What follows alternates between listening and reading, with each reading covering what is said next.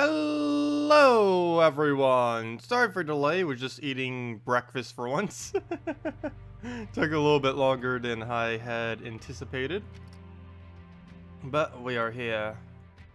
Could always eat on stream, but then I wouldn't really be able to talk for like 5 to 10 minutes straight.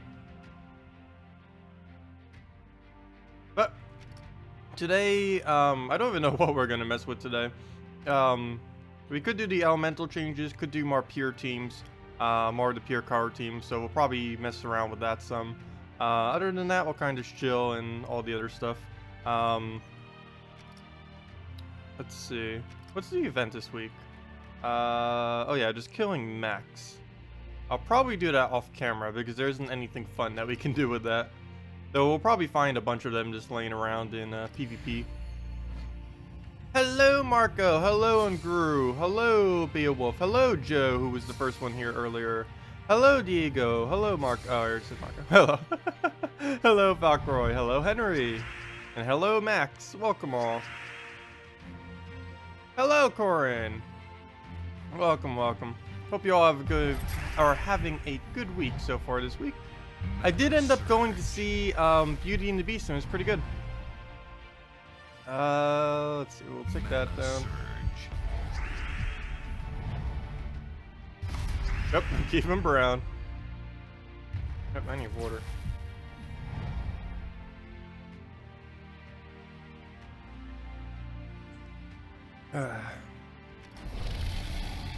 Party! Hello, Nathan. What would be the best banner with this team? Maul Mercy, Inferno King, Shagra. Probably double yellow, just to rush up the mana. That's normally what I run with it. If not double yellow, I go brown red, just to rush up the Shagra.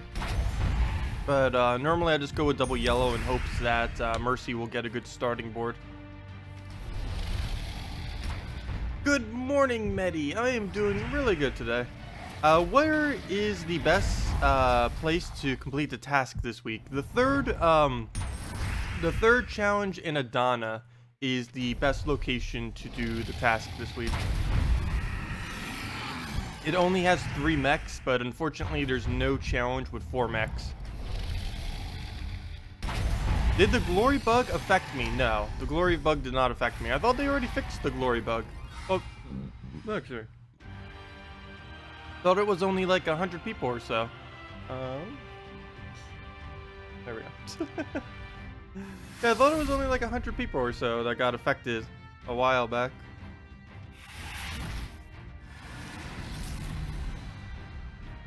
Oh, you live in New Jersey too? I used to live down there.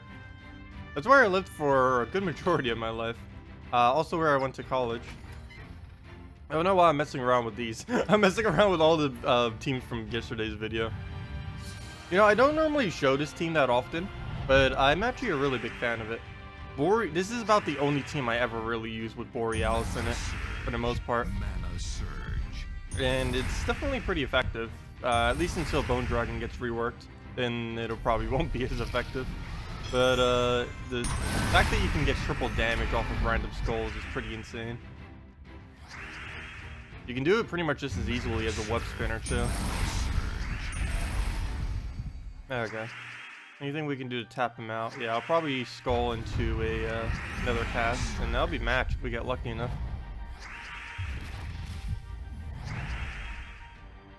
You lasted with 2.2 billion glory. That's insane. Are they still trying to fix all of that? Because I know that that did happen to several people. I didn't realize it happened to even more though. You discovered something wonderful yesterday. If Kraken kills the Dragon Soul with true damage... Wait, how does Kraken do true damage? It can still devour if the Dragon Soul's possession procs. Oh, do you mean with its... Wait, do you mean if the Kraken kills with the initial damage that it does, the after effect can devour it? That's pretty funny. I think it can. If and only if it is in the same location. If it moves to a different location, like if it revives up to first slot or something like that, like let's say the Dragon Soul was last slot, and then it revives in the first slot, then it will not devour it. But I believe if it does, like you said, if it revives in the exact same location, like if it dies in the last slot and then it revives in the last slot, the Devour will still proc on it, which is pretty nice.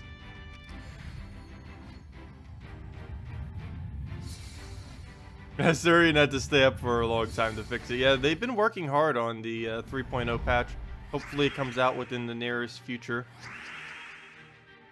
I haven't heard them say that they've given it to Apple yet, so that means it still could be another good week or two. But it is just around the corner.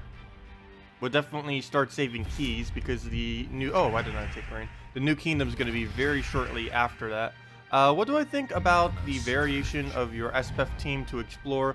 SPF, Rowan, War, and... Oh yeah, I saw that on one of my videos earlier.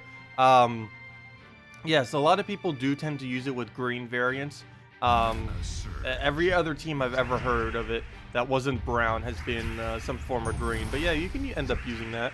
I don't really think you need War in it. I think you could get away just with Rowan alone, but that does depend on what your armor is and what you're using it for. If you're using it for Explorer, I'm pretty sure you can get away with just using Rowan. But it just depends if it's enough damage or not, because War, if you're doing it for the purpose of farming Explorer, takes way too much mana to viably get up every single time. Oh, why am I attacking Gorgotha? Fail. We're gonna move that over, get our reds, get an Entangle, get our Bone Dragon, go from there. Oh, that's not good. Oh, we'll take that then. Oh, if he gets Famine, which he most likely will. Yep, okay. That's not good. That is really not good. He will be distracted by a turn though, so we still have time to kill through everything. Also, that initial Bone Dragon really should have been on the Gorgotha. He has way too much durability. We don't have the triple damage till he gets frozen, so... Oh, and he revives, really. Okay. Well then. I could try distracting him long enough. Come on, green. Nope, okay. Yeah, I don't think we're going to distract long enough. Even if I try dropping something somewheres. I guess we could poke him with a skull. That's about as far as we can go with it. And now he drains all of our mana and probably one-shots whatever he touches. Okay, no, he went with Zeph. Okay, so we get one cast. Please don't kill. Oh, come on! The only thing I had mana on and it gets the kill. I don't think this will lower enough, but just in case, I'm gonna deliberately give him yellow since he already has full. Oh wait, never mind, he doesn't have full. Nope, we didn't give him a skull, so he's gonna get a cast off. And this is looking pretty grim. I could give him yellow for our valuable purples, or I could just take the purples. Oh, we could drop greens into purple. That'll be better. As long as Bone Dragon doesn't die to that death mark, we should be fine. Okay, well, now we just have the Bone Dragon. Interesting. Good, we do get the brown. Can we kill it with just one Bone Dragon? It's definitely possible for Bone Dragon to kill all four of them. Problem is they're running out of mana. The good thing is, though, that we already have a bunch of attack to be able to utilize. Hello, Free Frozen Star! Welcome! Also, I just realized now, or actually like about 15 minutes ago, why I keep calling Kristarnex instead of Kristinex. It's because the game, or the area where Gems of War takes place, is actually called Kristara. And I keep thinking back to that, I guess. Because it actually is Kristar in regard to where the area is, Kristara. Whereas Kristinex is Kristinex, even though I keep calling it Kristarnex. That's where I keep getting that from, I'm pretty sure. Okay, well, let me throw that down. I know someone commented about that on the previous video. I guess we take the browns. I need the mana. We're not frozen. He doesn't have anything to freeze us, actually. We will distract with a skull. Might even be able to get one. No, we do not. Okay. Yeah, nothing. So we'll just move that over.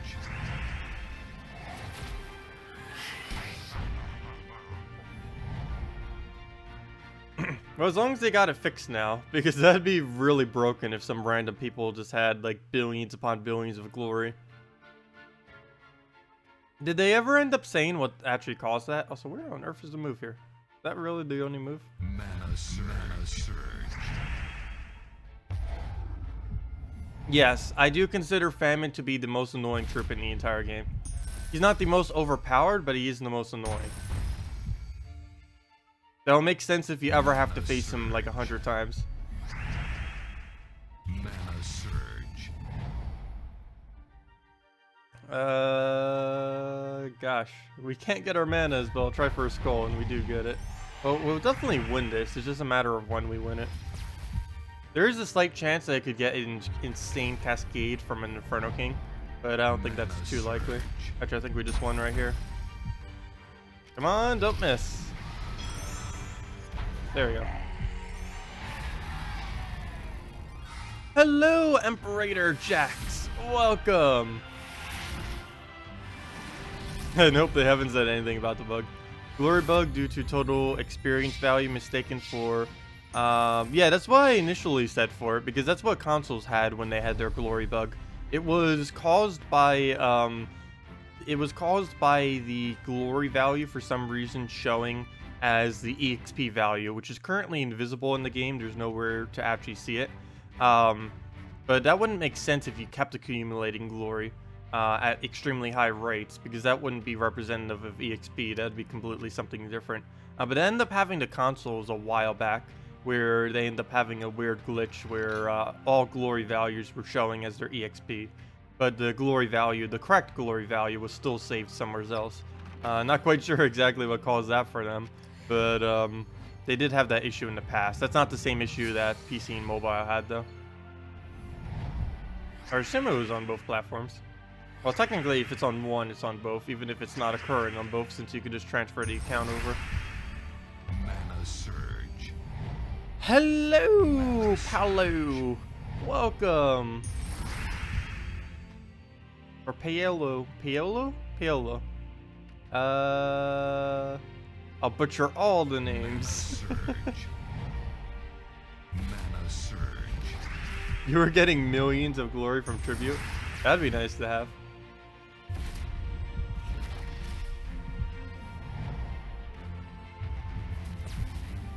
They normally roll back any advantages that people get from glitches like that, though.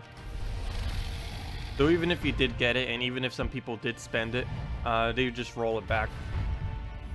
First, that would take them forever, and that's probably what Surian was doing last night, but oh well. At least it's fixed now.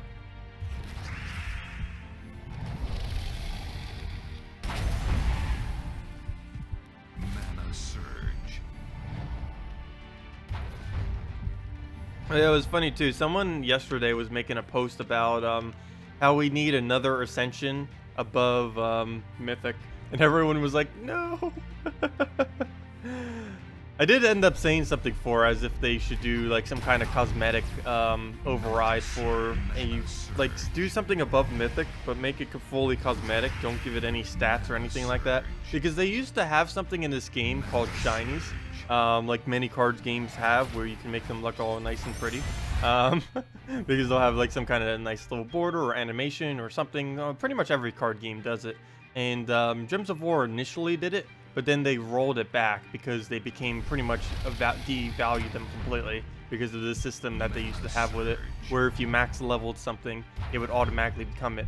But if they tried doing that again now, it would work, because it would work with Ascension, because it would be really, really, really hard to get them.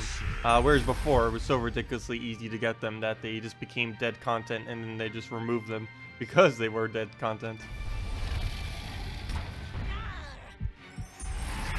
Highly doubt they would actually do that anytime soon, if they even try to do that. It would be cool though. Pretty much every card game does it. Would make sense for them to. It's not like they didn't in the past. Hello, Colin. Welcome.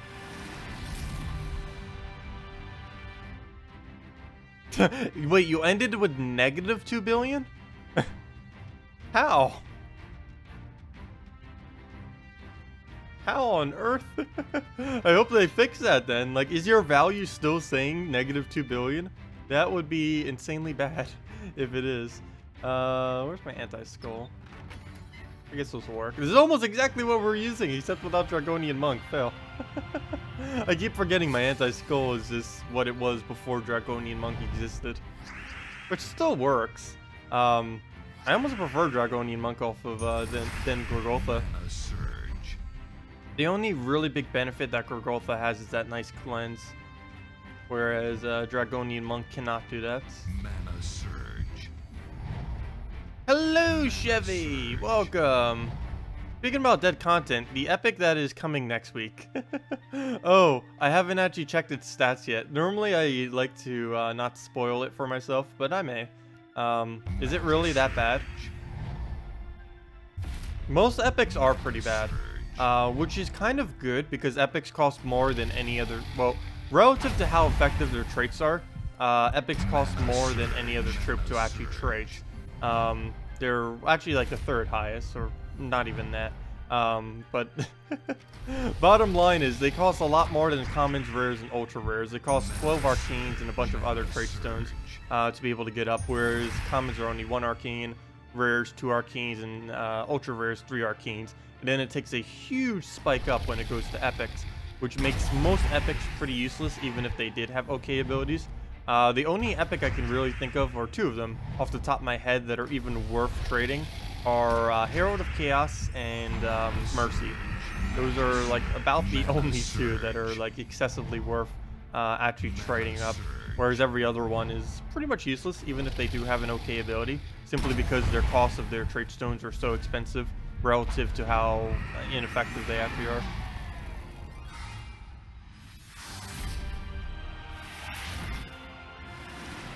Yeah, anyone who did spend a lot of it would get rolled back, and sometimes they roll it back even more than how much they used, just to make it fair to everyone else. Boosted by treasure maps collected. What is it, a 10 times boost? Let me go see. Does anyone have the exact link? Or actually, never mind, most of you probably couldn't post it unless you were a mod. I wish I could disable that. YouTube has no way for me to disable for you guys to be able to post the links. But does anyone happen to know what thread it's in? And then I can easily find it real quick. Because I am kind of curious how bad it is. Might as well check. Gosh, it should be on this thread. I don't see it though. Oh, I think I found it. Oh, I found the next kingdom of Suncrest. They already have all of the things in the files. That's pretty nice. Interesting. Up-to-date spoiler index. What? He has a whole thing. Future hero classes currently available. Troop artwork. Well, that one's really easy to see. Mythics of April, May, June. Guild Wars troops, full detail. Gosh, he has a whole list of everything. Where's all the next event troops? Here it is. Next event troops. He's got everything prepared. There it is. It's a pirate from... Oh, good. We're finally getting another one from Blackhawk. Create 5 skulls boosted by treasure maps collected at a 3 times boost ratio. Then explode magic plus... or magic divided by 2 plus 1 gems. Interesting.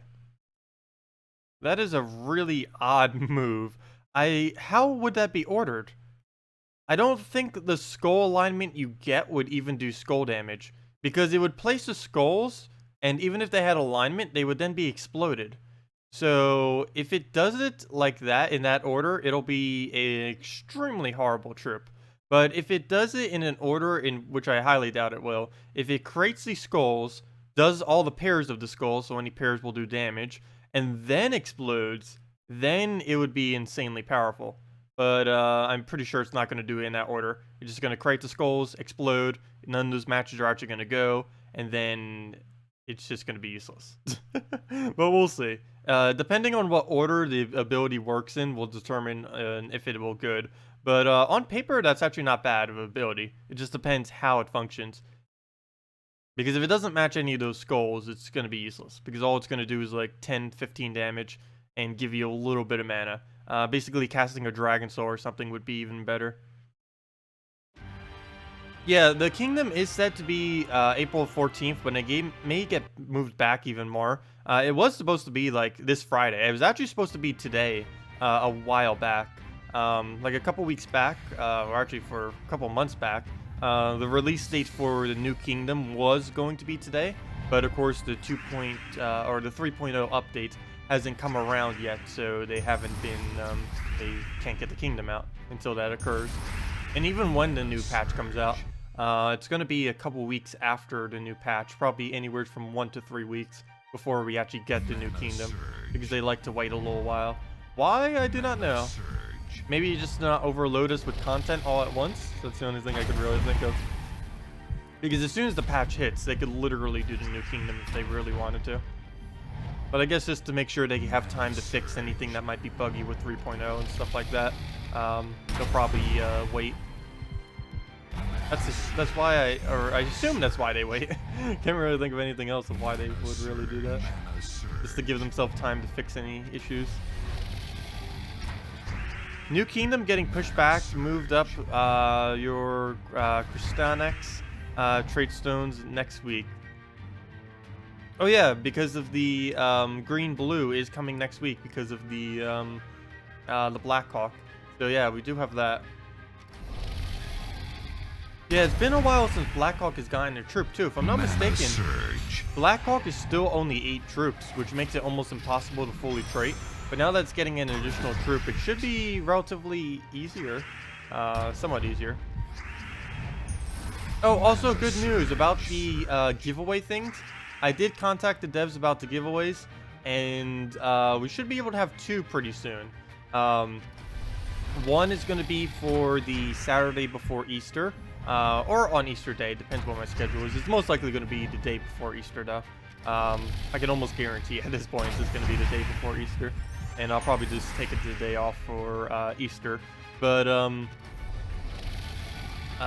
the other thing they're going to be giving me is 13 codes for after the 3.0 patch comes out. What it will be, I do not know yet. It was going to be for the new kingdom, but of course they're not going to have the new kingdom out at that point. So, I don't know what they're going to replace it with. I asked for a Blackhawk with Merchant's Blade. No clue if they'll actually give it as something we can hand out. Because I know quite a few of you still want Merchant's Blade too. Some of you weren't able to get it on the old event system. And it's one of the only weapons that actually gives resources, which is pretty nice. They haven't even offered it as a buy option either. It's just been basically impossible to get unless you got it like initially when they gave it out in December. Oh, also, they said that they're looking into reworking the weapon system finally. So we'll see what they end up doing with that. Pretty sure they're going to be doing a full hero/weapon update whenever they get around to that. Because they do know weapons are pretty much dead content. They were used quite a bit when the game initially started. They were used quite a bit when Arena was first started. Actually, they're still even used now in Arena quite a bit. But they do become obsolete pretty quickly, except for like the few dozen of really good weapons. Everything else just gets completely unused. Can you try this team? Orion, Giant Spider, Kraken, and Forest Guardian. Sure.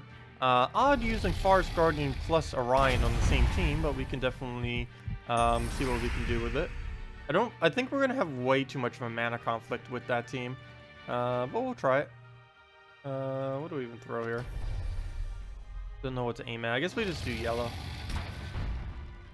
We already have Gorgolfa mana, not really gonna need too much more on it. And he's entangled, so he can't do anything with his skulls. Let's see.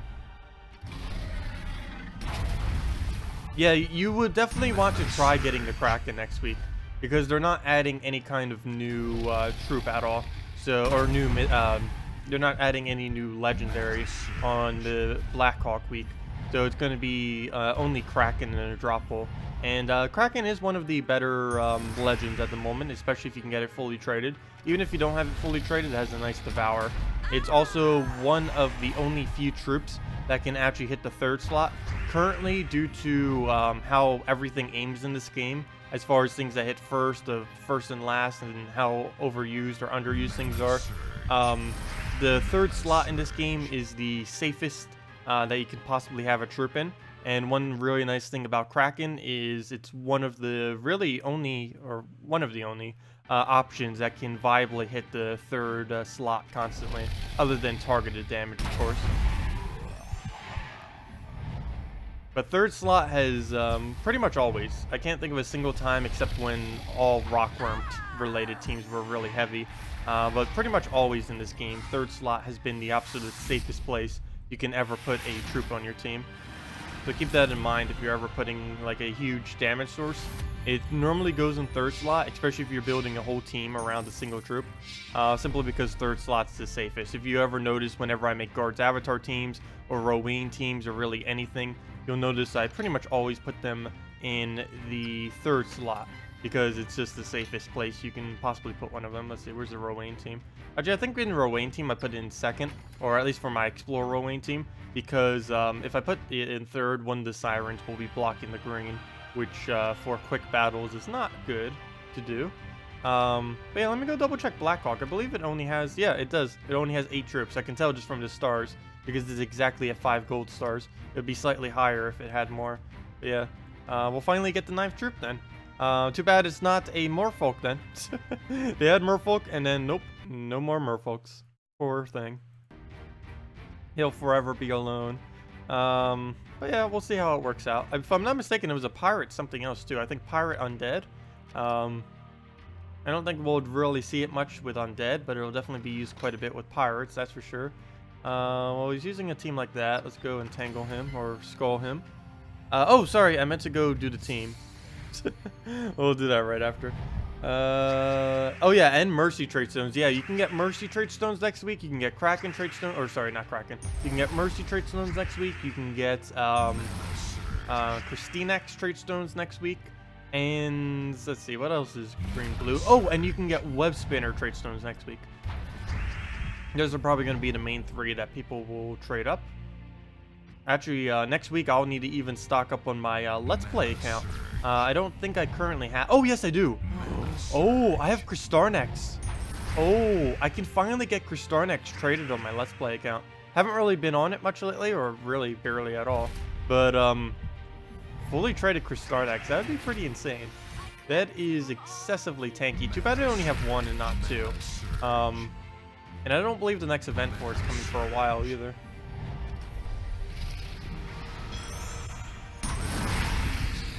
Oh, there goes Entangle. I guess we just try getting Bone Dragon up here. Especially since he's about to convert purple to yellow. I need to try taking from this general area so we can hopefully set up an extra turn for ourselves. Okay, we'll just let it take a skull. Hello, Seong! Welcome, welcome, welcome. Okay, re-entangle.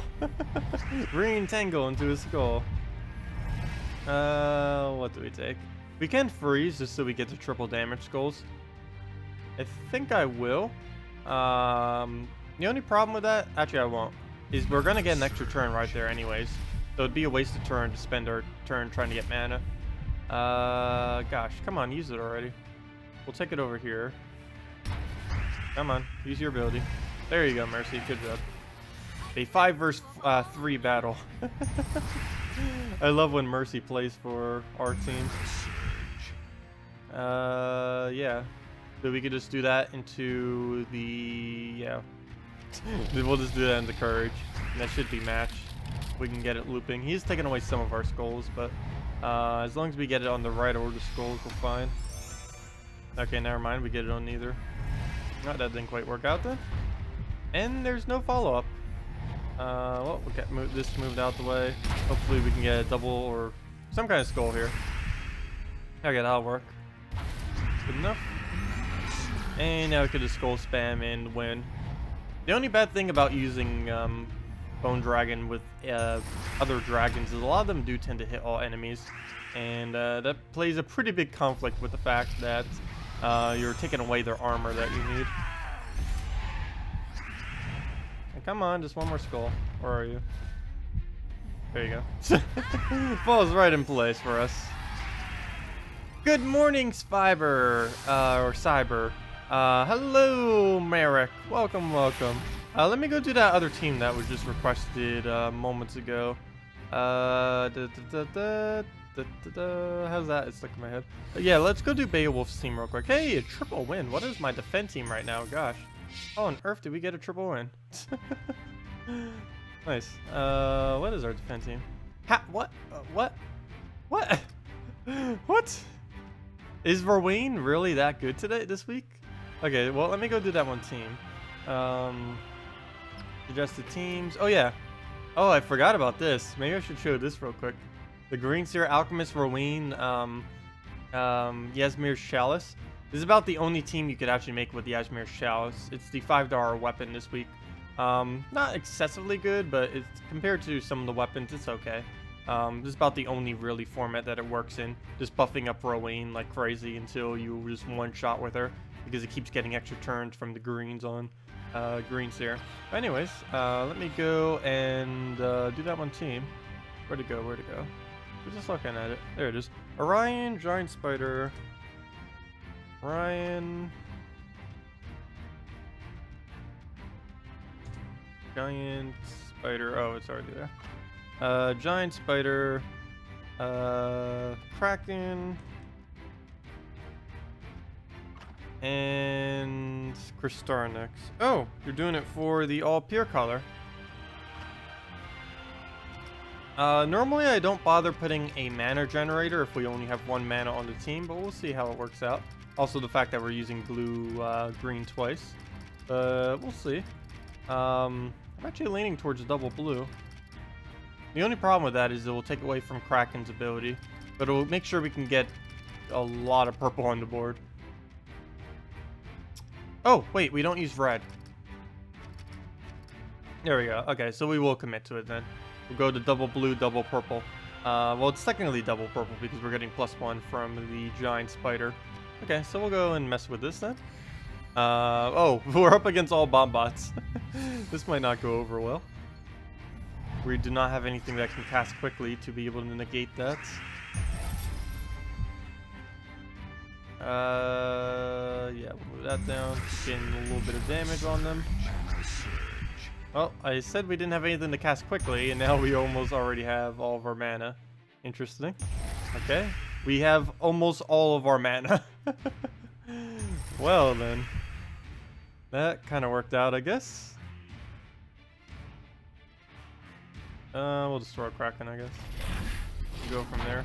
Ooh, that is lucky. Not only did we get the extra turn, we got the kill. Okay, now we don't have anything we can really do. I guess we'll throw Kristarnix into a convert. So we'll do those reds, get our extra turn. Well, this match is going pretty smoothly. I believe we're getting lucky right now, though. Pretty sure we're getting slightly lucky. Isn't this still turn 1? I'm pretty sure this is turn 1. I think we just turn 1-1 of turn 1-1. I'm pretty sure we just won on turn 1. It was almost still our turn here, but I'm pretty sure that was turn 1 win. I can almost guarantee that was turn 1 win. I would need to double check the recording, but yeah. Actually, I could do that right now. We can see back that far. Let me double check. Easy way to tell.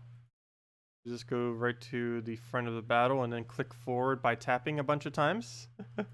Let's see, was that seriously a turn 1 win? Find out in a moment.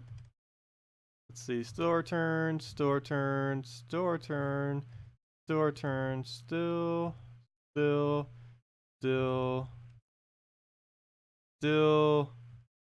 Yep, we won on turn 1. Yeah, I didn't get a single move off. That is, yeah, that was lucky. I don't think that is replicatable. Not at all, but we can try it again. It's definitely not going to go that smoothly though. That is interesting. It's been a while since I got a turn 1 win. There used to be builds built specifically around that back when turn 1s could actually win quickly. Oh, was it not Kristarnix? It was Forest Guardian? Well, I did it with Kristarnix. Either way, you're blocking in the same way. I prefer Kristarnix. Because you're taking purple anyways. You're taking purple anyways in order to... Oh, that's why you have all the purple then. Okay, that would slightly make sense for the Giant Spider. That would slightly make sense. That's kind of funny. I did the team wrong and it won on turn 1. Okay, now the giant spider makes more sense. Okay. But yeah, I didn't do it like that. It would still essentially be about the same exact team, though, for the most part. You just have a different form of board control that can do more skull spamming. That would work better with the Orion. Oh yeah, we don't use brown, so we can't be frozen on it. We also don't use red, so we can't be frozen on that. Actually, he doesn't even really have any freeze, other than to our Orion, if and when that comes. We'll just take some green. Either way we took that, he would be taking skulls. Yeah, now we just have pure mana conflict. Oh, did I just give it a 5 times blue? Yes. I saw that coming from a mile away, too. Luckily, it doesn't actually use it. I hate when I just give them random extra turns like that, because you never know what the cascade will be from it. What's the banner? For this particular team, it's +2 blue, +1 purple, -1 red. Since we don't use the red, and we actually use both the colors pretty well.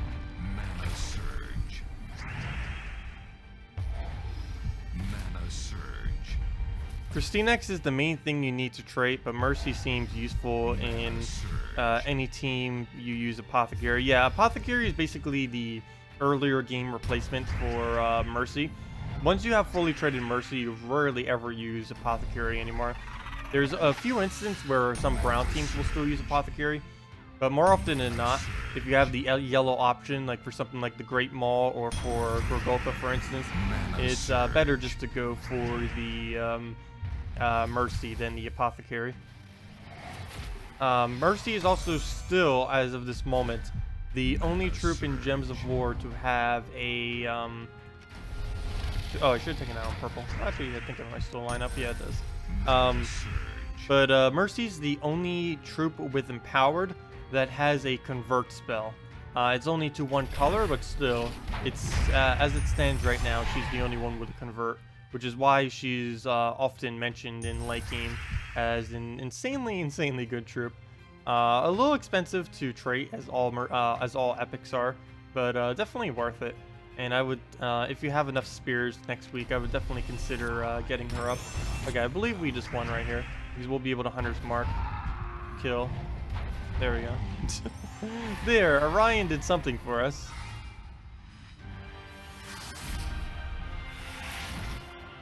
Purple, purple, purple.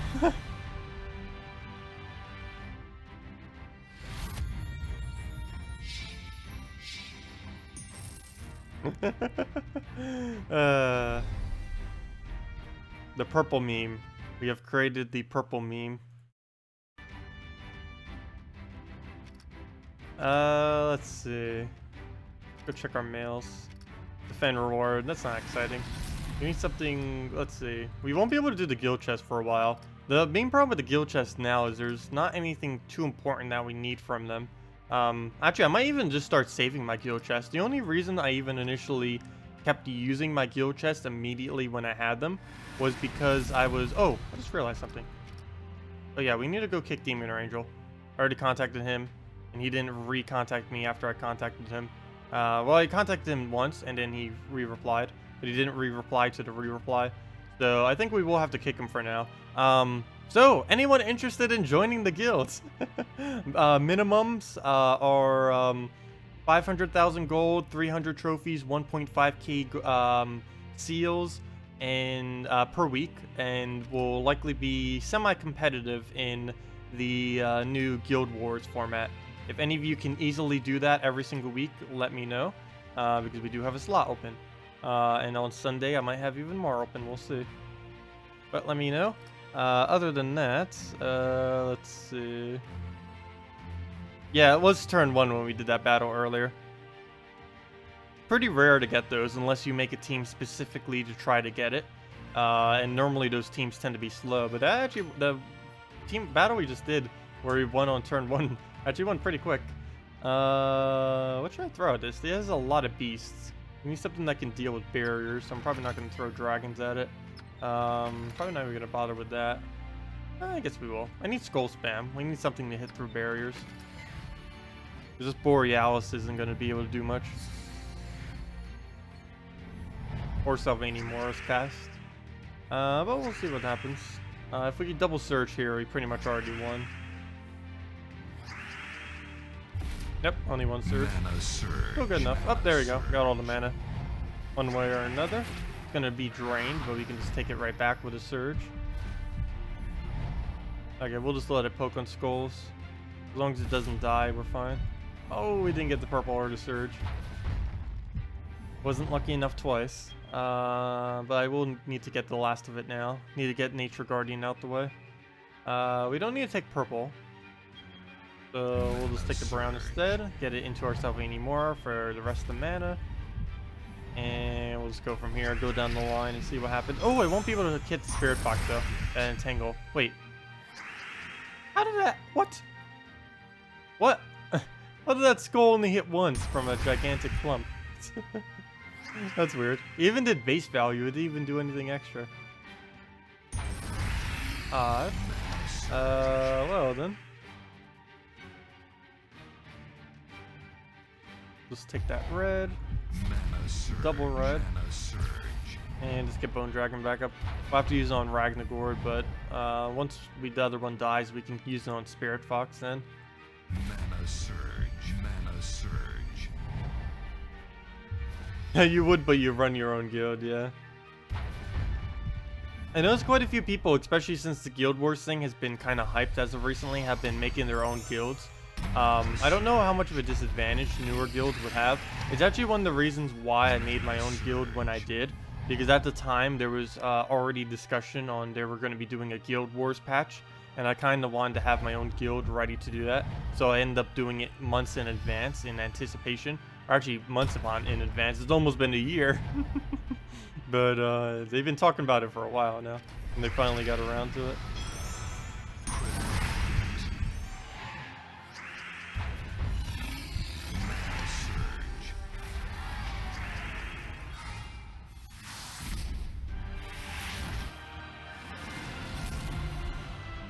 Can you use this team? Wolf, Garrick, Giant Spider, Kraken, Forest Guardian. Sure, we can go and run with that. That's actually really similar to the other one that we were asked earlier, which I somewhat messed up. But we'll go and do that. Well, technically, the order that I did them in, won in turn 1 when we did it, so didn't mess up that much. Wolf, Garrick, even though I didn't do the team exactly.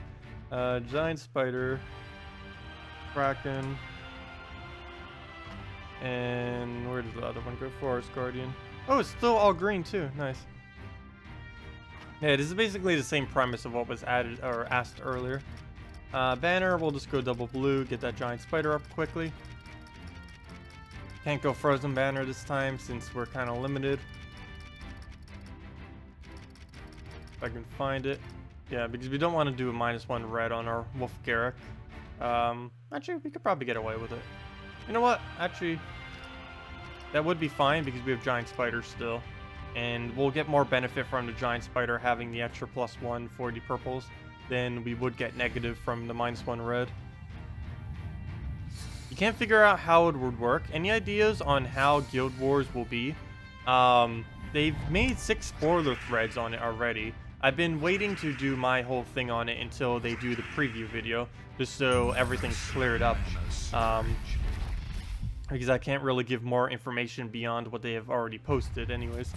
But generally what the Guild Wars system is going to be is a optional weekly things for guilds where you'll be able to earn these new kind of troops. There's eventually going to be one for every single kingdom.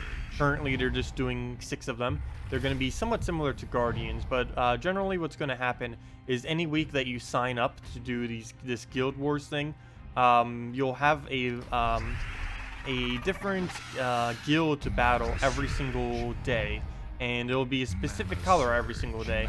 For example, one day you may be required to have to use all green teams, like this week we get 5 extra glory for greens, but one day would be like use greens and you'll get extra points, and the next day it could be reds and you get extra points, and you just battle through specific teams or whatever. I guess they're defend teams that they have set up, and you go through them based on what their rankings are in the guild. They haven't really said what that will be, if it's actually the base ranking or if it's based on performance. I believe it's based on performance, and you'll just kind of battle that way. and there's only 5 battles per day, and you can use them all at the end of the week if you wish. I believe you can actually battle more than that, but it won't count for points, because they need to find a way to limit points just to make sure people who play a billion hours per day can't just instantly win. So they made it slightly fairer, so it would be based more on your performance rather than on how much you play, which is kind of nice. Though you'd still have to do, I think, 30 battles per week or something like that, somewhere's around there. You could do them all on a Sunday though, which makes it kind of nice. I don't believe you can do them all on a Saturday, but I believe it's 30 battles per week, 5 per color, that you can do in pure color. So we'll see once more information really comes in. They have given a good majority of the information. Of course, some of it isn't really as clear as it could be. Hello, RTFM. Welcome. Also, that's something else. I haven't bothered checking yet to see what the new guild things actually do. I can go check those real quick and actually see, because I currently don't know if they're good or not yet. Mana surge. Mana surge. Is there a YouTube channel to follow for the preview video? Yes. It's called Gems of War. The Gems of War channel. If you YouTube search Gems of War channel, just literally that, and scroll down about 10 options, it should be the Gems of War official channel. They mainly post preview videos there. Actually, they've always just posted videos there, or preview videos there. They did end up doing one video that wasn't a preview video recently, which I believe was new tips for newer players. Something like that. I actually have the exact same, or not the exact same video, but I ended up doing the exact same video concept, which is kind of funny, before they ever did. But I don't know if they're actually starting to get into making their own videos. That'd be pretty cool if they did. They only have one so far. The rest are just preview videos. And what's kind of weird is the channel doesn't even have all the previous videos on it. They used to do them all privately and never post them to the channel. And then I asked them one day, it's like, why do you keep them private? And they were like, oh, we don't really know. And then they just made it public. But they didn't bother making all of them public for whatever reason. Some of like the older updates. Like you'll notice like it jumps a bit. Like they have like when they did the treasure maps, but they don't have a bunch of the other ones in between for some reason. No clue why. I guess because they thought they were irrelevant. But I don't know. People might want to see them. See the history of the game. How it has changed. Oh, Colin, you would like to join the guild. Can you do the minimums easily? That was mentioned earlier. If so, then that'll be fine. Gems of War YouTube channel. Yep, there's the Gems of War YouTube channel right there. Have they bothered posting anything more yet? I don't think they have. Oh, never mind. That's 2.1. It's like, wait, a preview video. No, yeah, they haven't posted anything for 3 weeks. Slackers. That'd be cool if they actually did post a video per week. Like, they do communicate with the community a lot, but they mainly do it on the forums, and a good majority of players never check the forums. It'd be really cool if they made like a weekly or monthly, even a monthly, like video on just saying what their progress is, the direction that they're going in, and what they have been doing for the past month. I do like devs that do that. Wish they would start doing that. I know they kind of already do that on the forum in a way, but only like not even 1% of the player base even check the forums. Can I rap? No. No, I don't think I can rap. Not even slightly. I don't believe I can. Never really tried. What should we throw at this? I guess we'll just go AoE. Hit them all at once. They let me do their work. Yeah, I'm pretty much the full extent of advertisement for the game. That and Crowder the Horse, because he does videos as well. Actually, I believe he's been posting quite a few videos as of recently, too. Let me go see real quick. I haven't even been checking his channel recently. I might need to catch up on all of his things. He gives out redeem codes too, so definitely check him out. If nothing else, for the redeem codes. But he makes some good content too. Let's see. It's hard to find his channel though, because typing in Cradle of the Horse. Oh, there we go. He's done enough now that he comes up for Cradle of the Horse Gems of War. Nice. Before he didn't. When I used to type in Cradle of the Horse Gems of War, he used to not come up, but he has gotten big enough that he does. Actually, he's like literally every option now, which is kind of nice. Yeah, he's actually been doing videos, not every day, but quite a bit actually recently. Yep, there he goes. Okay. I need to check out most of the videos that I haven't been watching recently off of him. Okay. We need Dragon Soul mana. Doesn't look like we'll be able to get it though.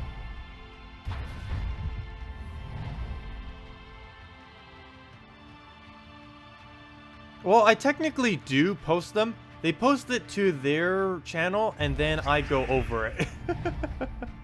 What essentially happens as of recently, whenever they do preview videos, is they'll post it on their channel, yes. But what will happen after is I'll have it run, do my reactions, and then based on everything that's said on the forum that's not mentioned in the video, clarify anything that wasn't too clear in the video. That's basically what I do whenever preview videos come out. Mana Surge. It's actually been a while since they've done a preview video though, because the last time they did a major update, they actually did not do a preview video. And they better do one now. They better. I don't see why they wouldn't. It's a pretty big update. They're doing a 3.0 update. If they were to ever make a preview video, this would be the update they'd make a preview video for. Especially since a lot of people are pretty confused as to what the Guild Wars system even is. And just one preview video could probably clarify everything with it. But the fact that they don't have a preview video out now makes it seem like they have not finished the patch yet. So even though they said the 14th, maybe when it comes out, it might not even come out then. Because they still need to get it through Apple and everything too. Oh, let it take the skull. Mana Surge. Hey, where did Colin go? You should be able to do the requirements. Okay, as long as you can easily do them every single week. So I'll get you in right after this. Just leave your invite code then. Mana Surge. Mana Surge.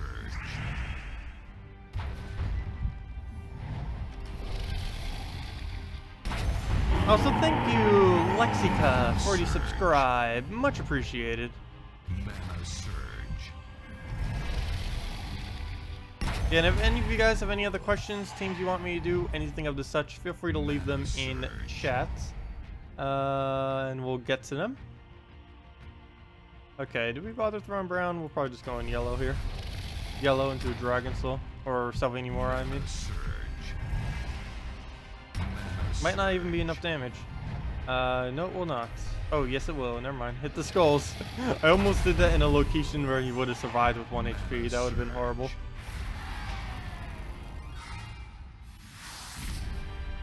Okay, I'll go get you in then, Colin.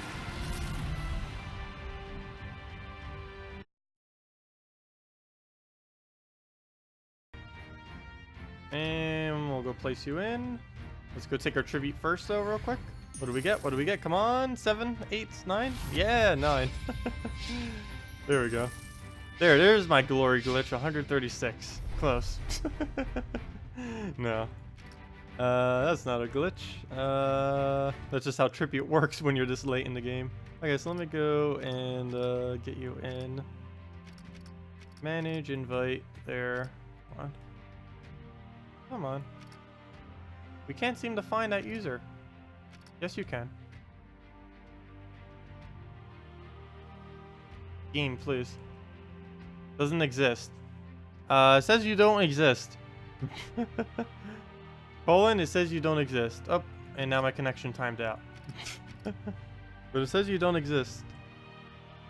I can't invite you if you don't exist. Does not exist. Does not. What? Okay, there was a weird space there. Never mind. That hero is already in another guild. They will need to leave. Hey, you haven't even left your guild yet. Oops, why'd I click support? Fail. Fail. Exile that. Why would they have a support there? Also, why is my screen completely frozen? What an error message. What, now it freezes whenever it does that? At least it gives a little notification thingy. But, yeah, leave your guild or else I can't invite you.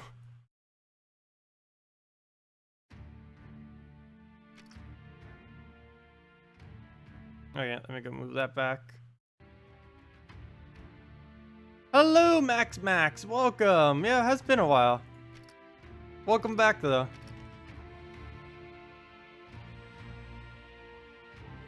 Because you don't exist again. What is up with this game? We don't seem to find it.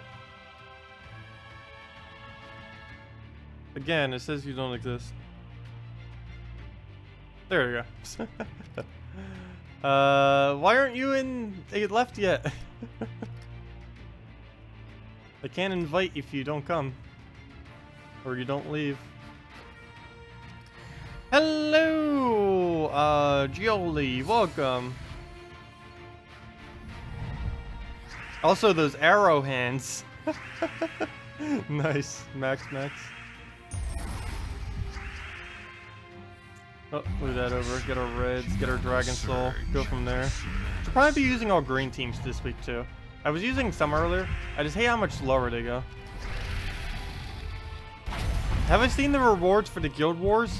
I saw that it's going to be those new troop things. I haven't bothered looking at them though. I could go over them right after this though. Alright, we'll just go in purple. Hello, Pato. Do you have any suggestions of teams with Dragon Cruncher? Normally just Bone Dragon with double Dragon Cruncher is what I go with. And then something to feed the mana. Either the Bone Dragon or the Crunchers itself. That's generally what I go with it. You use them exclusively only to counter out Dragon teams. You don't really ever use a Dragon Cruncher on all Impervious teams. It doesn't really work out. Actually, all Impervious teams in general really need more before it can really work. There's not enough troop synergy between Impervious troops to really be able to do anything. Can I try Gloomleaf, Rowan, Green Seer, and Dryad? Sure. Why Rowan in second slot though? It's not going to be blocked at all if you move it to third. Which I'll probably do it in. Just so it doesn't die.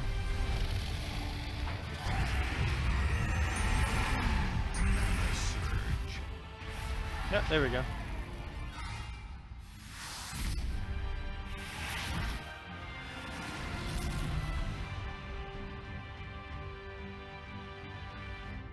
Yeah, first place gets 100 of them, and I believe all other places just get a few or something.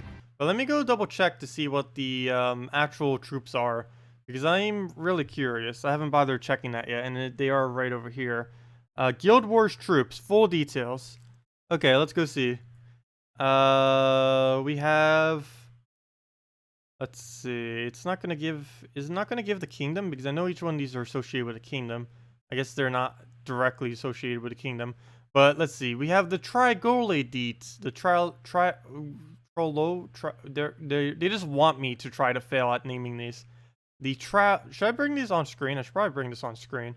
Would make more sense. Let me go do that real quick before make more sense. So you guys can see as well as I explain all these. If I can find where it is. Window capture. Oh, it's already there. Perfect. And there we go. Let me zoom in some so you guys can actually read it. Should be good enough. Oops, did I just make it too small? Oh no, that's fine. Okay. Gosh, what are they naming these things? The Troglodytes, the Troglodytes, the Troll. I'm just calling it Troll. Common monster, hooked, 10 brown. Deal magic plus 4 damage to an enemy. Deal triple damage if there is a dust storm. I guess that is a troop. I don't think that would be a stats effect. Or is it a stats effect? There's currently nothing in the game called dust storm. Oh, create a dust storm. Well, we don't know if that's a troop or if that's a effect. That's interesting if that's a fact, because I can almost guarantee what kingdom that's going to be for. That's Drifting Sands then. And maybe Kedar will get one since it's kind of deserty. And maybe Kedar, since that also has a little bit of desert in it. Interesting. Stoneheart, Useless. Thick head, somewhat okay. Stone aura, doesn't say what that does. Probably synergized with brown troops though. Okay, so next we have Periton. Common monster, aerial strike, 10 yellow. Magic +4. Are all of them gonna have magic +4? Magic +4 damage to an enemy, deal triple if there is a lightning storm. Okay. These, oh, that's interesting. They all do storms of some kind. Like weather effects or something. That is really interesting. Okay, so all of them basically do the exact same thing then. Wind aura. I wonder what these auras actually do. They're obviously related to their own color. Okay, so all these are basically the same exact thing then. They're triple damage. They create some kind of storm, and they all have a heart to their color, a protection based on what they are, and then an aura based on it, which we don't know exactly what those do. But okay, so those are the 6 that are initially coming. And they said that they're eventually giving 1 per kingdom, but they're just starting with these 6. What's odd is they said that these are going to be kind of like Guardians. These aren't anything like a Guardians. Unless their effect creates a board control, like these things, which I highly doubt they do, then there's really nothing.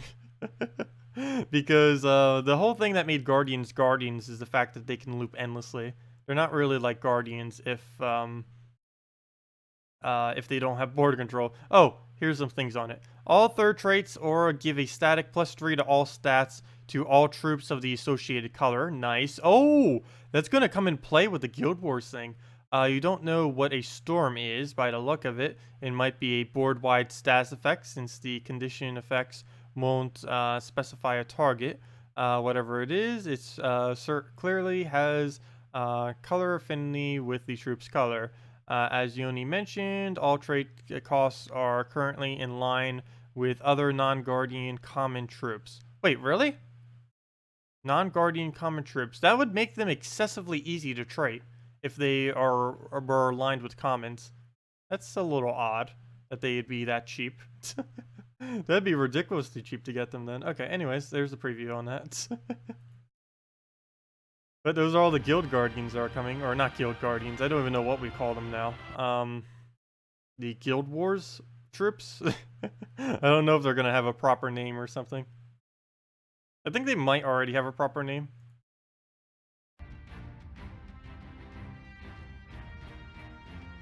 How to make a video explaining the best formations for attack and defense in the consoles.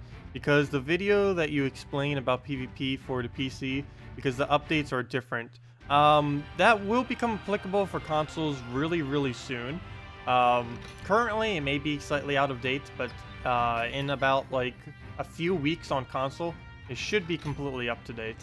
So I would say just wait and then reference that video, because you are on the exact same patch right now. The main difference with console right now is they haven't gotten a few of the balance updates, and the main one is you guys haven't gotten the new Silverglade kingdom yet, which you guys, the last I've heard, they said that they're going to be giving it to you guys before the end of March. It's almost the end of March, so we'll see what exactly is up with that soon.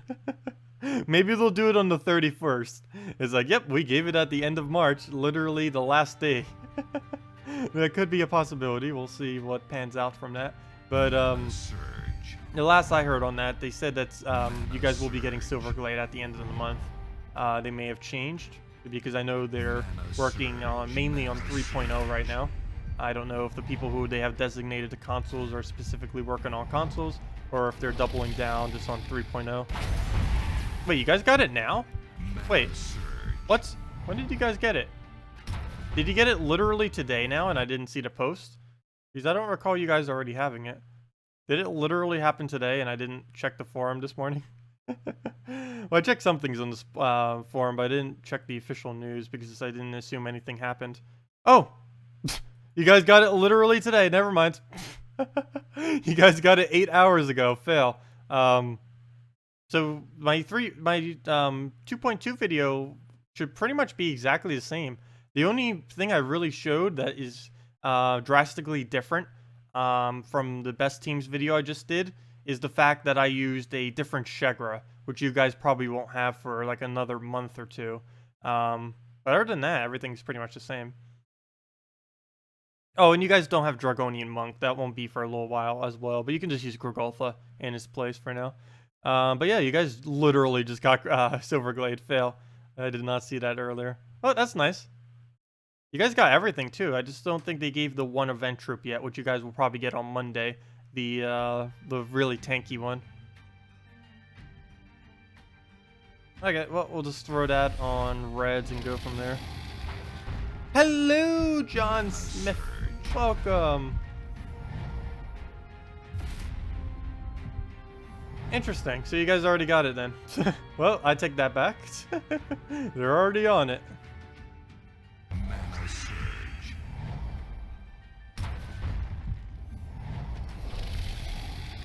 Okay. I guess we're gonna lose the monk. Mana surge. Doesn't look like we'll be able to save it. Don't really need to save it. There's no point in doing so. Throw it out the yellows. What was your team? Can you do my team? Sure. Where's your team posted? Oh, Gloomleaf, Rowing. Oh, yeah. Sorry. Phil. Yes, I did see that earlier. And then we talked about the thing. And then I completely forgot because we talked about the thing. Yes, I will do that right after this battle. I was going over the new system for the new troops for the new Guild Wars rewards. I already answered that. Okay, so we'll go do that right now then. Gloomleaf, Greenseer, Rowan, and Dryad.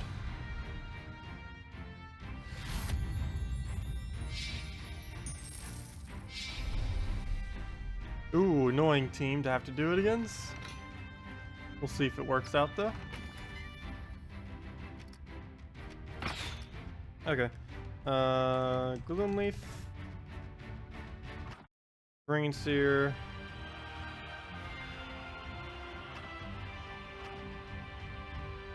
Rowan. And you Dryad. Okay. And Banner. We don't use brown. I guess we can get away with a +2 red, +1 yellow. Probably prefer just going to green purple. But to get that early Gloomleaf, I think I'll go for it. Come on, where's Dragon's Claw? There it is.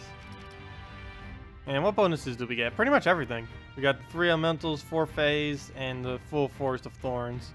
They're pretty nice. How much is that total?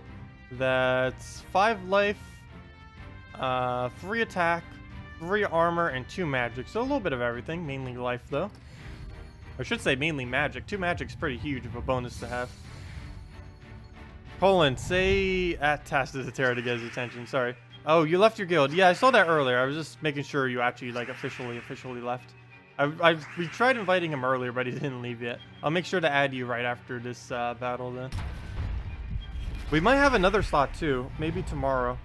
Actually, I don't know if I'll clear out tomorrow or not. I normally wait till Sunday because I know some people are busy throughout the week and they don't have time until Sunday. But Mana surge. Mana I do need to start removing some of the less than active people from the guild because it'll become really important to do so once Guild Wars hits. surge. And this guild is going to start becoming more competitive again once we do get the Guild Wars.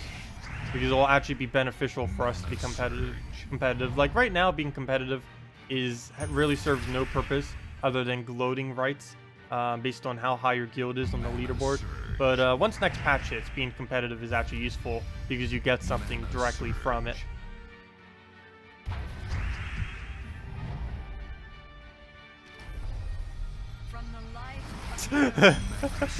The way you say hello gives you life. You love it. Nice. Hello, Belinda. Welcome. Welcome, welcome. What on earth do we do here? We can either go for blue and get Rowan, or green and go for the Gloomleaf.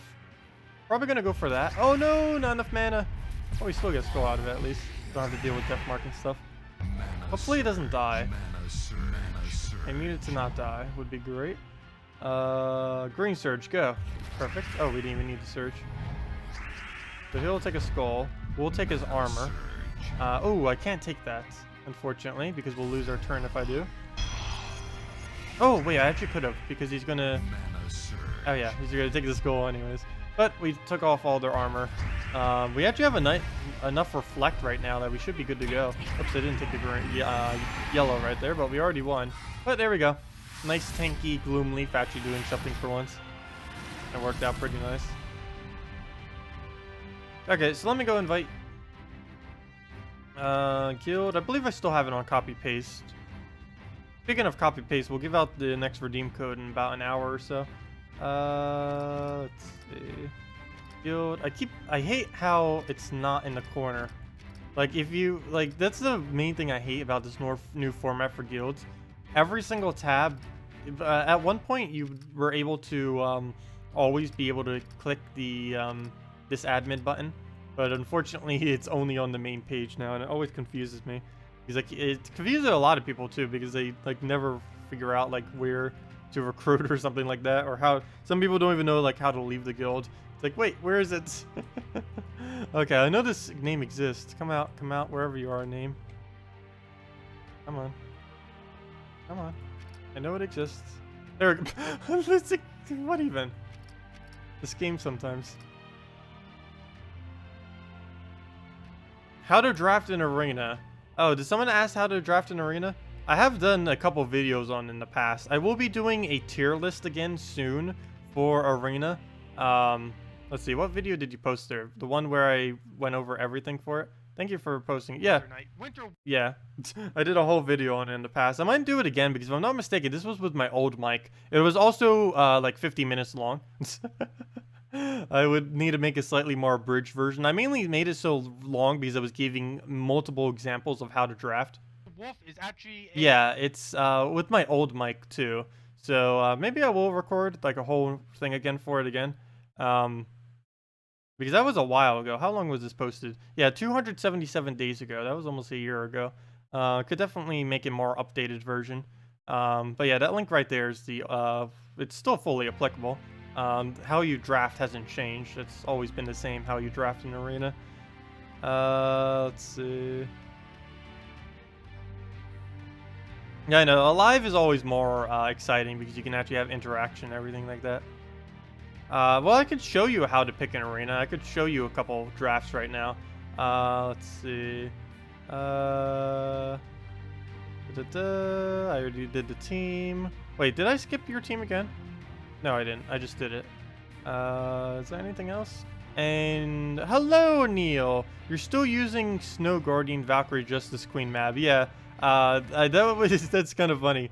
I do kind of still use the same thing, except not with Snow Guardian, but with Hero using War and Peace. But what hero class are we even using? Oh, we're still using Archer too, so that'd be perfect for it. We might as well throw that down. But there was one thing I was about to do real quick. Oh yeah, after this battle, let me go draft a couple times in arena just to show how you draft. So we'll go do that right after this. Arena is definitely something you want to do when you first start out in the game. You don't really need it much afterwards. I would say after about your first, I don't know, I'd say about the first month of playing the game, you'd really never need to play Arena thereafter. The main reason people tend to do Arena is for souls, more particularly to get a nice start on souls. And that's about the furthest extent that Arena really covers as far as rewards. Everything else is pretty out of balance for the amount of time it takes compared to PvP. Okay, well, not a good board. We'll just do it on browns, get our reds, get some manas, hopefully start getting justice going. Hopefully that doesn't lead to anything. Oh no, if it denies our blue right now. Ooh, that hurts. That hurts. That'd be sad if you could actually win, because our main damage source is actually to do skull damage. And the fact that he has a Gloomleaf, even though Gloomleaf is pretty bad. Oh, one other funny thing that Gloomleaf can do is if we hit if we hit bullseye on our archer, we'll die. because it does infinite damage to us as reflect damage, which is kind of weird. It doesn't happen with Assassinate, but it does with Archer. Archer's Bullseye. Okay, well, let me convert out these, convert out all this terrain. Don't want him having all of that, and let's see if we can get this looping. I think we'll be able to heal faster than he can damage us. I hope. But we'll just keep throwing the full AoE down, hit all the enemies. Hopefully get more turns here. Good. We are healing quick enough to not die to thorns, unless he instantly kills himself. Like that. There we go. That's what I was talking about with Bullseye. It does infinite damage to him and then infinite damage to us. Well, it's not actually infinite. It's, I don't know specifically what it is, but it'd be something like 9,999 or something like that. Some kind of ridiculous number. It just reflects it all right back to us, because technically we're doing way more than however much HP he has.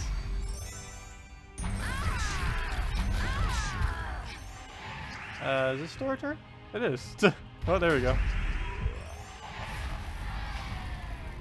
What do I think about this team? Inferno King, Alchemist, Traxxas, Gorgotha. A little bit odd having Gorgotha last slot. I assume you don't have it traded if you're putting it all the way in last slot. I'd say maybe put the Gorgotha in front of the Traxxas. The main problem is if you just have a Gorgotha as the only troop you have left, you'll have pretty much no damage source whatsoever. Because Gorgotha is really, really horrible for trying to get damage out, because it doesn't really do any damage. I could see it being okay. The main problem I could see is way too slow for most battles. It'd be safe, but slow. Can you try Shegra, Bone Dragon, Apothecary, Dragon Soul? Sure. Oh, Apothecary with Bone Dragon. That's always pretty strong. A little bit of an annoying team to show it against, but we'll go and do it. Because we don't have anything. Well, actually, it shouldn't be too bad because we have Apothecary, so we'll be able to at least cleanse off the effects as long as it doesn't first turn Death Mark us, which is likely to happen. Could happen. So let's go try it. Get both of the 2 Skull Spammer Dragons. Get in our Bone Dragon. And what else do we need? What's the last one? And a Dragon Soul. Okay, there we go. Not too much need for a Dragon Soul, really, though. Actually, what color are we missing? Yellow? So, okay, never mind. We'll just go Dragon Soul Banner. The only issue with a Dragon Soul, well, it'll be pretty good for killing out anything that might be left. But if we cast it before we cast Bone Dragon, which isn't likely, but if we do end up doing that, it's going to be a lot harder for us to actually land the skulls. Okay, if we take those purples, oh, we'll take them upwards after. If I took them the other way, it would have been bad. Of course! First turn Death Mark. Gosh. Well then. Well, we don't have that anymore. There goes our Shegra.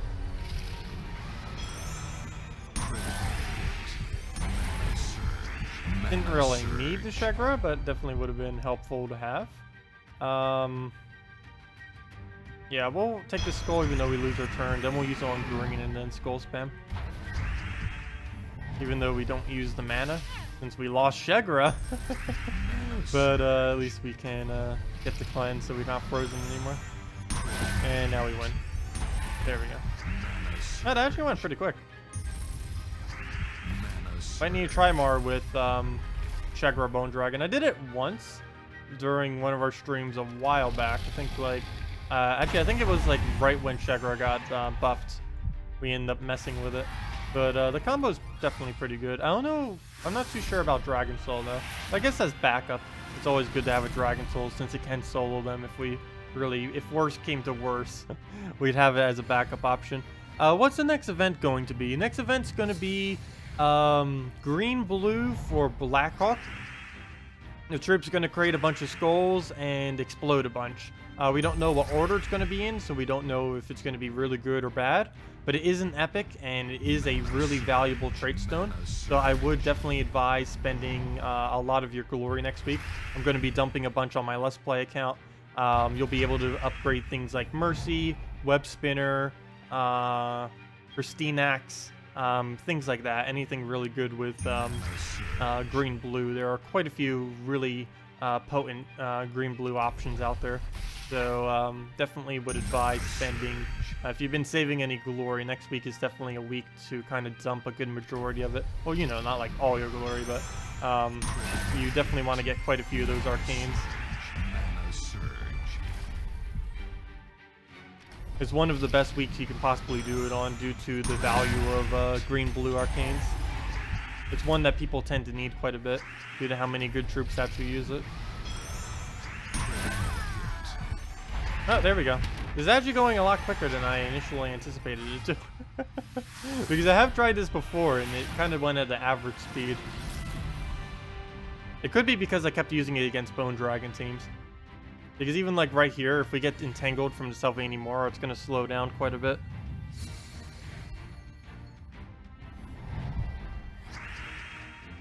Yeah, that's the main reason why I'm going to be getting all those trait stones too. Actually, I might even overstock because I might use it for a web spinner whenever I get it on my Let's Play account. But I'm definitely using it on my Let's Plays Kristarnex. Because it's... Oh no, the entangle! Oh well, we can get Apothecary up to counter it. But yeah, I'm definitely going to get it for Kristarnex for my Let's Play account. Really, really nice to get that thing traded finally. Okay, well, skulls are pointless until we can get our mana, so let's go do just that. Oh, perfect. Right into an extra turn. Oops, I almost just clicked that on red. That would have been horrible. And now that I already clicked it, I have no good option. Fail. I was going to do it on red, but then it's like, nope, I'm using Shegra. I guess we'll do it here and see what happens. Oh, I just gave it brown. That's what happens. All the brown, and we get re-entangled, so how did that really help? Well then. So there goes our mana. I forgot to aim that somewhere. I should have just aimed it at red. Should have just aimed it at red. I hate when I click it in anticipation to use it somewhere, and then it just fails. Okay. Well, that was me mistaking so hard. Should have just used it on red there. Let's try this again and not fail. Another Bone Dragon team, so this will be more representative. I just need to try finding Silverglade more team and see if this team can actually break it down easily. Because the main issue that normally happens with them is that it stays entangled for too long and it delays the battle too much for it to be viable. Hopefully Apothecary can kind of counter that, but of course you can't get an extra turn with it. It's not going to be able to do much. Especially if they end up giving the enemy something like a Bone Dragon. Okay. Well, we're gonna lose Shegra. Nothing I can do about that. I almost feel like going Silverglade Mora instead of Bone Dragon in this lineup. I feel like it would be more useful to have an Entangle than to have a Bone Dragon. Oh gosh, come on! Yeah, let's try this with Silverglade Mora instead of Dragon Soul. And see how that pans out. Let's actually get a Skull Spam though. Let's see. Come on. Okay, that's good enough. Let's try this with Silverglade Mora. Silverglade Mora also uses brown, so even better. Banner will still keep exactly the same. And we'll see how this pans out.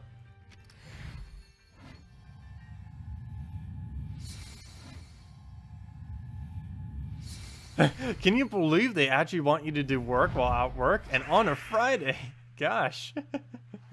No, but yeah, guys, don't stop doing work just to watch me. I know quite a few of you do watch me at work, but job comes first.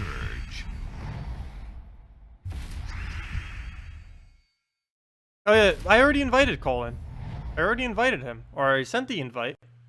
Colin, you already got invited, right? I already did that. You might have been gone for a moment when I did. But I re-invited him. Work, what's that? What is this work of which you speak? Go Surge. Mana Surge.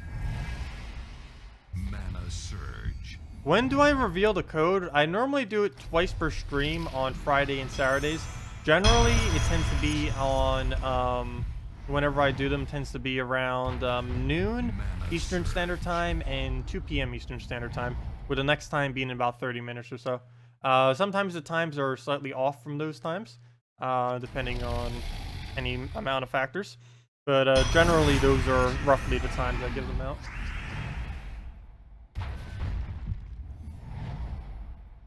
It's so quiet from the lack of music. Mana surge.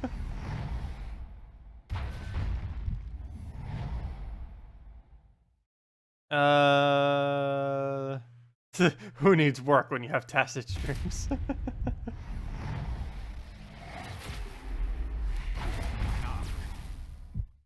Okay.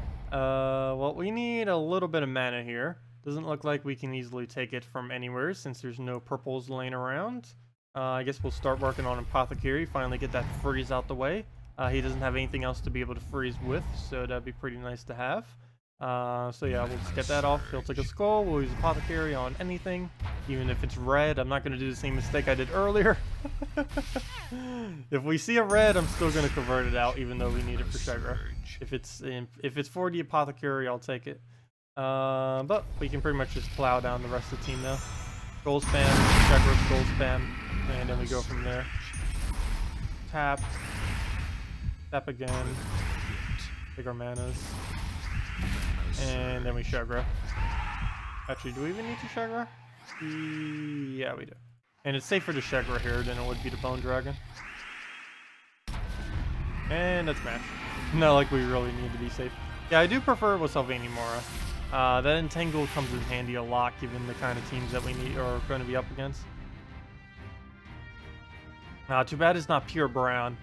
There's not really a brown generator we can put on it. A lot of problems with many brown generators is the colors that they cover. The only thing we could possibly put in this team... Oh, never mind. I was going to say Taraxis, but that doesn't have brown in it. Taraxis would be a brown generator, but it doesn't have brown in it, so that doesn't really work. I think Rockworm is like the only option that is the color and can actually create browns. The other one would, of course, be Honor. And I don't think that would really work with this team since nothing utilizes armor that much.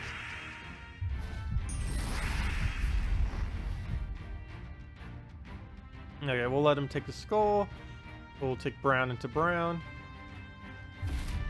Hopefully get a surge. Actually, we don't have a +1 on it anyway, so that might not work out. One second, I need to go turn on the little mini heater real quick. My feet are getting cold. It's right by the vent too, so it's like, it's by the vent for our non-working cooling and heating system that will be fixed in the soonish future. But, because of it, all the cold from outside gets inside.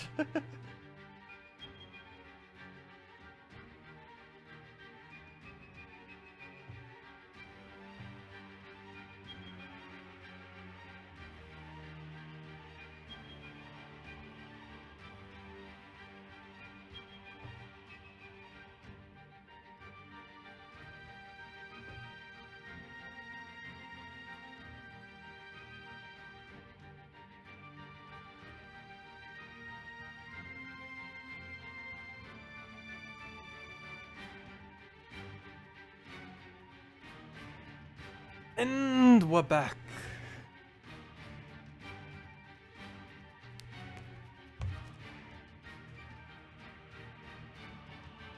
Okay, where were we? Take our blue and the red. You don't have Silverglade anymore. What can you sub for? Dragon Soul, or Dragon Tar would both work in replacement. Dragon Tar would be able to give you a lot extra attack on both your Shegra and your Bone Dragon. Actually, I'd probably just go with Dragon Tar then. I think that would be even better than Dragon Soul, now that I think of it.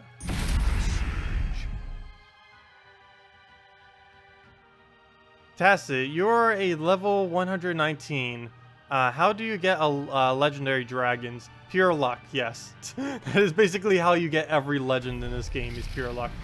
They do come around in event keys occasionally, which is what will help you to be able to break through the luck, because it reduces the drop pool by a lot. But generally, getting any legend or any troop in general in this game is pretty much pure luck.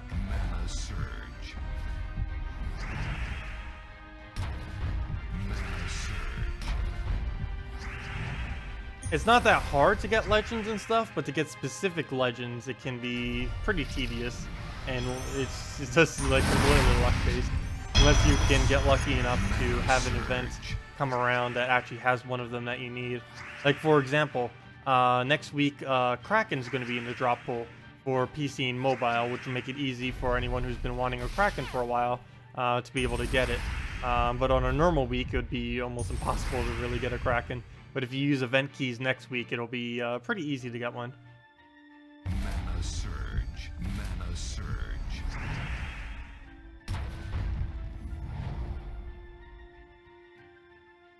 Let's see. Throw that down. Normally, to try to get a legend, you'll want to try to accumulate at least 50 event gems if you can. 50 is generally the minimum you'll really need to have a pretty good chance of getting a legendary drop. This is mainly because the event key drop pool is around a 3% chance to get a legendary. So with 50 keys, same as the gem key drop pool, by the way.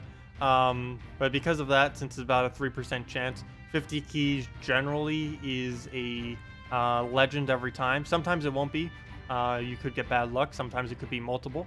But it is around a 3% drop rate. So 50 tends to give a legendary more often than not.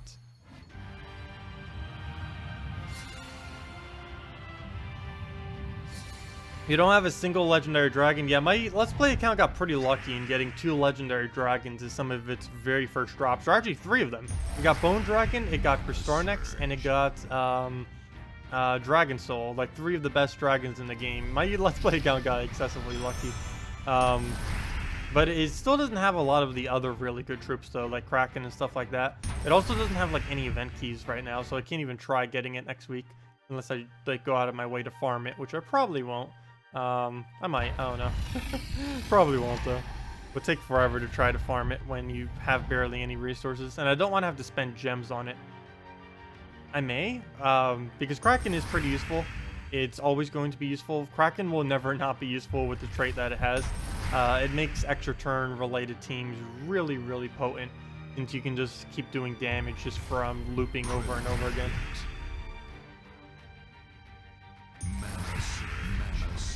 Oh, good. That actually burned. That's the most perfect burn that could have possibly landed on. I'm not even going to throw Shegra yet. Go, Brown Surge. Yay, okay. It dies to burn. We'll just Bone Dragon. Into Shegra, into the wind. Oh, that wasn't enough to kill. I'll have to waste a turn taking a skull right here then. Okay, all you gotta do now is just, Shegra. And not miss. No, we can't even miss. There was already a guaranteed score right there. What do I think of Desert Mantis, Valkyrie, Justice Mab? That was something that I initially said when Mantis was first introduced. I actually said, this is ridiculously overpowered. Which it kind of is. But yeah, it is really, really strong. There's a lot of things that you can do in the first slot with that team. There really isn't a bad choice. There's just different degrees of good choices as far as what you can possibly put in this team for first slot. There are so many different options. Let's see. Soothsayer, Mantis, Archer, Kraken, Gorgolfa, probably even more that I'm not thinking of off the top of my head. But you can slot just about anything there. Preferably not something that uses blue because you want the blues to go into your Justice. But it's definitely really versatile as far as what can really go in first slot. You could even use event troop related troops there too. And still get away with it, which is pretty nice. Always good to have teams available that can use absolutely anything for a specific event week. Normally what I use for that is Gorgolfa, Dragon Soul, Giant Spider, and then whatever the event trip is. Generally that tends to be what I use, but you can use it with Justice Team too. Justice Team's a lot cheaper to make as well, since the only expensive component is Queen Mab, and there's alternatives to it. You can use either an Ice Golem with no traits, or you can also use a Borealis with no traits, both of which will work if you don't have fully traded Queen Mab, which not everyone has. Oh, that's another troop that my Let's Play account doesn't have that's really good. It doesn't have a Queen Mab yet, which would be really, really useful, especially if you could somehow find the traits to actually trade her up.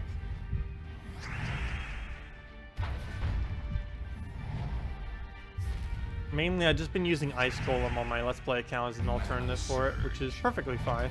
It doesn't automatically gain the extra freezes, but it can still freeze the entire enemy team relatively easily.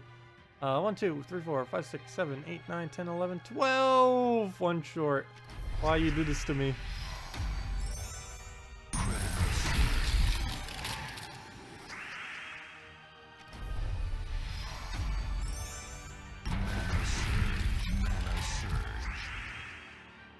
Oh, should you spend your event keys?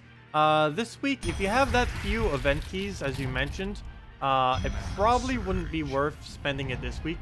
I think the next most worth time to use it, I believe, is... Actually, I didn't even see what the new mythic is for, or what the new epic is for next kingdom. Probably double check that. But, actually, let me go double check right now. Where's the new kingdom? Because I'll tell you, because I'm pretty sure the next best time to use event keys will be for when the next kingdom comes out, the week after that for the event week. Let me go see if I can find it real quick. Future hero classes, mythics of Guild Wars, troops, arcane schedule. Why isn't it here? Pretty sure it was posted here earlier. Does it not have the full list of new kingdom stuff? I could have sworn it was here.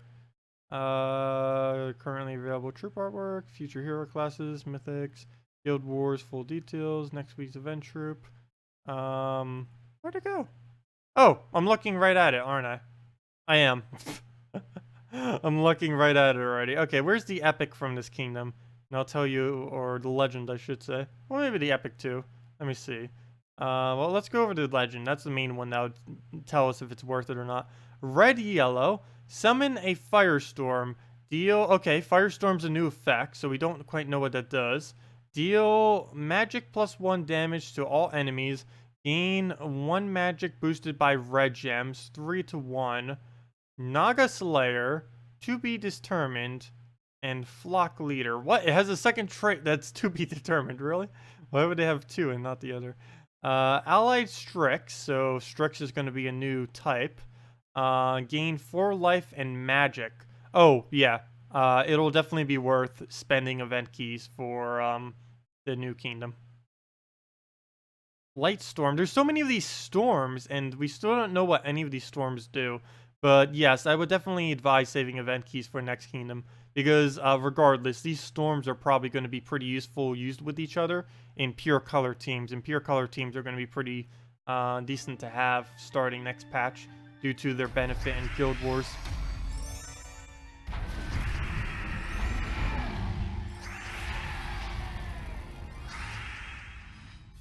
Yes, next week is pretty good to use it as well. There's a lot of good weeks. It really just depends on how badly you want certain troops or not, because it's impossible to spend event keys every single week. Personally, I'm saving for the new Guild Wars, but obviously, or for the new Kingdom, I should say, but that's because I already have everything else. As far as my Let's Play account, I'm kind of doing the same thing.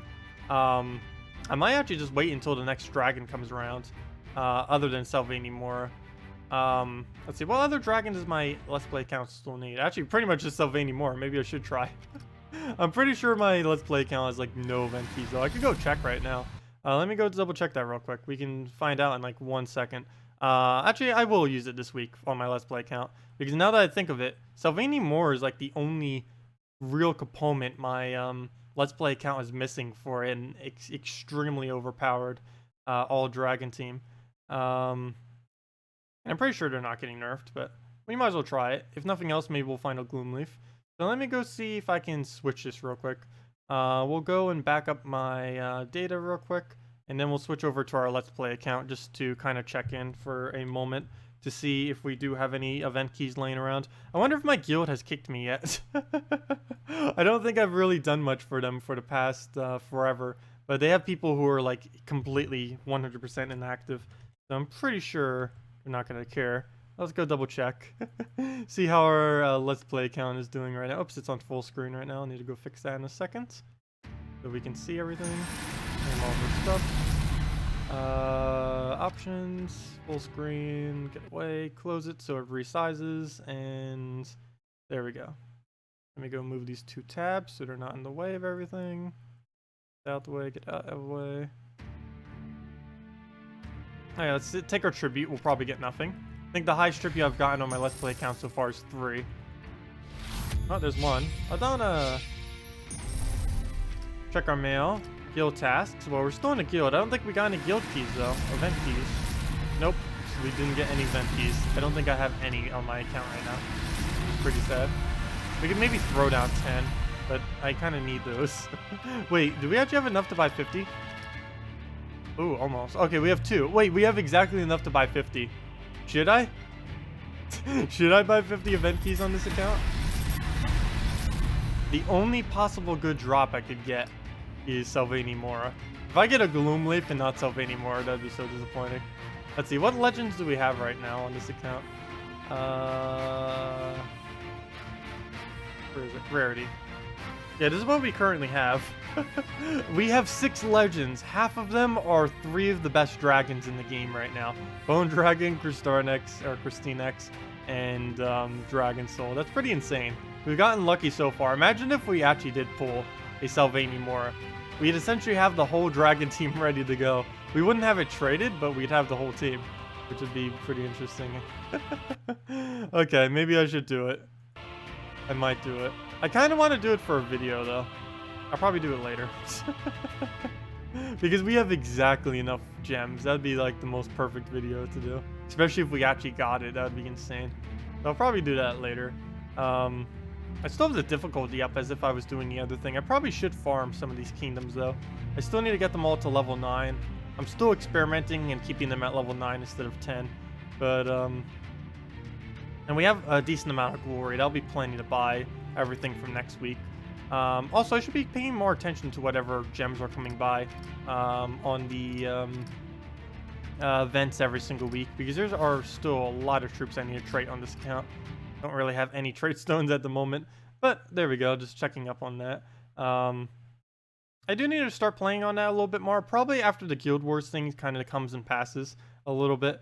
I'll probably start playing on it a bit more. I do want to get into a better guild before Guild Wars on that account, though, and at that point I might start playing on it a little bit more, because whatever guild I go into will likely have higher requirements. So I do want to participate in Guild Wars in a lower level account, just to see what it's like and to see how it's balanced, because I'm not one of only a few people who really bother doing multiple accounts on the same platform. I know there are several others, but I'm one of about 1,000 people that even bother doing that. Let's see. Let me go open that back up. There we go. Okay, all is back in order, and that should be our main account unless I accidentally copy-pasted that incorrectly, which would be horrible. Okay, well, we're good to go. Arcane, could you spend Arcane trait stones on this week on Orion? Orion's okay. He doesn't serve too big of a purpose right now. As far as green yellow options these days, the best few are, let's see, none of these. Famine, I believe Famine takes it if I'm not mistaken. If he does, definitely Famine. Forest Guardian, and that's almost it. And Mana Core. That's about as far as it really goes as far as useful green yellows. Every other one is kind of very situational or just extremely weak. Orion, you kind of can do if you really wanted to. Personally, I don't ever really find much of a use for him. The only purpose he really serves... Where'd he go? It's in alphabetical order and I can't even find him. Fail. The only purpose he really has is to buff up his attack so that his true shot will always be enough damage to one-shot their HP. That's about the only purpose he really has. Actually, let me do a team with him. I don't think I've done a correct team with him yet. Or I shouldn't say that the other ones are incorrect. But generally how Orion is used. He's just used with Orion plus Stargazer plus whatever else. Stargazer, of course, being to buff up his attack. Actually, he's normally just used with all Divining Fields. We can throw in an Astral Spirit. What's pretty good about her is, well, for one, she has Empowered. Same as Stargazer. The other is it's true damage, so it makes it easier to be able to get that one shot off. But throw that in and just throw in a Ragnagord for the mana generation. It's also one of few kingdoms that actually can cover all colors and still make a decent team, which is pretty nice. We'll just go brown-red for the Ragnagord and just throw this down. Okay, let's go into PvP. Hey, we're almost level 1,108. Wrong team. Where'd it go? Suggested teams? Even though it's not suggested. You managed to get Death yesterday. Nice. Very lucky. Been using the Gorgotha Dragon Soul Giant Spider Death team. Nice. From your top PvP teams. It's pretty good. And a nice change from the full Dragon teams. Yeah. Very, very lucky that you end up getting that. Glad it's working out for you then. Okay. Let's go and start doing the whole premise of this team. Buff it up so it one-shots everything. And now we just take every skull. This is a weird team where you never bait out skulls. You actually take out every single one regardless. Because you need them all for your Orion really badly. Okay, can we actually turn off this? Doesn't look like it. But I'm still going to throw it down for damage purposes. You can almost one-shot just from that. Okay, that didn't cascade the way I thought it would. Just hoping we get the yellow there. That was one off on the one. Okay, well, he's gonna convert out our purples, which we don't really need. Main color we actually need is brown and red, even though I just denied my browns the previous turn. But all we need is one, and we're good to go, so it doesn't really matter if we deny. He's getting a pretty nice start there. That's a little dangerous. I don't even need a buff up attack again. He's already such a low HP that we already have enough. Let's just explode the reds. Need to make sure we get Ragnagord back up. Come on, all we need is some skulls. Not that hard. Okay, good. Whoa, why on earth did he cauldron something so pointless? Okay, we'll just throw that down. Come on, where's all the skulls? This doesn't have any skull creation because it depends on Ragnagord to create them all just from cascades. Which isn't quite working out right now. At this point, I might as well just try killing him with Hunter's Mark. There's only 2 numbers that can even do it, though. It's almost impossible for this to kill. Yeah. That's what I thought. Okay. Well, there's one skull. A little late, though. Just a little late. Actually, we might as well just kill it with Astral.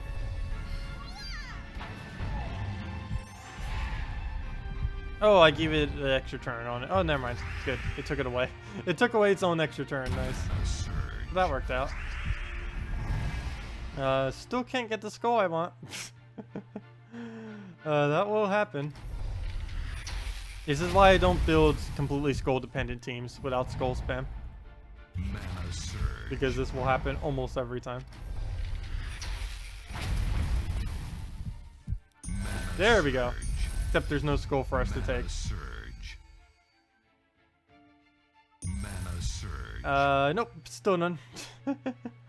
Figures. Well, I guess we throw this at last slot. Till we get alignment. Oh, 48. That's actually not bad. I think that was almost towards his max. Yeah, his max at the time was 50. So that was pretty lucky right there. This battle's not going lucky though. Okay, just in case this all fails, let's give it to that. Come on. We're not even able to use this premise. And watch, now on 75% chance we're gonna miss. Yep! Oh, so unlucky. What even is this battle? Fail. 75% chance, or 20, I should say it like this, 25% chance that he will not do true damage, and he hits it. Insane. I really wish they would just make it 100% chance. It wouldn't be overly broken.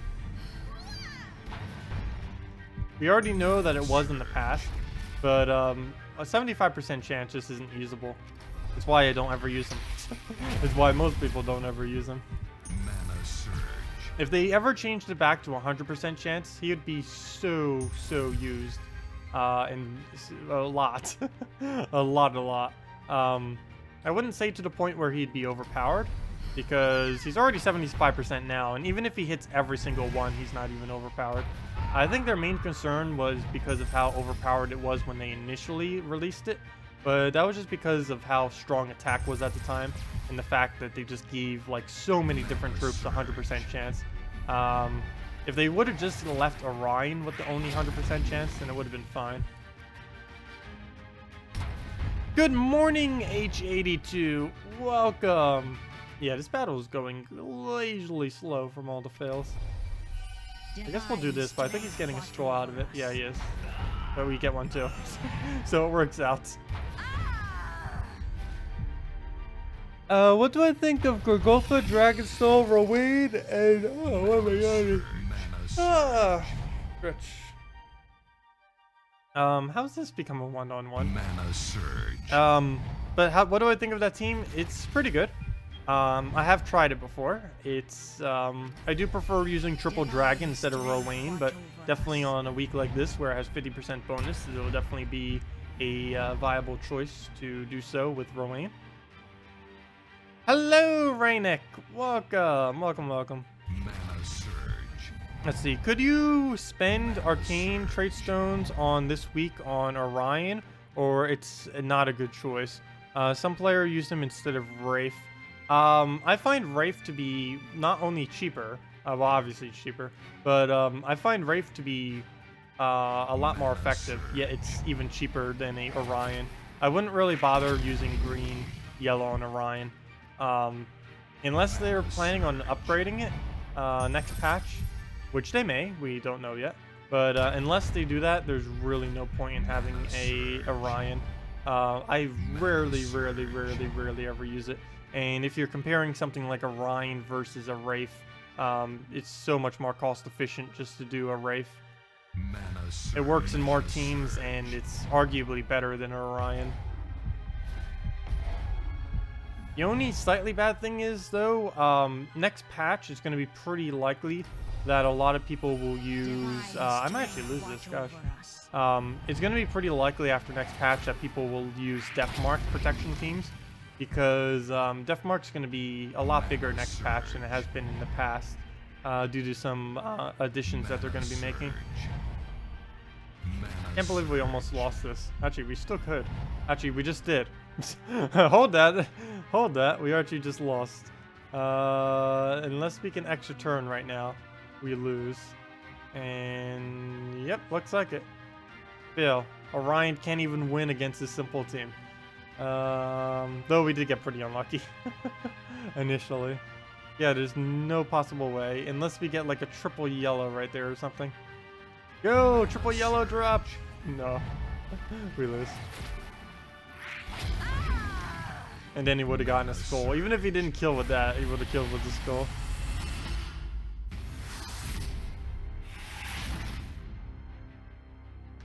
Yeah, Ryan Courage Bone Dragon quite a few people use. I believe this is mainly used just for defending purposes. We could go and mess around with it right now.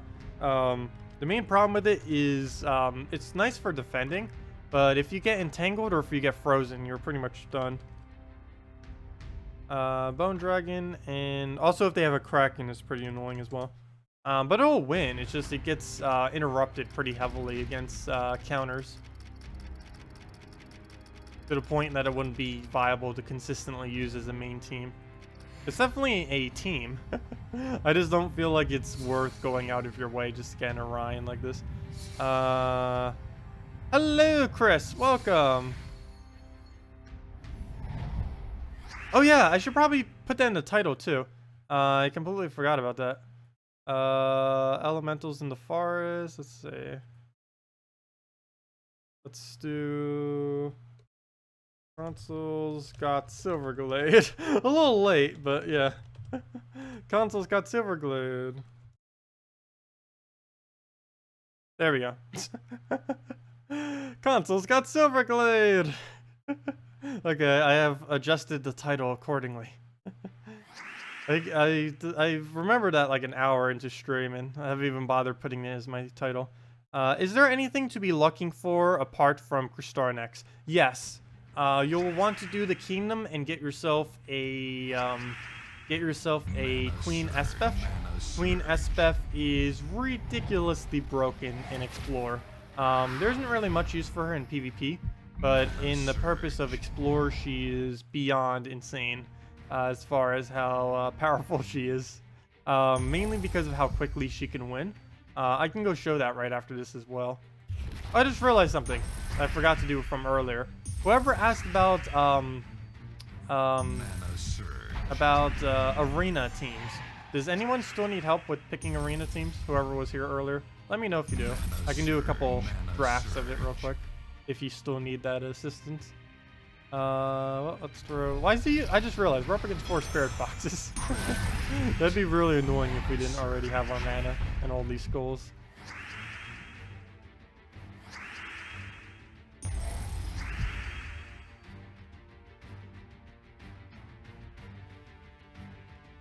Oh, why did I give him yellow?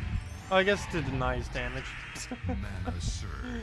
Okay, well, all we need now is 1 skull on 75% chance, and we're good to go. There we go. And we did get the true shot. Okay, so let me go and show that one team real quick. Normally you would use it with a Mechanist class. I don't think I'm going to switch right now though. I'm using Archer class. It's half the same. Pretty much the main reason you'd want to use it with a Mechanist class, fully traded Mechanist that is because it will give you some extra mana on both your hero and on Bombot. Let me just claim this real quick. 2 wins. How is our defend team winning? All I'm using is my other Explorer team, which is Valkyrie, Rowan, Double Siren. But let me go get, let's see, what kingdom do I need? I need brown red, which is Groshnak. Let me go explore in here. Explore, and this team right here. Princess Espef, Bombot, Black Manacles, preferably as fully traded Mechanist class. Currently I'm not using that, but and any brown troop in the game is last slot. And what this does is win in seconds. We just cast this on, oh wow, there's a lot of green on the board. Too bad we can't do anything with it. But you throw that down, ideally you'll get a nice extra turn and then you just win. I need to show it again as this is a bad example. Probably should have just taken the greens and waited a bit, but that takes more time. Take our browns. That'll hit at least 1 purple, give us our mana that we need, and then we just end it from there. But yeah, she's used a lot for creating initial mana by killing a troop of a single color and then pretty much just winning instantly thereafter. Wow, he actually got Famine on Explore. That normally does not happen. A Famine actually getting full mana on an Explore battle. I think that might be the first time I've ever even seen that. But let me try that again without failing. Oh gosh, and Amnesia, what's with all these mythics in Explore right now? They're so much harder to kill because they have higher stats. Please don't miss this time. Normally it doesn't miss, and of course as I try showing it, it'll miss like almost every time. That was a partial miss. At least we got Bombot up though. That's not going to be enough mana for our Black Manacles. Probably would be if we had the class set for both of them, because that'd be the other 5 mana that we need. But yeah, this is generally just how it goes. Princess Espef just does insanely quick battles for Explore. That's the main purpose of using her, is just to tear through Explore crazy fast. And this is really good for farming trait stones.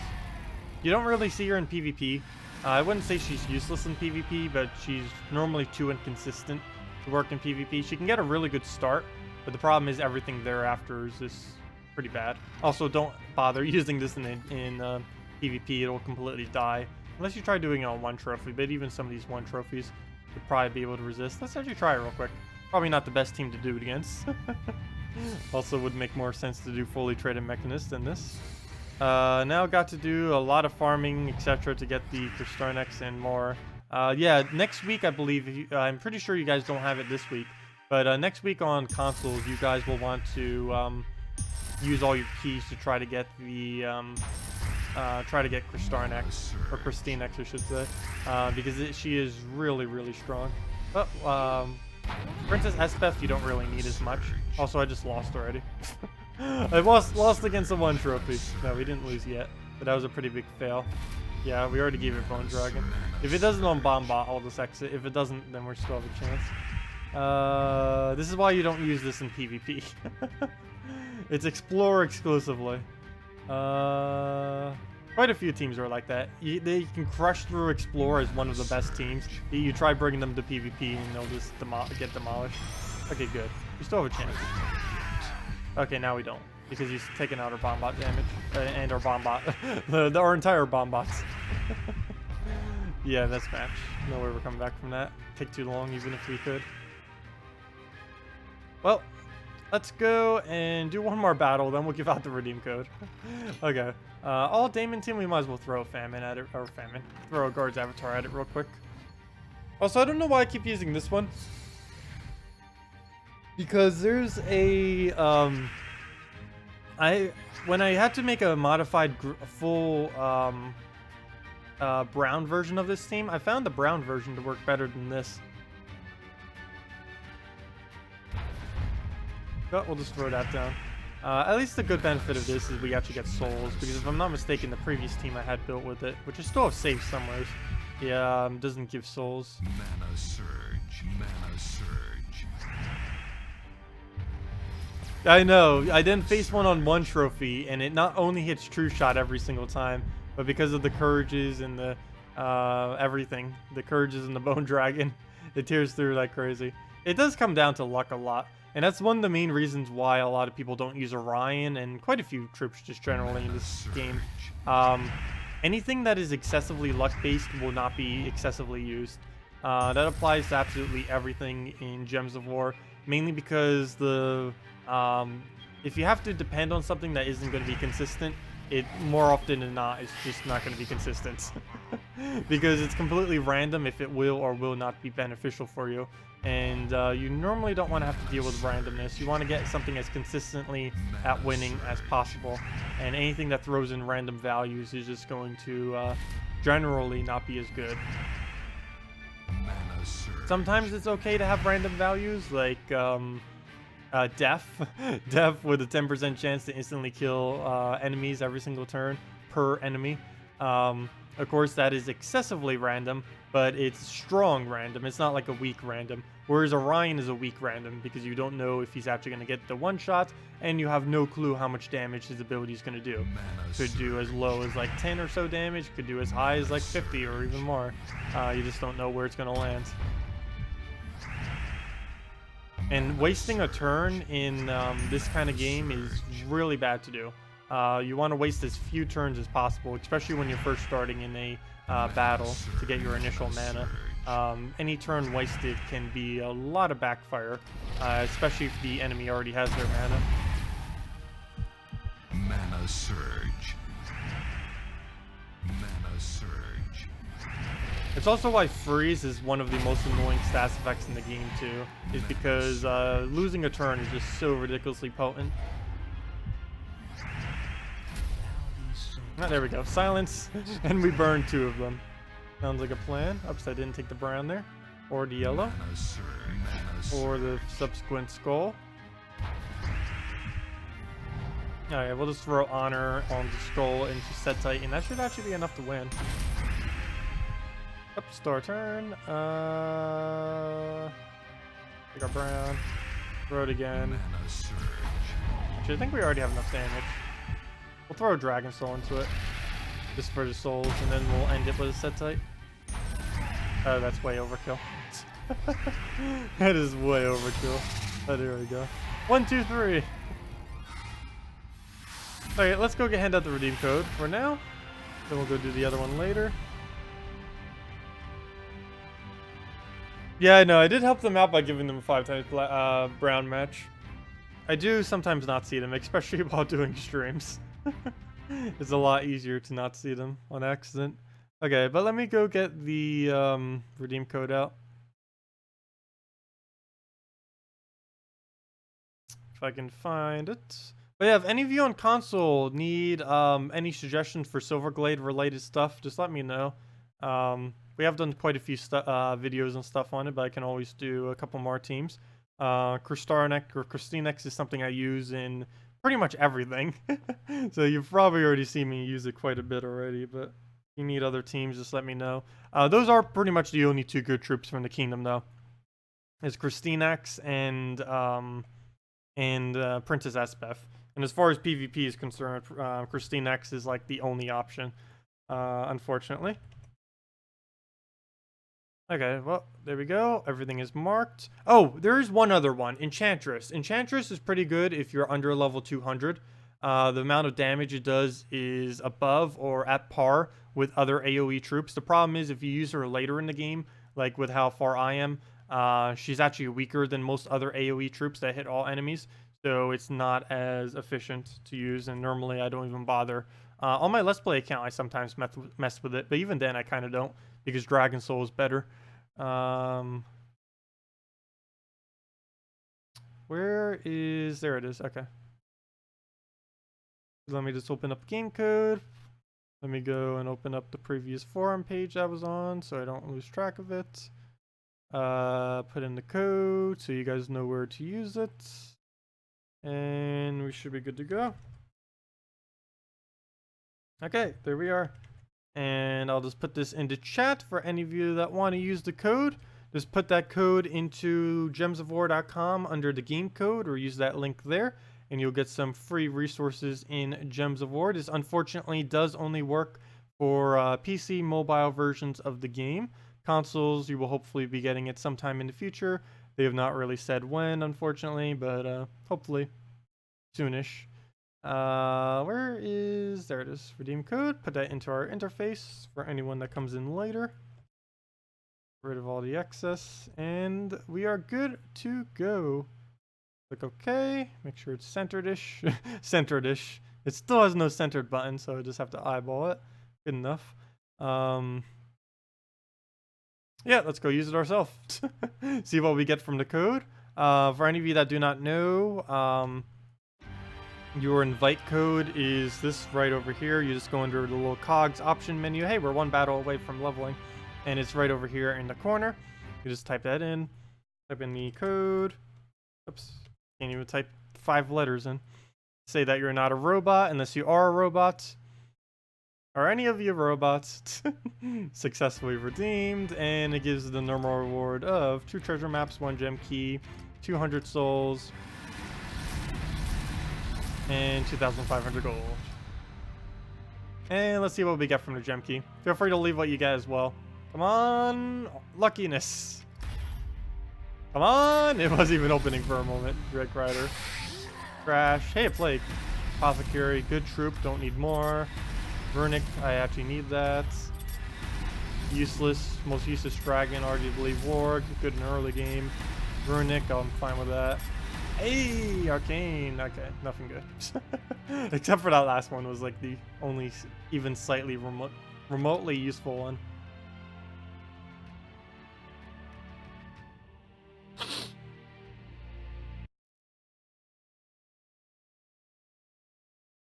Lamia, oh, I had a really bad curse when I first started this game, where almost every ultra rare I got, like 60% of the first 10 ultra rares I got in Gems of War were all Lamias. I even thought that they like rigged it, and I think they might have made it weighted slightly higher, but I was getting way more Lamias when I first started in the game than any other troop. It was really annoying because at the time Lamia was pretty much useless. She didn't use to gain all of her mana back when she got a kill. It would just end. And since that's all she does, she was pretty weak. A lot towards the weaker side of battling. Not really used that much. Yeah, you definitely always want to ascend everything. Even if you feel like they're completely useless, you'll be needing it for kingdom levels later on, for when you get around to that. My Let's Play account's even like far away from doing that, but you do eventually reach that point, and you do want to make sure you have your troops as ascended as possible when you do, because it will just save you a lot of time and effort. Is it better to open in bulk or one by one? If you're spending gems on a gem key or an event key, it's better to do them in bulk. If you already have them from drops, or if you're just but if you already have them from drops, it doesn't make any difference. Like, for example, you saw I had a 707 gem keys, and I was opening them one by one. It makes absolutely no difference. The reason why, like for my Let's Play account, why I wait to buy 50 bulks or 10 bulks at the absolute lowest is because when you buy things with gems, as far as the keys are concerned, they become slightly cheaper if you buy multiple at once, which is why I buy them multiple at once. But if you already have X amount of keys, like let's say like 17 gem keys just sitting there, doesn't matter if you open all 17 at once, 1 at a time, 10 at a time, doesn't matter. It'll give the exact same results. But if you're specifically purchasing them using gems in any way, shape, or form, even if you got those gems for free from like guild or whatever, it's better to wait until you can do them in 50 bulks, because it saves you, I think about 10% gems, somewhere around there. Regardless, it saves you gems that you would have spent needlessly. So patience pays off. Oh, throw down the dragons though. No problem for the redeem code, everyone. Next one will be in about an hour to 2 hours-ish.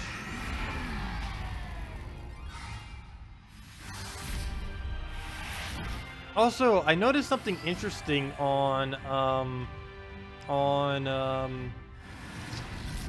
Nimhane's profile on the forum. Normally, she updates her profile to be with whatever's coming up next, and I noticed for the first time ever, she changed it to a hero. But what's interesting about the hero that she changed it to is it's wearing a outfit that currently does not exist in this moment in time. So there is a high possibility that they may be adding a new outfit. I don't know if it'll just be for cosmetic purposes or if it'll actually be useful in any way, shape, or form. But it does seem like they're adding another one as of next patch. I might need to go sell some of my Steam stuff, like some of my Dota 2 items and other random cash stuff I used to have when I used to do online trading with it. But I might want to sell some of that so I don't have to pay out of pocket to get it. Because right now I have several $100s worth of stuff on Steam from when I used to do trading, and I haven't bothered selling out most of it. Much of it has increased in price. Quite a few of it has completely crashed into nothingness. I think overall I like broke even. In the past I've made a couple thousand off of it, but as of recently I think all the investments, because I haven't been paying attention to them, has kind of just broken even. Some of them have made a lot of profit, other ones have just completely crashed to almost 0 cents. So I think it balances out to pretty much nothing, or pretty much break even, I mean. Let's see. What do we even do here? I guess we'll just go in green and hope for a brown. And we do not get it. Oh, you got a Draculus from that key. Wow. That is some really, really lucky luck. Congratulations. Yeah, Draculus is one of the better legends too. Used most commonly with Crimson Bat. You can also use it with things like Humility. I definitely suggest trying to get it magic buffed. There isn't any troop in Gems of War that benefits more from magic than that of Draculus. So it's definitely good to consider giving him magic. He not only deals 1 extra true damage per magic, but he also gains 1 additional life per enemy per magic. Or, well, for one, he not only he hits all enemies, so he's gaining basically 4 effective damage per every single magic he gains. But all of that's true damage, which is the most potent damage you can do. And on top of that, he also gains life per enemy per damage.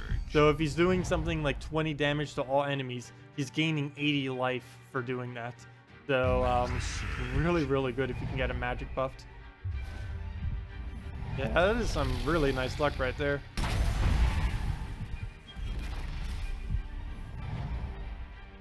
Oh, have fun at lunch, Joe. You want me to bring you back something? That'd be cool, but unfortunately there'd be no way to eat it. Maybe a burrito or a burger. Oh, that sounds about pretty good right about now. A burger or something. I actually did do that the other day. When I was coming back from seeing Beauty and the Beast, what I ended up doing was I was comparing some of the burger places around, and what I did was I got a burger from Hardee's, and then I got a burger from Wendy's. I tried to get like as similar as a burger as possible to each other, and Wendy's was much better, at least the one by me. Gosh, how many devours did he get? I think that's the second devour. We're almost gonna lose if he devours anymore. Actually, we will lose if he gets another devour. won't be able to kill him. Mana surge. But yeah, I was comparing their two burgers, and it's like, okay, Wendy's is better. Okay, we could actually lose right now. I'll move that over. Surge. Recrystallized, not even needed. Mana Good one for the surge. brown. Oh, I didn't even realize we could drop it. Definitely should have went for the brown. Mana surge. Hey, you can send it through chat, right? That'd be cool. Well, we can't take the green and the brown. Oh wait, yeah, we can. No, we can't. We can take the brown, but not the green. Let's just take the green and hope we surge. Mana Perfect. surge. As long as he doesn't devour, we win. If he devours, we lose. Mana Okay, he surge. didn't go for it. Mana surge. That still remains. If he devours now, we still lose. Especially if he devours the thing we just summoned. Don't you dare get a third devour. What on earth is he doing?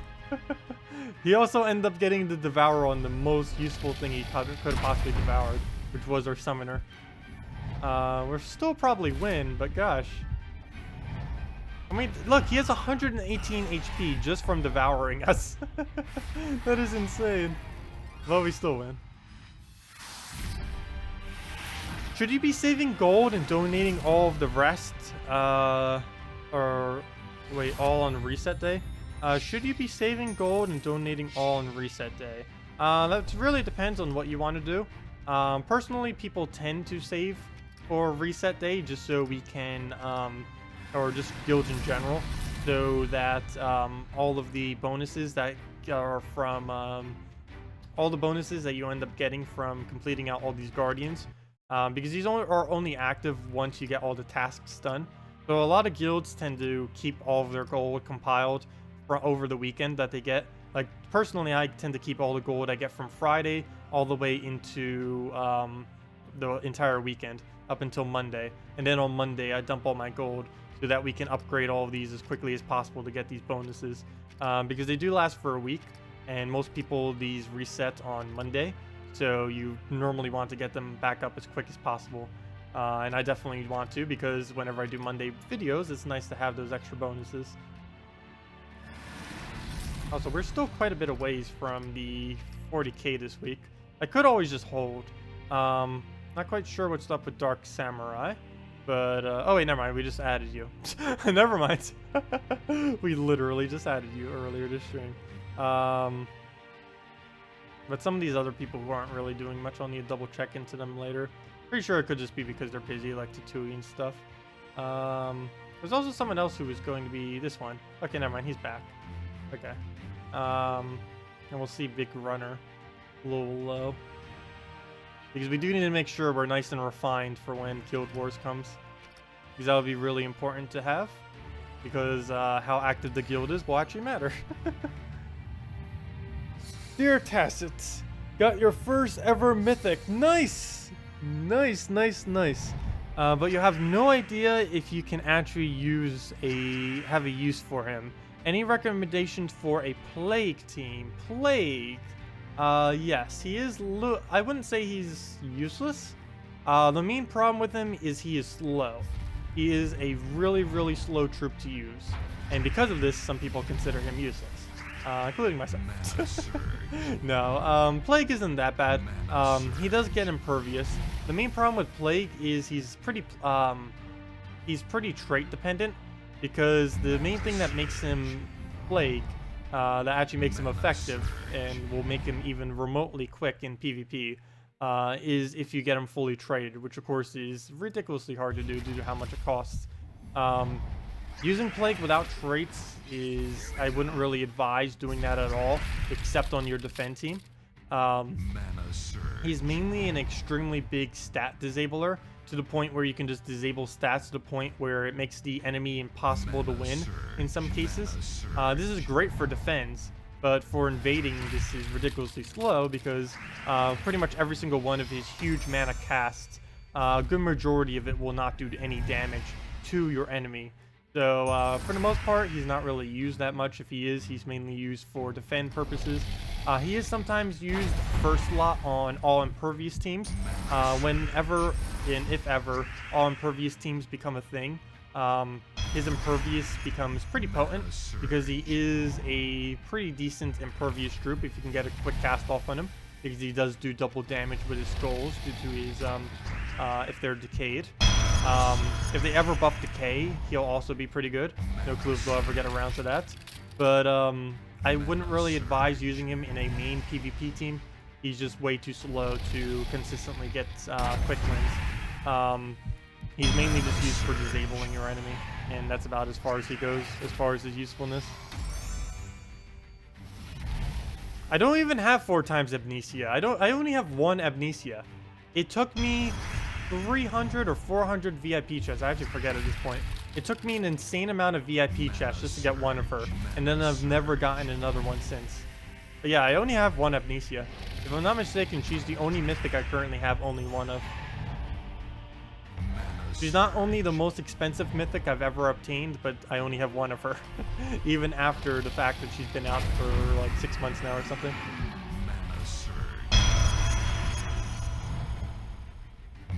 Is it just me, or do the recent codes seem to be more than random? 2 HP gain... Wait, what? Recent codes seem to be more than random. 2 HP gain power 4K. I'm not quite sure what you're asking there. You've done 800k now, and you'll save the rest for reset. Then you have 520k saved so far. Yeah, I would also advise possibly saving for the next update as well, because you'll definitely want to throw some gold chests down, because the next patch will be having a new common, of course. And to get that new common, you'll need to open up a lot of gold chests. And currently, I think I have 5k of them saved. I don't know how much gold I'll throw down. Probably not too much. I try putting all my gold in the guild. Some of it I'll keep, but probably by the time the next kingdom comes out, I'll have around 6,000 to 7,000 gold keys. And that won't even be enough to... Actually, it might be almost enough to get it to legend, depending on how lucky we are. But then we need to get it to mythic, which is going to be like a 2-3 week process. I don't believe we know yet what the new bonus is for the next kingdom. Because whatever it is, I'll be getting 2 of it pretty much the week after. I don't know if it's going to be attack, armor, HP, or whatnot.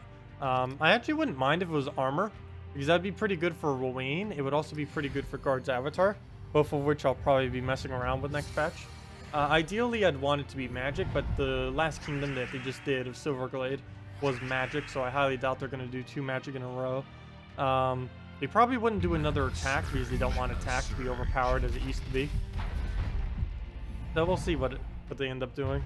It might already be posted somewhere, I just don't know off the top of my head if they have yet or not. Sniffly nose. Will you still get guardians in the guild chest? Yes, I believe I do. They said a while back that you wouldn't once you get them all to mythic, but there appears to be a glitch which does allow them to do so. Hopefully they will fix that, or I don't know, we'll just have to see.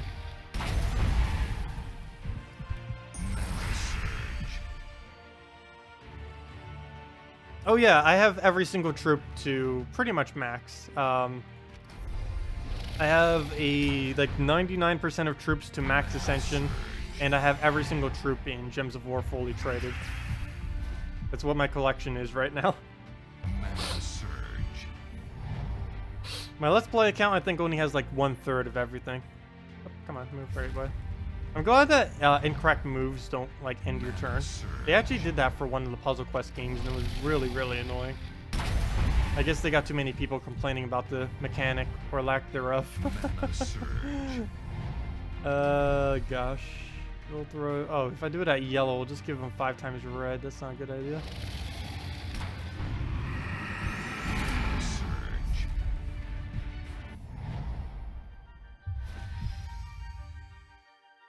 Whew. Oh, he's taking the squad aid. No. Okay. Well, we'll move that down. And take our manas. Come on. Then we get this dragon soul, get the last of our souls, and we get the kill. All's good. Your Silver Drake is still an epic? Wow. Challenge me. Yeah, I think I ended up saving so many keys for it on the very first day it came out. I think I got it to Legendary. It took like 2 or 3 more weeks to get it to Legend though. I mean to Mythic, sorry.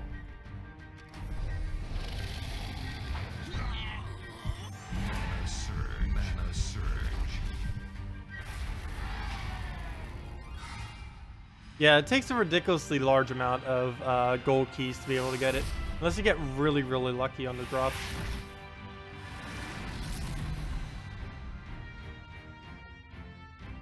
Ugh. Why am I yawning so much? Probably because of lack of sleep. I do need to try getting more sleep before I do stream days. Because I end up going to bed at about 1:30 a.m. Actually, probably the time I got to sleep it was probably a little after 2. And then I wake up like 6 hours later. At least I got breakfast this morning though. So I at least have the energy. Okay, we'll throw down the Dragon Soul.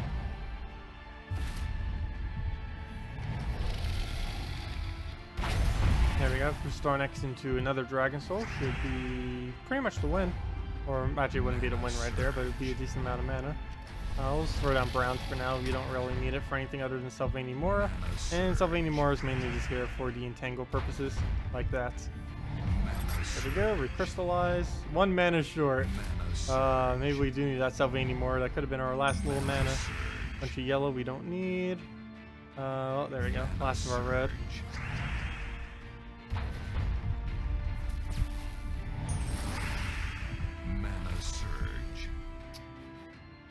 Yeah, we'll throw a Crystal next first into Dragon Soul. And hopefully we'll be able to follow up with another Crystal next. Probably should throw that Brown or something since I already committed to it. Luckily he cleared the board for us. I say that because, oh, we could have gotten more mana. And I could have taken that 5 times a blue.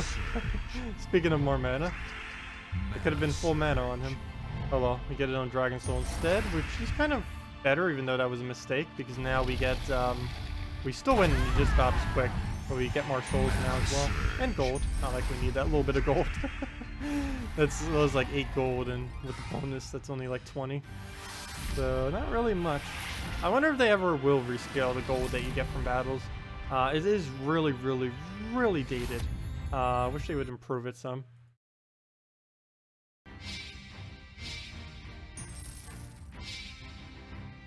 Our defend team got 1 kill.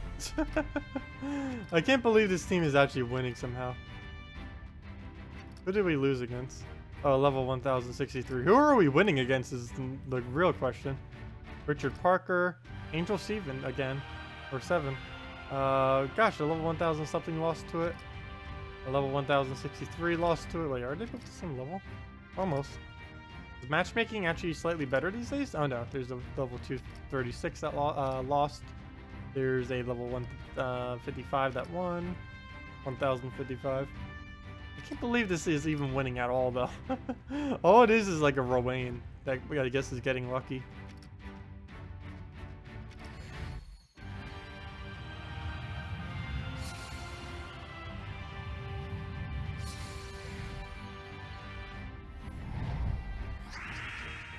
Yeah, they did say in the past that they would look into adding some kind of feature to the game where it would be easier to get new commons and stuff like that. Because in the current state, it is ridiculously hard to get any of the new commons up to Mythic. Because the only way you can possibly do that is through gold keys. And there are a lot of commons in the drop pool right now for gold keys. It's the only place you can get pretty much every single common unless you deliberately leave your guild chest at a low level. That's the only other way you can possibly get commons.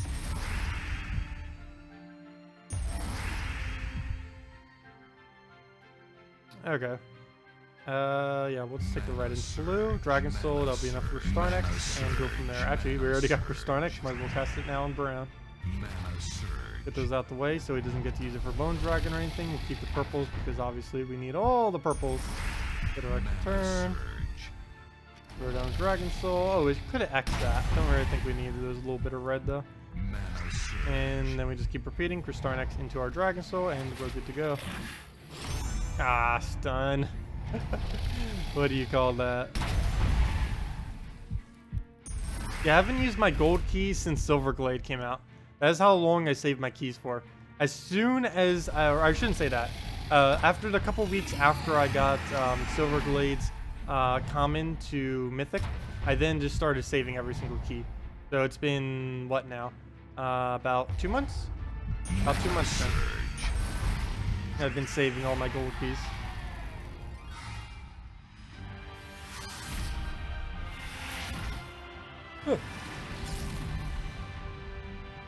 Maybe I need to start drinking caffeine in the morning. I've been trying to stay away from caffeine, but I think for Friday and Saturday streams I'll need to start doing it.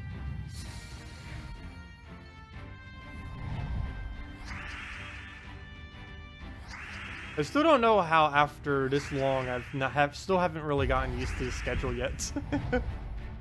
Because all my past schedules for the past several years has always been me waking up at like 4 or 5 a.m. or me waking up at like 2 a.m. As in, like, I mean 2 p.m. And my schedule is just always based around that. I'm not used to waking up at like 8. It feels weird. I don't know why. It's probably the time where most people actually wake up, but for some reason it just always feels off for me. I can easily wake up a lot earlier or a lot later than that, but anything in between is just weird. It's also why whenever they do a new mythic or anything, I'm normally not as tired on those days because I actually wake up at like 4 or 5 a.m. But it's weird. Like that few extra hours just throws me off. Hello, Techni. Welcome. Haven't seen you around for a while now.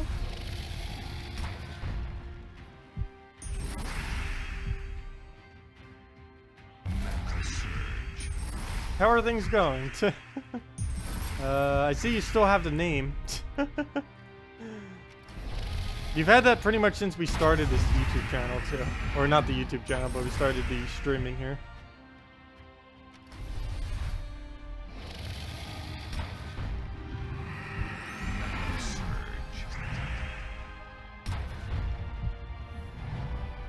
Okay, well, we'll go into purple. We'll give it some red, but it doesn't actually use those reds, so we're perfectly fine. I just noticed now that he's using double Rowan. Oh, gosh. But yeah, if any of you guys have any other questions, team builds you want me to do, anything of the such, feel free to leave it in chat, and we'll get around to them. I know Console's got the new kingdom, so of Silverglade, so I can definitely go over anything with that. As far as good troops there, it's really only Kristarnex or Kristinex, which I use a lot, and Princess Esbeth, which is used mainly for invading, or sorry, not invading, for explore farming.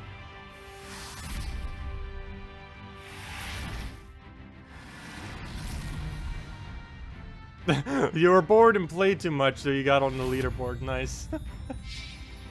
I haven't bothered trying to get on the leaderboard for a while now.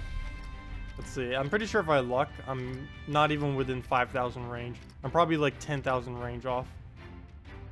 Yep. Called it. Wow. People on the leaderboard are so much more active these days. Like, even look at Task right here.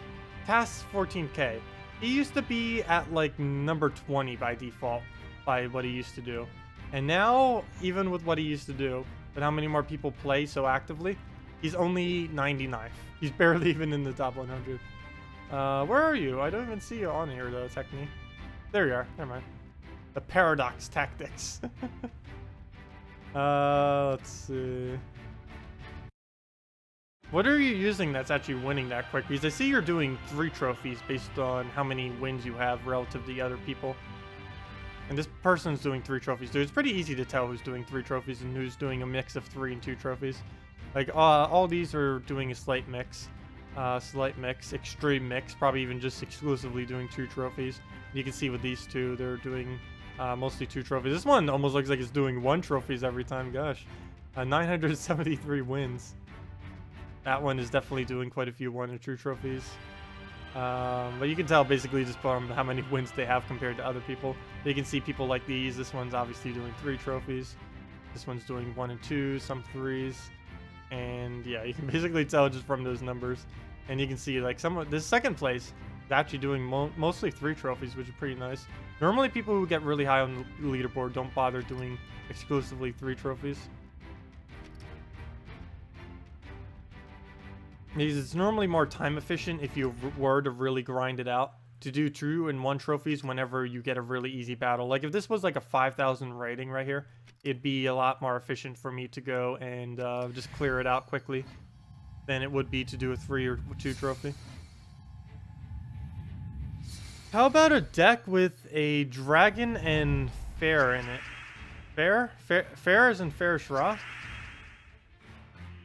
Dragon Soul plus Fair Shra, is that? Sure, I can do a Dragon Soul Fair Shra team.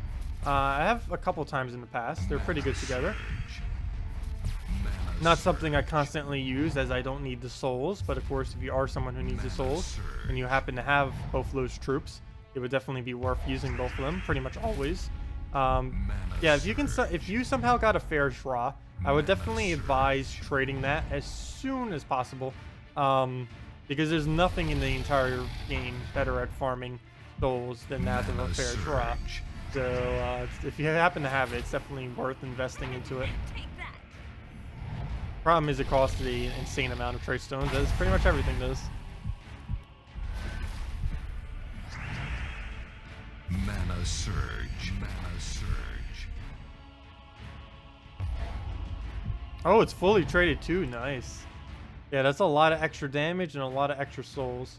Right here, ooh. I'm going to go in red. I was going to go for the purple to get it crystallized, but there's no point in getting both of them up at once. So we'll just take these yellows, throw down the Dragon Soul, and then throw down Kristarnex. Into Silvani Mora, into another Dragon Soul, into the wind. Oh, never mind. Slight change of plan. Kristarnex again.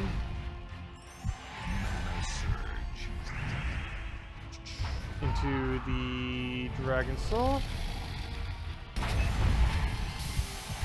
Into the Silvani Mora Skull, or Kristarnex Skull, or an anything skull. Problem is, this won't be enough damage.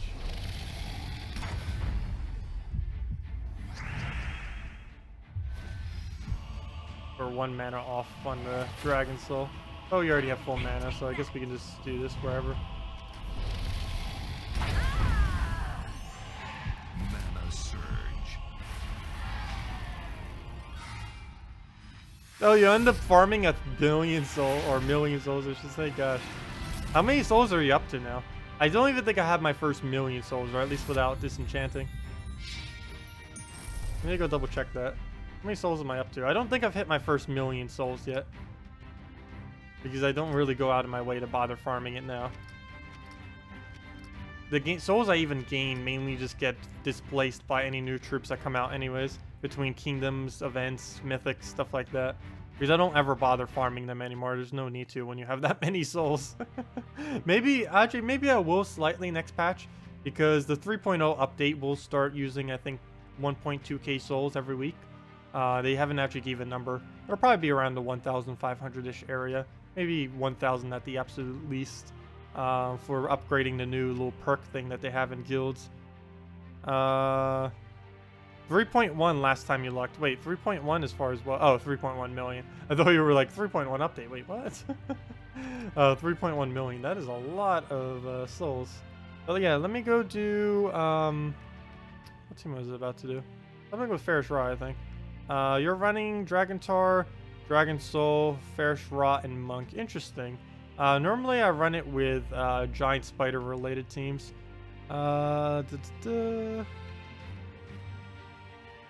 You're using Gurgotha, Dragon Soul, Ruin, and Silvani Mora, and you have won all your 3 trophies this week. Yeah, I tend to do it a lot if I stick with one really strong team. Like if I really wanted a high win rate, I'd probably go with Anti-Skull. Because it would counter out everything. It would have the summons, it would have our soul farm, it would have our entangle, it would have pretty much everything we'd need to never lose. Probably go for something around these lines if I really wanted to have the perfect win rate. Normally in a given week between everything that we do, I tend to have about 10 to 12 losers or so. Yeah, currently we're at 6. So between today and tomorrow, I'll probably rack up like 6 more losers. But generally, I tend to be around that general mark, just from testing a bunch of different teams and not sticking with one. Because one other benefit of just sticking with one team too is you already know exactly how to use it. You know what kind of counters are going to be coming, what you have to expect per battle. When you keep switching team, the strategy per team keeps changing, and it's not as efficient. But of course, that'd be boring doing one team the entire time. I don't mind, but for stream purposes, that would definitely be a bit redundant. But let me go make a Ferris Raw team real quick. Ferris Raw with Dragon Soul as requested. Dragon Soul. I'm going to put a Giant Spider in there for mana purposes. And we'll need one other thing, probably a Gorgolfa, just to make sure we don't die. And this is literally just... it literally just ends up becoming the template. Good job. That tends to happen a lot. Because it's like, first you'll start off with a Dragon Soul, then you need a mana generator, so of course you're going to put a Giant Spider. I don't think I've ever even bothered using Hellcat as a mana generator, mainly because it has conflict of purple, whereas Giant Spider has no conflict. But then you just naturally put in a Giant Spider, and then it's like, okay, we need a brown yellow, and then it's like, oh yeah, Gorgolfa, fail. And it becomes the same triple combo almost every time I try to do something else around this base. It's just such a useful base. I don't know of any base more useful than Gorgolfa, Dragon Soul, Giant Spider. There's definitely a lot of them out there, but as far as how many, like, everything that I could possibly use with, I just find this to be the absolute best, personally.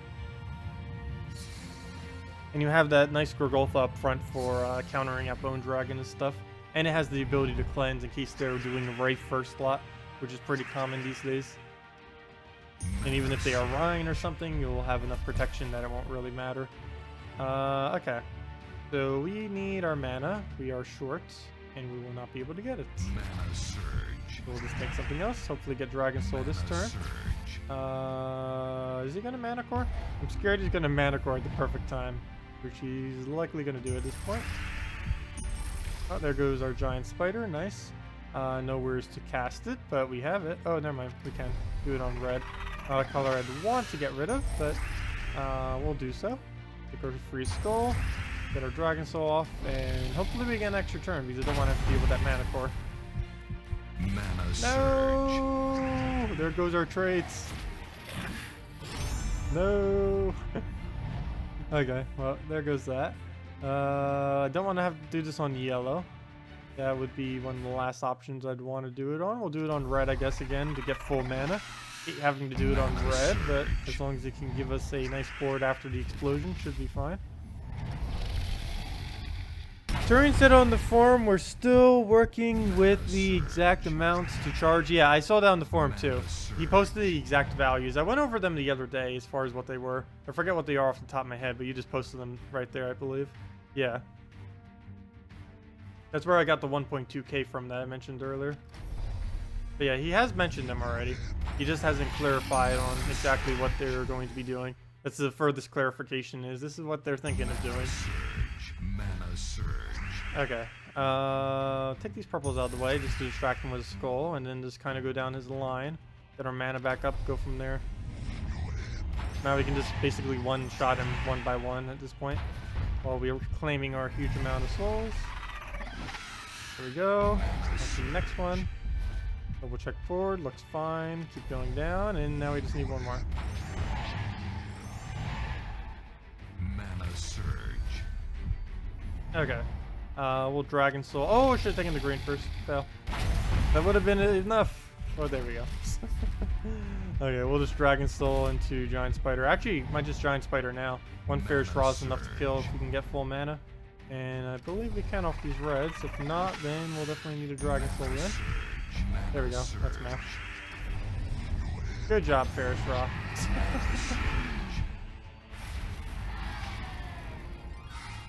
And there we go. 275 souls. Yeah, there you go for Dragon Soul Ferris Raw team that was requested. When comes the new kingdom? Consoles just got their new kingdom today of Silverglade. New kingdoms for PC and mobile is said to be the 14th. Or actually, it was said to be today, a while back. But then it got delayed to the 14th. And we still don't even know if it's going to be the 14th of April. Because they haven't really said much about it. As of this current moment, it's just not really made much They haven't really said officially like when it's going to be coming. We know by the files, but they are still trying to get the 3.0 patch through. And depending on when Apple approves it and when they actually get it through, will kind of determine when the next kingdom is coming. It'll be at least 1 week after the patch comes before they do the new kingdom.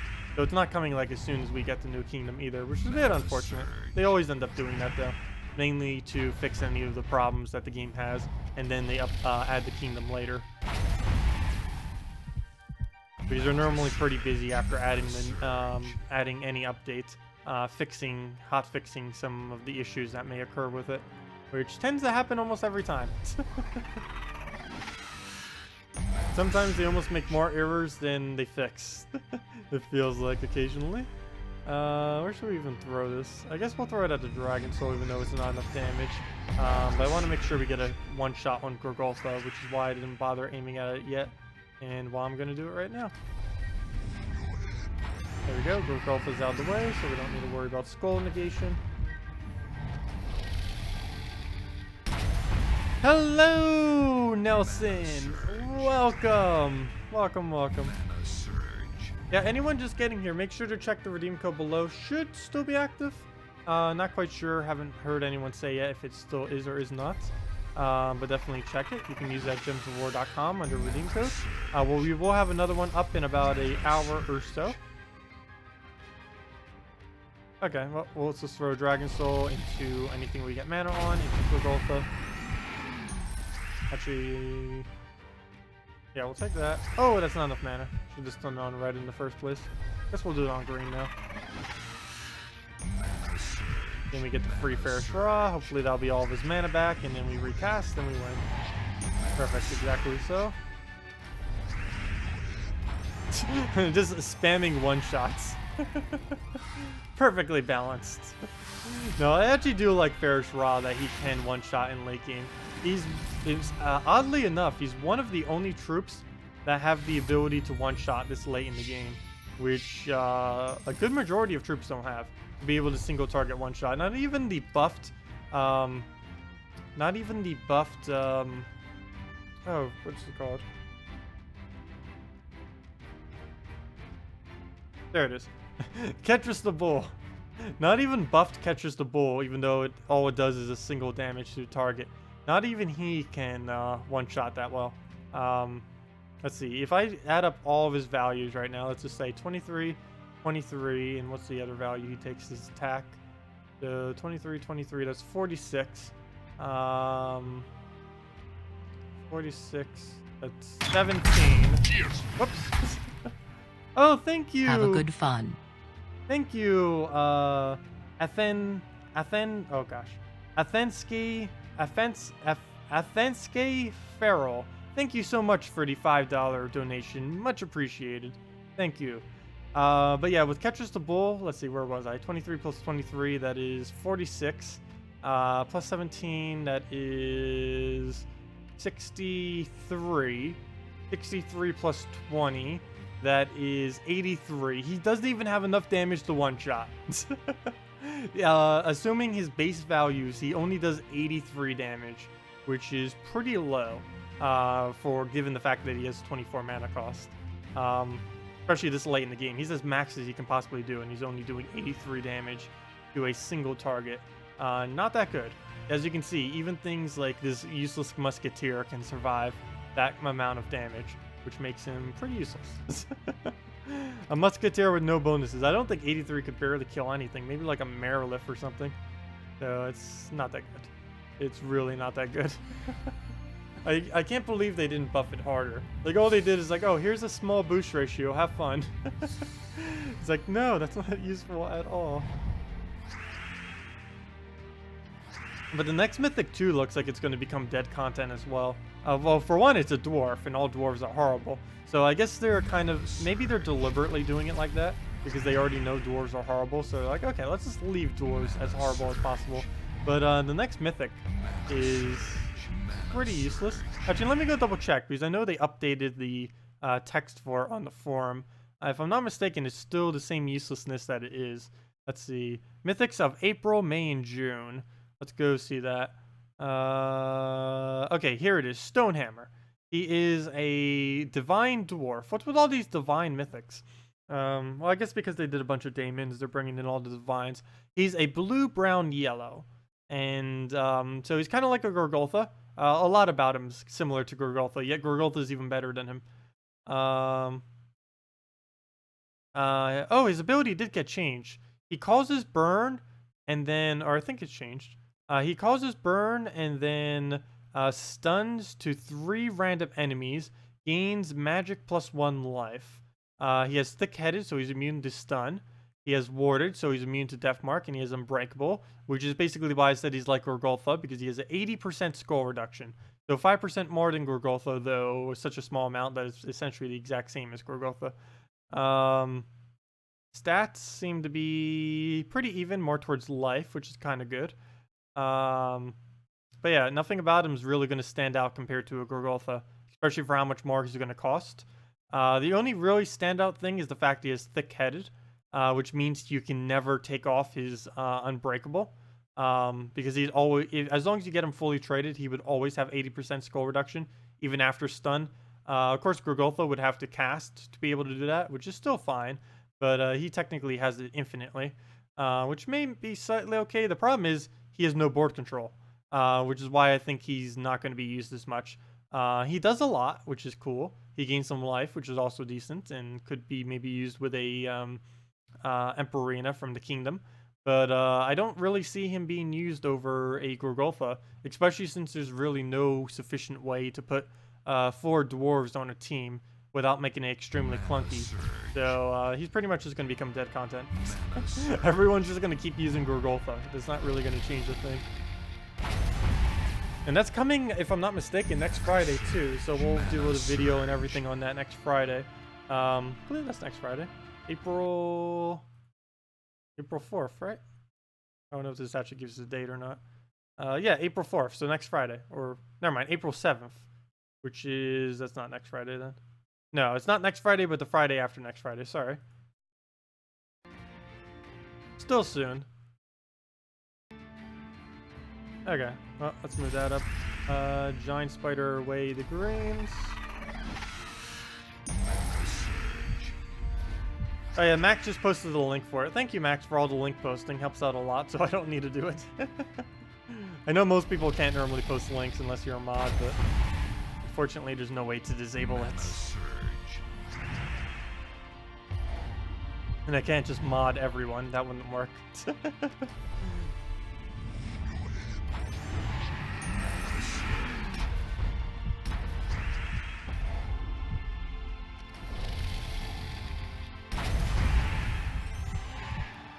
Surge. Wait, there's a dragon mythic? I didn't even check the other two. Oh, hold up. There's a dragon mythic? Hold up.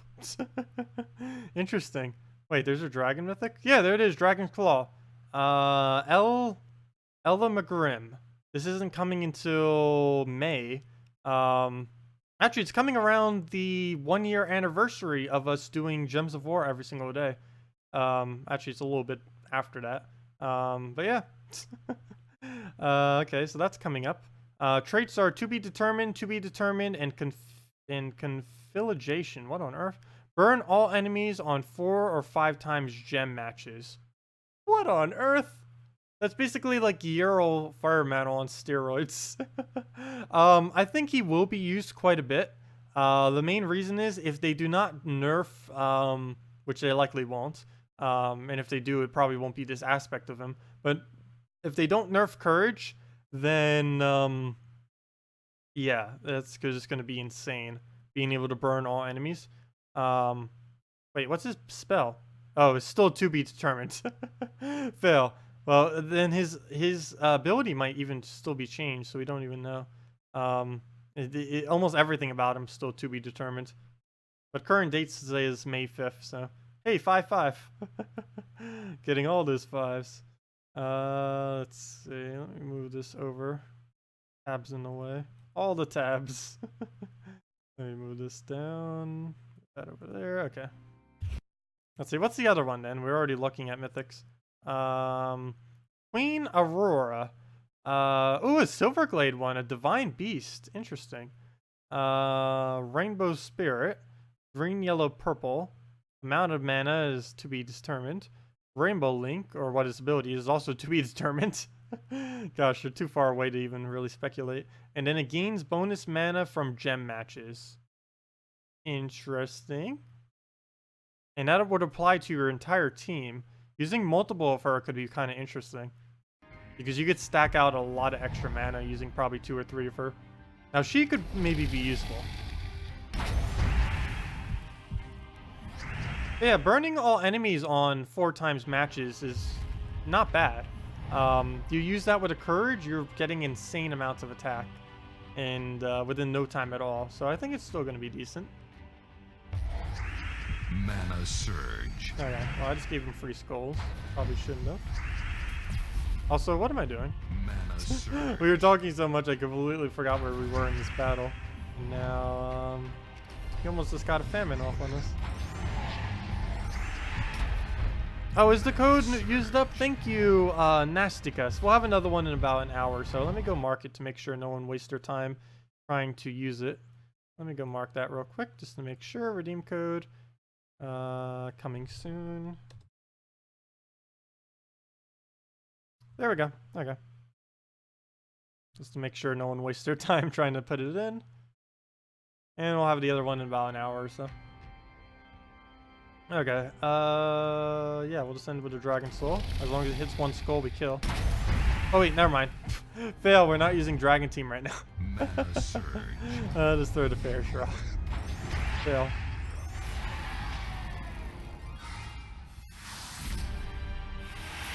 Is it spelled wrong on the spoiler? That's funny. What did I get from the code? I end up just getting a Drake. What is that one Drake called? The Drake Rider. Someone ended up getting Draculus, which was pretty insane. Someone got Draculus from the code that we gave out earlier. Hey, what should we throw down now? I should probably use more Silverglade related teams since it's applicable. Then again, I kind of all my teams are Silverglade related teams now. Let's see, where's my other one? Oh, there it is, the tanky version of it. Problem is that console doesn't have Dragonian Monk, but they can easily use things like they can easily use a Gorgolfa instead.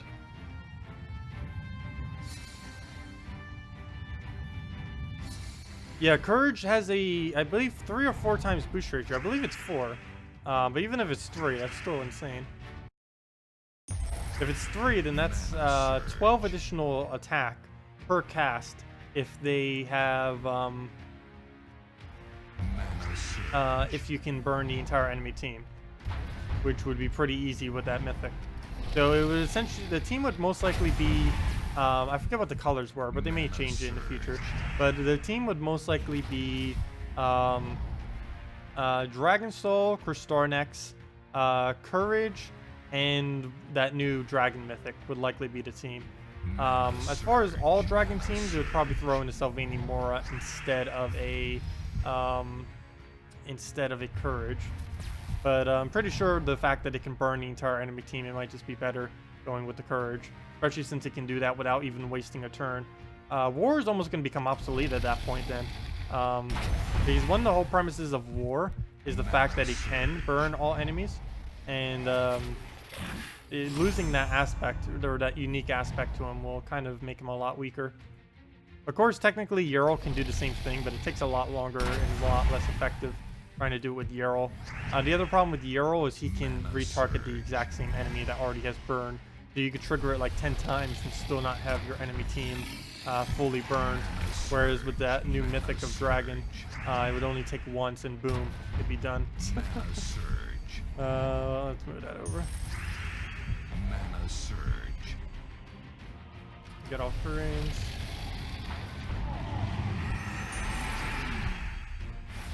Yes, I do prefer using Dragonian Monk than a Celestasia. The main reason for this is you have a lot more control with a Dragonian Monk than what you would with a Celestasia. You also get a lot more barriers from a Dragonian Monk. Dragonian Monk can barrier your entire team, whereas the Celestasia can only barrier itself. It's kind of good for tanking, but the main problem that Celestasia tends to have is she tends to make more shields than she can even use.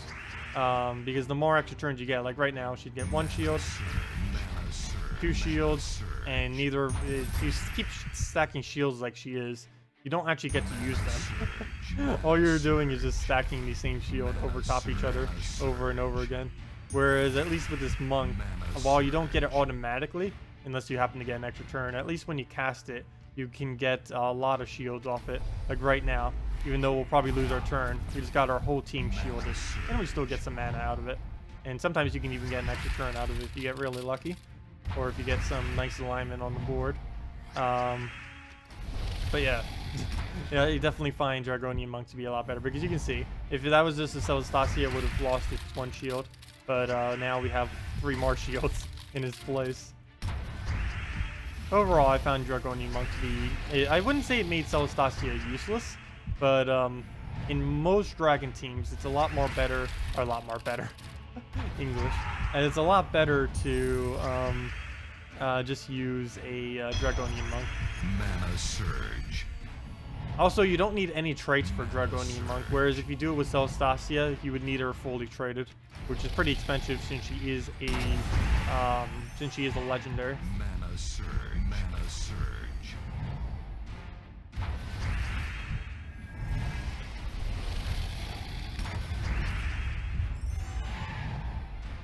Mana surge.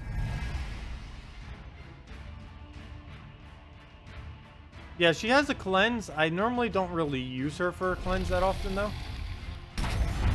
She is one of the only dragons with cleanse. I believe the other only one is, oh, what's it called? I can't remember its name. It's the one from Kazil. Emperina. Emperina, I believe, is the only other dragon that has the ability to cleanse. And technically Dragon Soul if it revives into itself. I don't really count that as cleanse, though.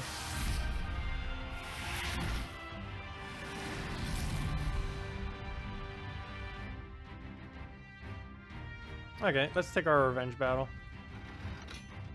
And what should we throw at it? We have the Fierce Raw team there, Justice team, Anti-Skull. We might as well try the Anti-Skull version. He has Bone Dragon. This is the one that I said basically never loses. Watch me lose. No, it is really hard to actually lose with this. I'd have to be blindfolded. Oh, I still have those things too from when I did that one video. I might do it again. The things I used to block out the screen so I couldn't see it. I could technically do that right now. The only problem is I can't have 2 cameras going at once. Even though I technically have 2 webcams, for some reason, there might be a way to set it up, but for some reason my OBS really does not like to work with 2 different webcams. Or at least not if one of them is internal. If they were both external, it might work. But with 2 internal webcams, or 1 internal, 1 external, I haven't been able to find a way to get them both to work at once if I was to do 2 webcams for something. Like to do a face cam and maybe one for whatever else. Mana surge. Move that down. And get our purples and Dragon Soul, we'll go from there.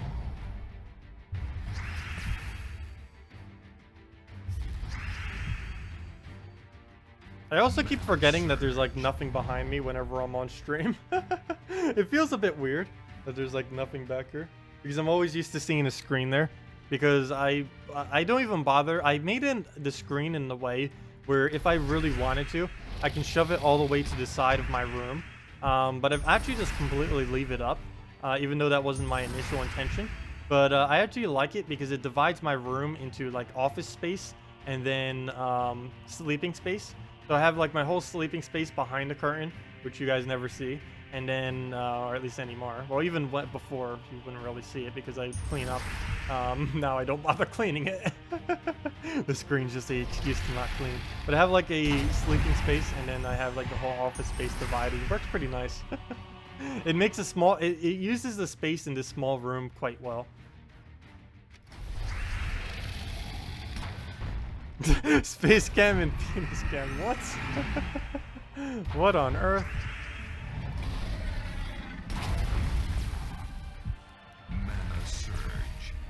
Let's see where the magic happens. Mana surge. I could turn off the green screen thing. There isn't really anything interesting to see behind the curtain. All it is me showing how lazy my floor is. Especially if I show the garbage can over to the right. Because I normally just toss things at it and I only bring it out during garbage day. I just keep throwing things at it until it overpiles and then just worry about it when Tuesday comes around.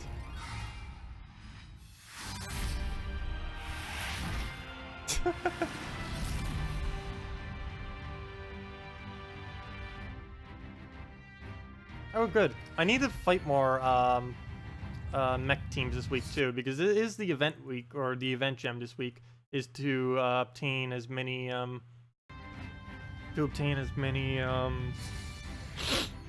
mech kills as possible. Okay, what will we do here? Probably go into purple to get the crystallize, and hopefully follow it up with another purple so we can Dragon Soul. Mana surge. Good, he didn't go for it, he went for the skull. Mana surge. And he didn't interfere, so we can just take our purple, we get it on surge, nice. Ooh, okay, that's fine. Oh no, that's not fine. That's not fine at all. I was expecting him to take the other skull, but our cascade ruined it. And then he took the better skull, which I didn't see would give an extra turn. Mana surge. But we'll take our manas. Mana surge. Throw down, actually let's take that first. Get some Silverglade up. Dragon Soul, Gorgolfa, go from there. Oh, come on, didn't even get full self anymore. We were even giving it all of its mana and it still didn't get enough. Now it is. Mana surge. Mana surge. Okay. We'll just throw that yellow, go into Sevhina more into Dragon Soul, into the win. We'll take the reds. Mana surge. No skull distraction. Hopefully he'll miss. Come on. Oh, good thing he did it right there. That was actually a really good chance that he would have gotten an extra turn there if he didn't do it there. He could have done it on any of these other columns if he didn't hit any of those three. But good. I think he ruined it.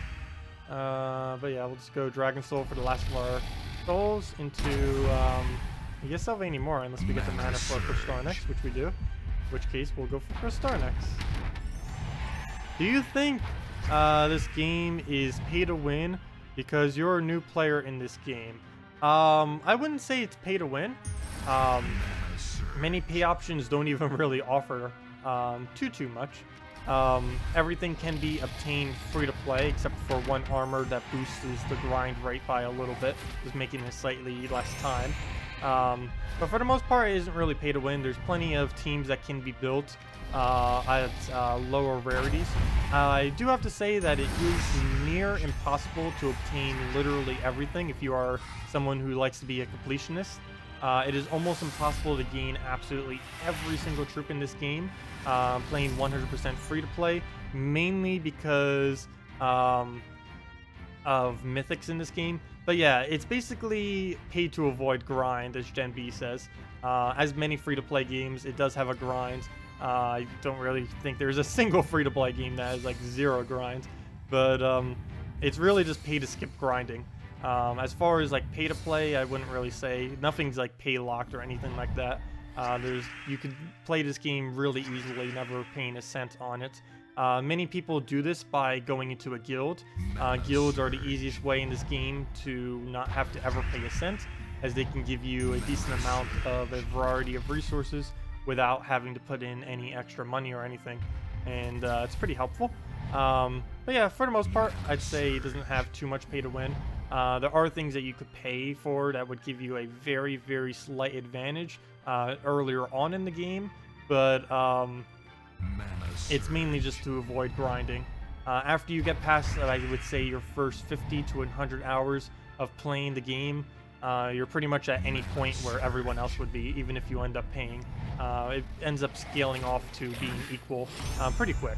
Like, you notice it early on in the game if you were to spend like $50 or something, or even just $5 for like the daily gem thing.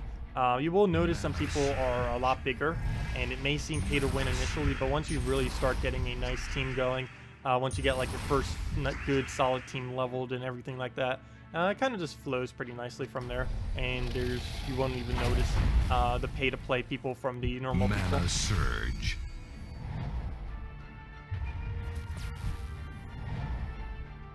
Let's see. Well, we'll just throw down on brown right there.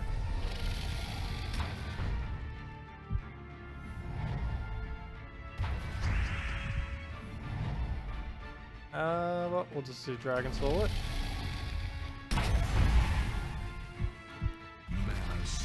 Oh wow, you actually got a lot then. If you only don't have the mythics and a couple of the imps, that means you got every single legend then. Wow. Mana surge. My Let's Play account has been going for that long, and I still don't even have anywhere near that. But I don't play on it as much probably as you. My Let's Play account has, initially I started playing it a lot, like the very first month, but thereafter I barely played it at all, for the most part. I mainly just been using it for videos and stuff. Yeah, free scouting, if anything was pay to win in this game, I would have to say it is free scouting. Once you spend, I think it's $30 or $40, I forget which. Most people get there from buying a $50 pack, but I believe $30 or $40 you get free scouting, which is VIP 3. It's about the only thing that could really be considered extremely pay to win in this game. The main reason for this, even though you can normally do this for free, or actually I think it costs like 50 gold or 10 gold or something, it's pretty much 0 gold. But the main issue is if you have the VIP bonus, it does it automatically. Whereas if you don't have the VIP bonus, there's no way to set it to do it automatically. Like, you can't just tell it, take 50 of your gold every single time and just show it to me always. That'd be cool if they added that feature. But the fact that you can automatically see your team always once you have VIP 3, it saves you about, at minimum, 5 seconds per battle. And if compared to not scouting at all, then that would really be a big difference because you have no clue what you're actually facing. Whereas if you have it, you already know. But that's about the only thing I'd really consider to be pay to win. Because it does save a lot of time having VIP 3, since you always do get the automatic scouting. It makes no difference in Arena though, because it doesn't matter if you can see ahead of time, because you don't get to see your teams ahead of time.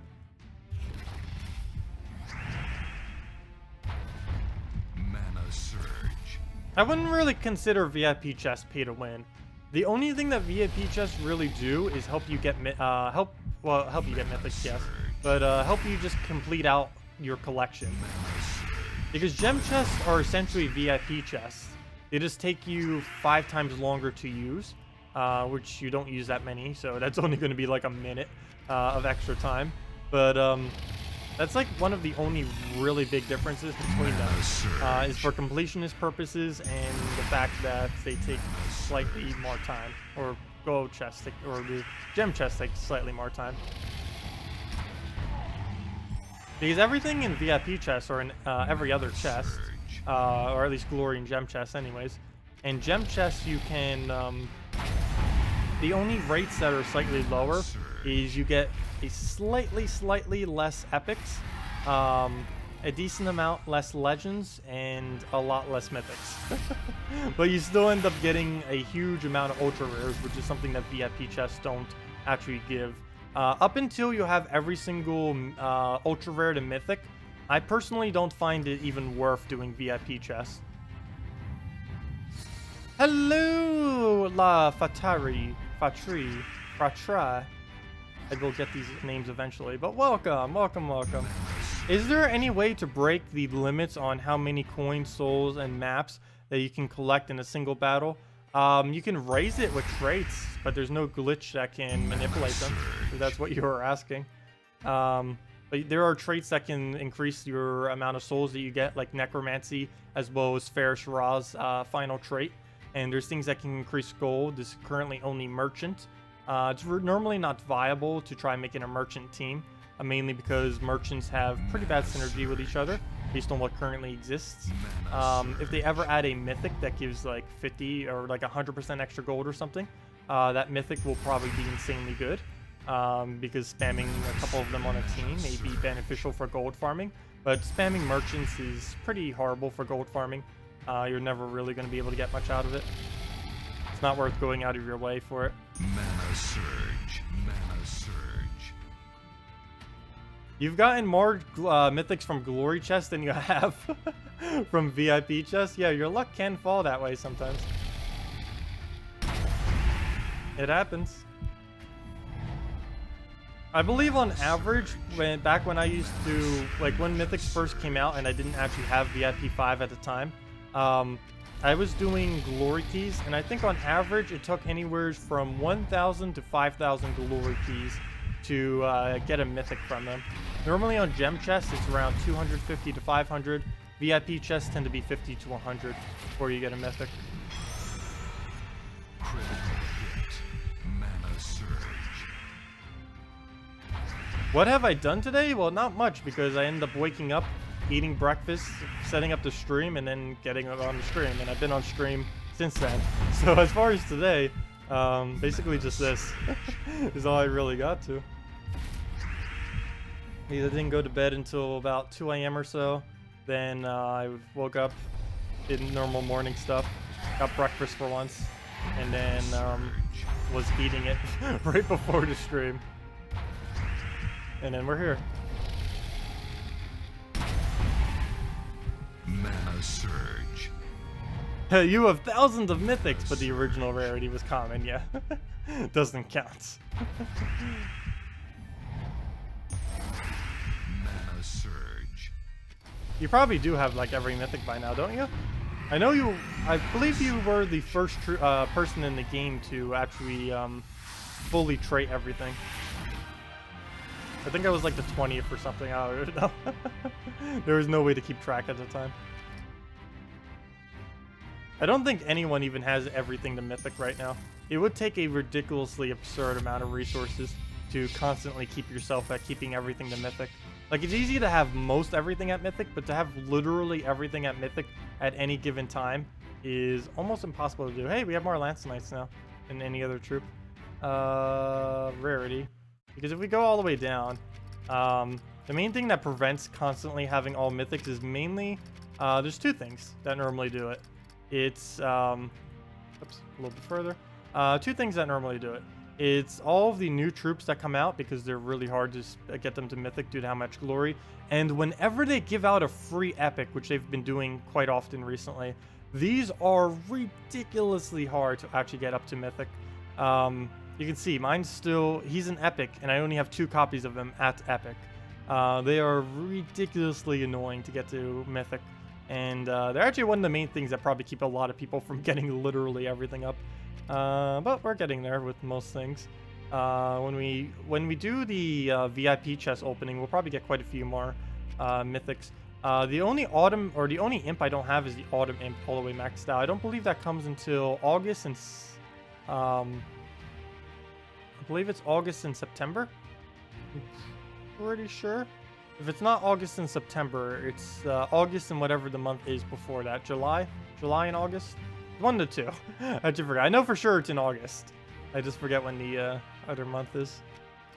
But we'll need to make sure we try getting that then, because that is, I really want to get that done.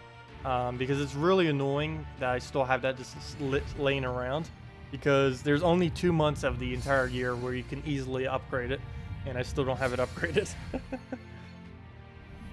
How to upgrade kingdoms? You upgrade kingdoms by using gold initially, and then once you get later into the game, you upgrade them from just upgrading the troops within the kingdom. These are determined by a couple factors. It's determined by how many troops you have in the kingdom. It's determined by how leveled your troops are within the kingdom. And it's determined by the amount of traits that you have on the troops in the kingdom. Normally, you don't need to worry about the kingdom star levels until much later. Oh gosh, assassinate. Until much later into the game. But when you're first starting off, you mainly just want to focus on getting gold into your kingdoms. You got another Imp of Love earlier? Yeah, I have way too many Imp of Loves. I wish I could trade them in for any other. I would trade like 5 of them in for just 1 of a different Imp. That'd be cool if they ever did have a conversion system in the game. I highly doubt they'll ever do it though. It would completely wreck their economy in a matter of seconds. One update to crash the economy.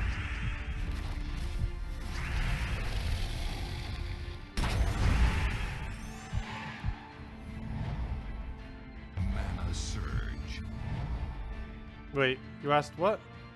Is there any way to break? Oh, because you don't want to use a full blue team to get 400 extra gold. Is that what the event is this week for consoles, I would assume? Normally, it's not worth doing the 2x for 400 gold. Unless it's use Troop X in your team, it's normally not worth it.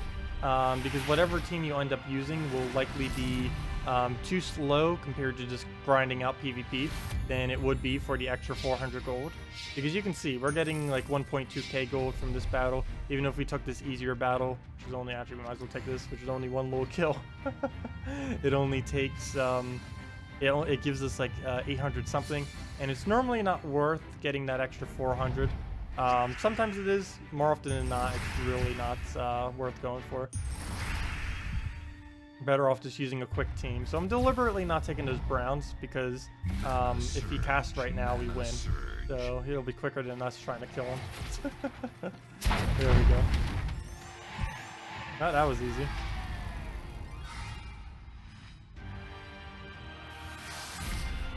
It won so quick it froze the game there for a second on that loading screen at the end. Funny. What happened there? Okay. How far are we on the event? Probably a while away still. Yeah, we only have 90. We're not even a third there. We will probably be about 2/3 the way there by the end of tomorrow's stream. So that'll be quite a bit of progress on it. And the rest I'll probably just grind out. We can easily win it 1 per minute. We get 3 every single time. That'd be 180 per hour. And yeah, that would take us only 1 hour to farm it then, after we do everything. So that definitely won't take too long to do. I'll probably do that off camera, I don't know. Could do it on. Wouldn't take that long. Probably even be less than an hour by the time the end of stream tomorrow. You still don't have Imp of Love? Imp of Love is one of the better imps. The main reason for this is it currently, and well, always will because there's only 6 imps, it has the highest damage potential of any imp. Which is one pretty okay thing that it has going for it. Most of the imps tend to be more towards the weaker side, but he's kind of okay. Him and Winter Imp are, and Spring Imp are about the only 3 really viable ones. But, oh, come on, go. But he is somewhat useful if you wanted to try using him against high attack, because he can really easily gain his extra magic, just from casting it. Whenever they gain a lot of attack, because you'll get the split damage, you'll get the double charm, and double charm, if we do that against his team, they'll on average do about 60 damage, so that's pretty good. Of course, you can't really use it with Entangle. The main problem is the 2 absolute strongest imps are Spring Imp and Imp of Love, and they kind of conflict with each other because you can't viably use both of them on the same team. Because if you use Spring Imp, you entangle the entire enemy team, and that means, oh, you've got to be kidding me. What on earth? He just assassinated triple. Just for fun. I want to see if you can get 4 in a row. Okay, let's see if you can get 5 in a row. Through Entangle. Through Entangle. 5 in a row through Entangle. Go. Okay, good. Okay, he gets 1 more shot. Let's just see. He assassinated 5 troops. Okay, good. That's as far as he gets. Let's just retreat. Oh, what on earth has happened? 5 assassinates. That is insane. I have never seen 5 assassinates in one battle. I don't even think I've seen 4 assassinates in one battle. That is ridiculous. Oh wait, sorry, that was 4. Yeah, that was 4. Never mind, that was 4, not 5. Well, I said this team basically never loses, then I get destroyed like that. That is a really, really rare circumstance, though. When will you ever get assassinated 4 times in a row? That's almost unheard of. Well then. There's only a 10% chance every single time, too, by the way. Though he hit... though the skull spam didn't make the initial 2 easier, but he ended up hitting 2 10% in a row after he did the skull spam, which is still pretty insane. Anyways, that happens. Let's go and get our mana now. Yeah, thoroughly wrecked. Gosh. Couldn't even try countering it. Like, we had him entangled. You can't have him any more disabled than that. Other than just killing him.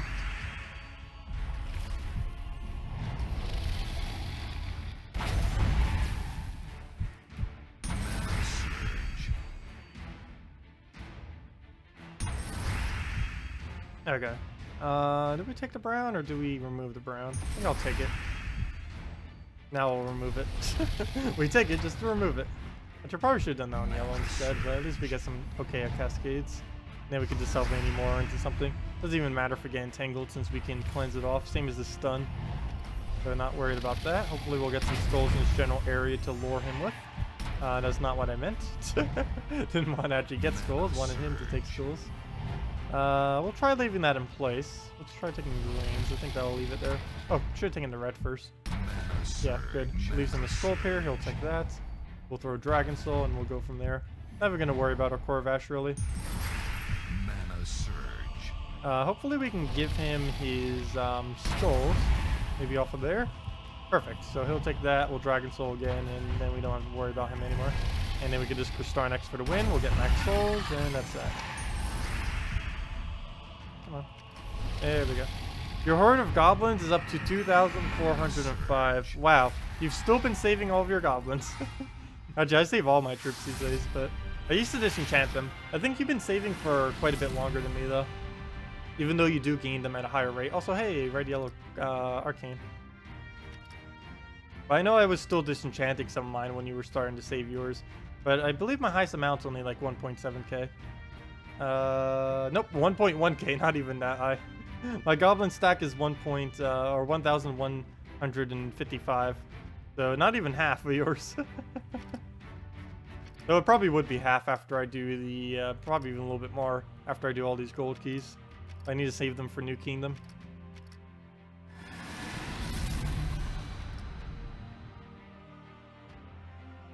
Oh gosh, what's with all these bone dragons? At least it's not an assassin.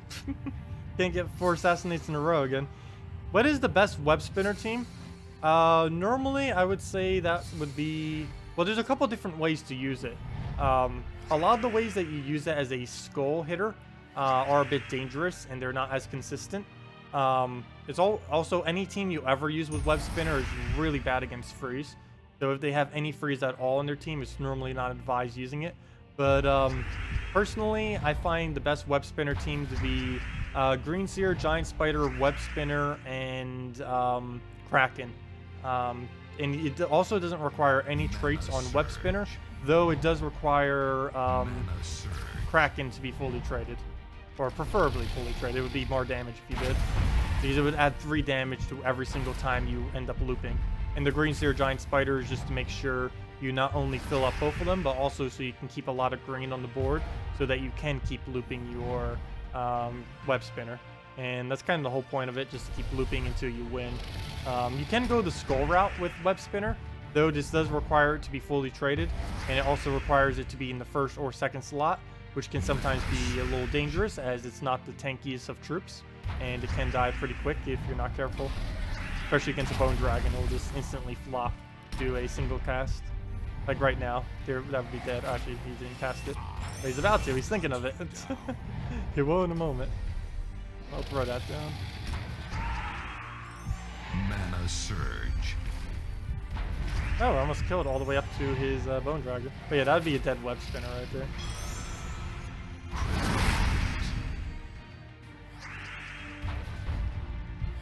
Luckily, Gorgolfa is much tankier than that, though. Mana surge. Yeah, I can go do one right after this. They need to have 0 freeze, though. I'll do a non-traded version, even though you can get the traits next week. I just find them to be a lot safer. Okay, and that's Mesh. Or assuming this isn't missed. Could have probably thrown the Crystar next too, but there we go. We hit every single skull, nice. Almost hit the entire board off, which normally happens with Gorgolfa with that many explosions. 3 trophies. The useless trophies. I wonder if they'll ever have a purpose other than gloating rights. Even after the Guild Wars update, they're not even going to have a purpose, it doesn't look like. Based on the preview. Excuse me, based on the preview so far. Okay, perfect. We can throw it down here. So let me go get the a non-traded web spinner team. So that's Green Seer, Giant Spider, Kraken, not in that order, and web spinner. Doesn't matter if you have mana conflict. Banner.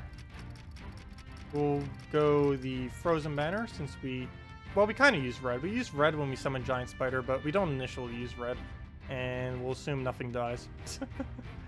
You always want to put your Giant Spider behind your Green Seer whenever using Green Seer Giant Spider loop. This is mainly because you can replace out your Green Seer with a spider. It also gives you more room to replace out with spiders if you happen to have a different team, like with a Green Seer not in first slot. Normally, you do want to try avoiding putting Green Seer in first slot. With this particular team, there's no room to not put her on first slot, so we kind of have to. Oh, there we go, getting a bunch of mana we don't actually use, of course. But we kind of have to. That'll take everything. There we go, got Green Seer up, and now we can start rolling on this team. So first off, we'll get off the yellows. Get our web spinner up. Double check board, looks good, and start spamming that out. Please don't miss. Good. And we've already reached the end of our loop. Because Giant Spider has nowhere where it can land other than green, which of course we do not want to actually remove from the board. So we'll just do that, let it poke on skulls, which actually can't since we got lucky enough to entangle the first troop. The entangle's a random enemy, and we actually got it on the most useful one, which is first slot. So we'll throw down this on red just to get them off the board. It'll also hopefully give us more green from Cascades onto the board. Good. Move that down. Green Seer will probably hold. It looks like enough green on the board. Actually, never mind. I need to do it now just to make sure we get our Giant Spider's mana out of the way. We want to make sure it has full mana before we cast our web spinner. We could cycle this back if we want, right over there. I don't think I'm going to go for it though. Let's go for our web spinner. Keep chipping down. And let's see, good enough board? Hopefully in the corner there. We have two main spots, right over there and right over here to aim it at. And it hits both of them, nice. Any skulls? No. Board doesn't look as good. We'll probably throw a Green Seer if we can. Doesn't look like we have one. Unless we do it on purple, which we'd want to try to avoid. So we'll just risk a web spinner again. Yeah, and of course we missed because we didn't have a good enough board set up. Ideally, you'd want to keep purple, blue, and green on the board. Purple and green mainly. You can get rid of blues. Of course, blue is mainly used for Kraken. More often than not, I tend to just deny the blues, though. It's really hard to get a good enough board set up where you can get away with not doing that. But we'll just throw that down. Probably even get rid of our purples so we can get a Kraken off. Or at least more web spinner. Or at least loop web spinner until we can do something else. And just go from there. Yeah, and that's match. So yeah, that's basically web spinner team, or at least a safe version of it. It's really bad against freeze, obviously, since it has no cleanse, and it's really dependent on extra turns. But there's a lot of different loops you can get away with. It also requires no traits on your web spinner. Though that's kind of redundant, since next week you can easily trade it up. But it's a lot helpful if you can get a Kraken fully traded if you happen to have, because that's 3 extra damage per extra turn, and that means at minimum that's 3 extra damage per web spinner cast, as long as you're getting extra turns with it. So here's a team that does have freeze, but it's only going to freeze our Green Seer as long as we're lucky, so we'll run with that. Oh, you just reached level 500. Nice. Yeah, your hero is now mythic. It gets that nice mythic border. I was mentioning on the forum earlier that they should bring back shiny cards. And one of the things I said with it is they should make it at level 1000 to get the effect. Because they used to have shiny cards in this game. And I would love if they added cards that had like special animations when they have full mana, or just have different borders, or just look visually different in some way. Really wish they would bring that back. They ended up removing it when they initially brought it into the game when the game first started. The main reason why they removed it is because they ended up changing it so that at the time when max level was level 15, that any troop that reached level 15 would automatically become shiny, and this basically made shinies worthless. because you could easily get any troop to shiny with almost no effort at all. And then they kind of completely broke the economy on shinies. And then they're like, okay, let's just remove these entirely from the game. But with the new Ascension, they could just do an Ascension above Mythic. Don't make it give any extra stats, but they could make it so it would give, it would just visually modify the border or the animation. Like, you know, the little animation that plays, like right there.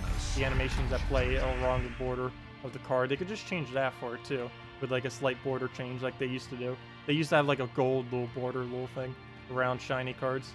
Made it look all nice. A lot of a lot of trading card games tend to do that, which they would bring it back. Also, thank you, Parfs Studa, for the subscribe. Much appreciated. I thought it would be mythic at level 1000. No. The leveling for them is 10 is rare, 25 is ultra rare, 50 is epic, 100 is legendary, and 500 is mythic, as far as when your hero's border changes to the next rarity. It makes no difference as far as stats. Well, actually, I think your hero gains like 1 stat at every single one of those instances, but it really doesn't make any difference to like the overall stats of your hero. But it does change the border. And it's pretty cool having a mythic with other mythics when you put your hero into it. Makes no, it's mainly just a visual difference though for the most part.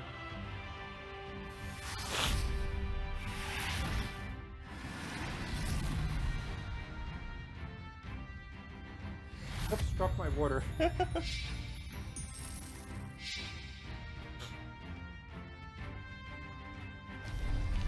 How did that get over there? I think my headphone wire knocked it down.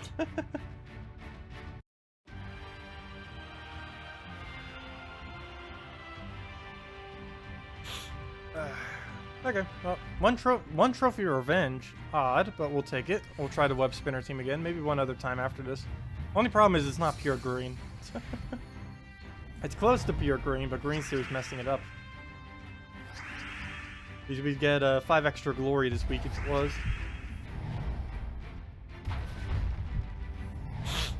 Ah, got one on my nose this morning.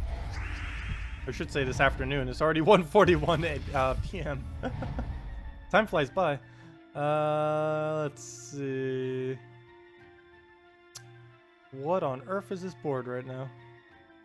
I'm almost tempted to do this on green. Probably shouldn't though. Take a blue. We have our banner set to it. Might as well take it. I really want to try denying a color we don't actually use. A little bit redundant taking one that we do.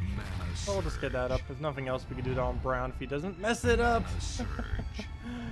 Oh gosh, this board is really slow moving. This battle. Okay, let's move that over. Come on, give a setup of anything. There's so many skulls in the way, and we can't even take them. We need these skulls to just move. This board's about to be shuffled like any second now. We'll just distract him with a skull, I don't mind. Not even doing that much damage.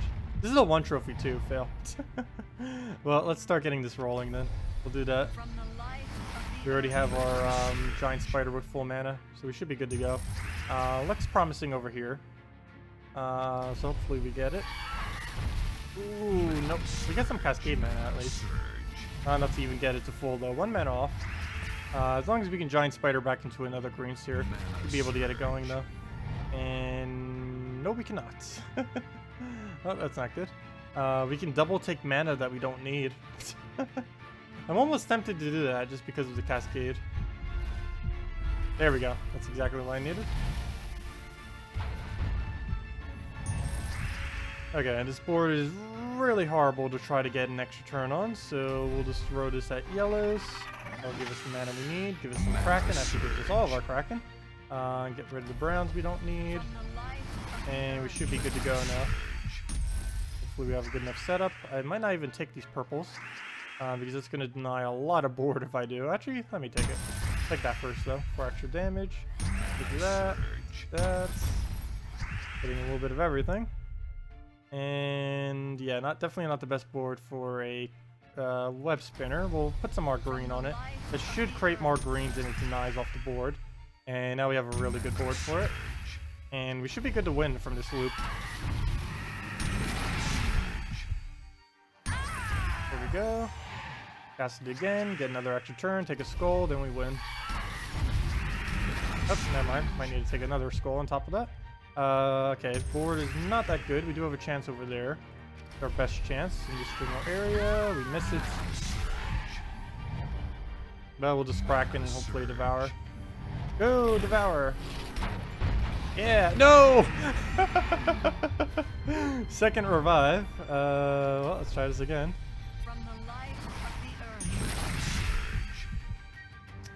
Gosh.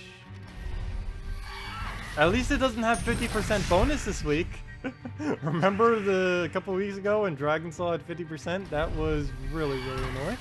Especially when it was reviving like 4 times in a row. There we go. Now it died. Hello, McDiddy! Have you been using Finley during Green Week? No, I have not, actually. I have not bothered using Finley. I hate that he denies skulls. He normally makes battles slower than he actually increases their speed, so I tend to stay away from him more often than not.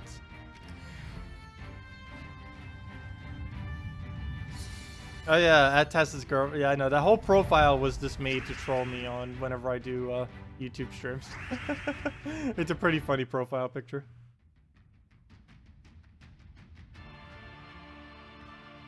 Mana surge.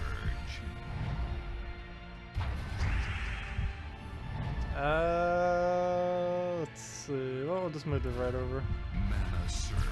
Hey, extra turn. We didn't get the mana we need. Stop giving us so much red. I don't need red this battle. Mana surge. Okay, we'll do some blue as much as I don't want to. Ooh, or we'll do it on yellow. Wow, that actually made a complete mess. That is insane. Actually, can we do some blue and then take yellow? I think we can. Sounds like a plan. Mana surge. We can just take that. Mana surge. Come on, get this on the color that we need to deny. We're doing it on yellow up there. That's not really useful for us though. Can't do it on green, or I mean on brown, which would be the main thing I'd want to do it on. I guess I'll just move this upwards instead of down, and then just deny the yellow. And let's see, this is a little bit of an off board. I don't really see anywhere we'll really be able to get unless we get lucky over in that area. Nope, we do get in the corner. Well, we can take that now. I didn't want to take the 5 times because that would take away one more additional gem that we would want to have on the board. Okay, this one should be pretty good. We have a couple spots that we can do it on. Good. It's the main one. Ooh, that took away a little bit too much, but we can easily just do that for the win. There we go. But yeah. Web spinner, a loop is about the safest way you can do it. You can get some pretty quick teams too if you do it in first slot. I'm just not a huge fan of using web spinner first slot as it is extremely dangerous. There is a queen mab, which means we skipped. There's no way this team can do a queen mab. It'll break apart like crazy. Revenge battle. Okay, I guess we got to switch. Just this team now. What do I have that's even really good against an all-freeze team? I don't even have anything these days. I normally just throw dragons at it. That's about my way to counter a all-freeze team. Oh, well, you know, we could actually start keeping this as a normal team. Boreal's first lot wouldn't be too bad. Because we could keep scroll spamming. Oh, next redeem code we'll do in about 15 minutes or so. We tend to do them at noon and 2 p.m. Eastern Standard Time on Fridays and Saturdays for the codes. Sometimes it'll be a little bit earlier or later, but generally those tends to be the times of which we do them. Mana surge. Okay, so let's start off first getting our Bone Dragon. Gonna be needing that to spam him out, let him take his little skull. Also, I got a couple of video ideas recently that I'm gonna be doing for bigger videos. Oh, also I still need to do the April Fool's video too, which needs to be out next Saturday. I don't know if I'll have time this week to actually do it. Might need to do something slightly smaller.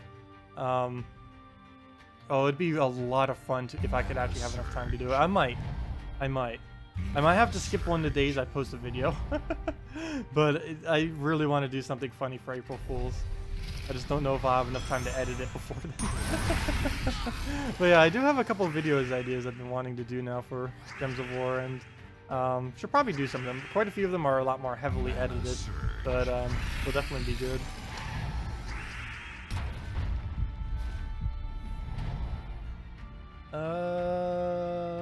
Let's see. I'll just take a blue. Mana surge. Mana surge. Mana surge. Hello, Kevin Mulder. Welcome. Welcome, welcome. Doing pretty good. Surge. Mana surge. Oh, we'll just let him poke on skull. Kill it with a bone. And that's match. As long as we get a follow-up skull, which is pretty likely. Ow, that harsh sound. The sound of 1,000 skulls. Actually, the board can only hold 64.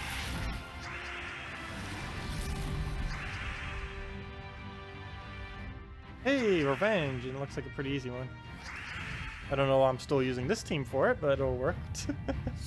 I mainly have this as an anti-freeze team now, I guess.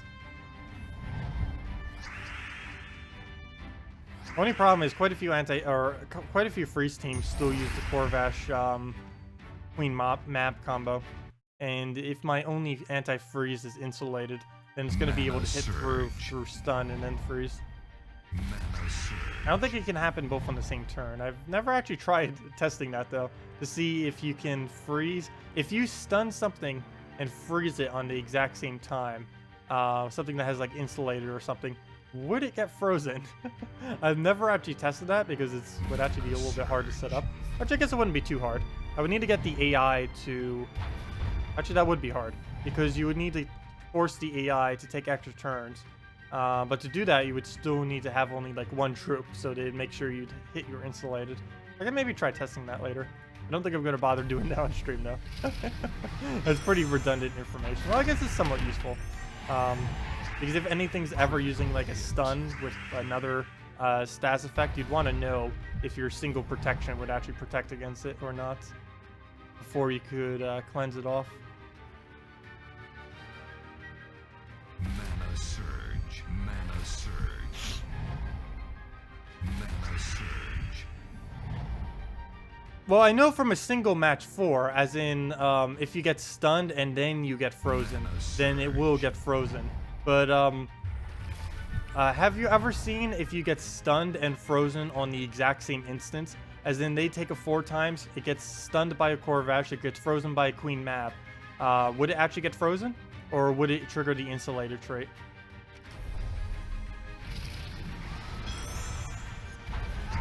I believe the order of that may depend on what the enemy order is. Like if their Corvash is first, it'll trigger the stun, and then it'll trigger Queen Map's freeze. And normally the Corvash is placed in front of the,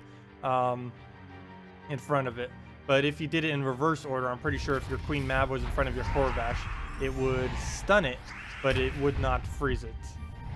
Because it would do the freeze first, which would hit the insulated, and then it would stun it. Because I'm pretty sure it does it in troop order. Mainly because Corvash is always first. So if you did always have Corvash first, it would do it in correct order. And I don't think they would try bug fixing it to work in the other way, because they're so used to people using Corvash in first. And maybe, you know, that may even be one of the reasons why they gave Corvash a leadership trait. That would actually make a lot of sense now too. Because if they gave it leader, knowing that there was a slight glitch with it, it would make sense that to fix the glitch, they would have to have it in the correct order, which would mean Corvash would always have to be in front of any other 4 times effect. So that would actually be really smart on their part if they did it like that. Instead of fixing it, they would just give him the leadership trait, which would make him pretty much always used in front of everything else. Actually, I'm kind of want to test that now. I need to go test it. I would need to set my own team to test it against, though. Let me go test that. We'll do it over suggested team against. I would need to make some kind of team with Corvash and Queen Mab in it. Let's go do that real quick. Okay, so let's go over to troops. I need to go find a Corvash. Oh, what am I doing? Actually, we can overwrite this one. Let's just clear this team out.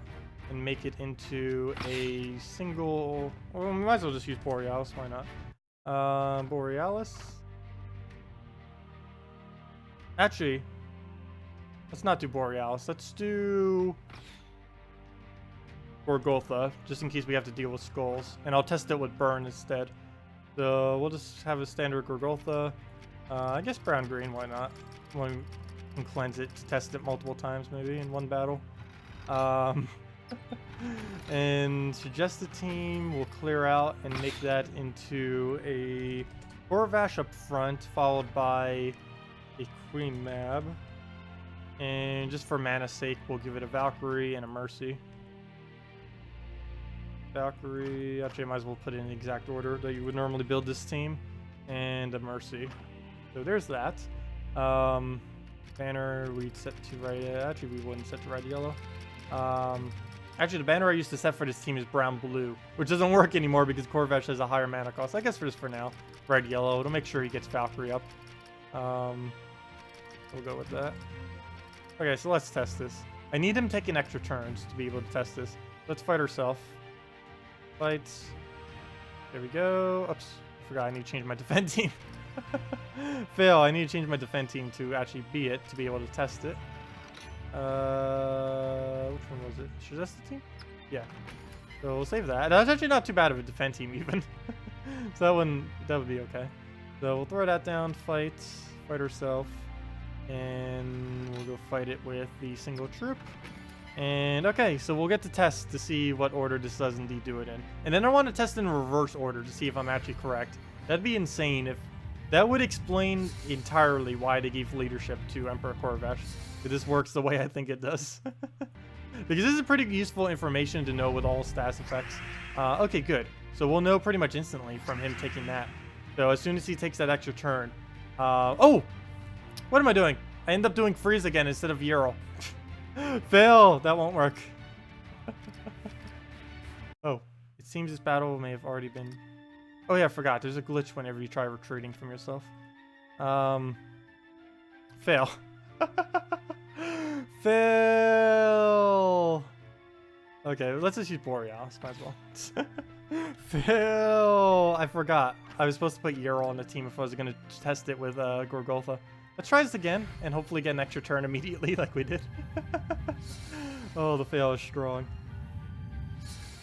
Okay, let's try this again. Good. There's still 5 times there, so nothing changed. Just wasted a minute. Okay, so do we get frozen or do we not get frozen is the question. Okay, we do get frozen. So now to test it in reverse order. With Queen Mab in front of the Corvash.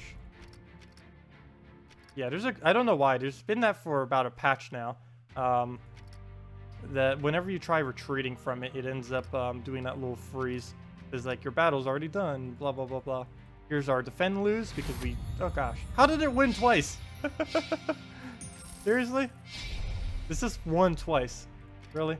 Well, I guess it's not too bad. It used to be a pretty commonly used team. What was I about to change? Oh, yeah, I was about to change our order. There we go. Okay. And now let's try this. Now will it stun? I think it won't, but we won't know until we try it. Or will it freeze us is the question. Will this end up freezing us with Queen Mab up front and Corvash in the back? I think it won't, because it will do it in order from top to bottom. But we'll see. Good. He'll take that first turn. So it shouldn't freeze us. And I am correct. Okay. So now we know. Okay, so that's why they gave leadership to Emperor Corvash. Interesting. So they did that deliberately because they probably tested this. Interesting. Okay, so yeah, it's based on the order that your troops are in as far as when they trigger all the 4 times. So something like a Corvash, to be able to place the effect instantly after on something that has immunity to it, such as immunity to freeze when trying to freeze them with a Queen Mab, you'd have to have your Corvash up front for it to instantly do it. Otherwise, it will hit on his trait first with the freeze, and then, or whatever the effect may be, and then it will stun it. So yeah, it does do it in order. So there we go. So exactly what I thought is correct. So that was just to prove it. So that's interesting information. That'll come in handy with some things, with like single immunities. That wouldn't really play out too often though. But now we know. So yeah, always use your Corvash in first slot, which is pretty much what you'd already do, but now there's even more reason to. Anyways, let me go switch my defend team to what I had before. Not that. What did I have before? I don't even remember what I was using as my defend these days. I had an all-mech team set up before, but I think I overrated it. Oh yeah, I had this random team. I didn't even mean for this to be my defend team. For some reason, it was winning. I have no clue how, but okay. If it wins, it wins. Okay, what should we throw down now? Might as well just monk it with all the dragons. But yeah, now we know. Gotta put those Corvashes up front, and you can indeed stun and then status effect something, even if it has immunity to it.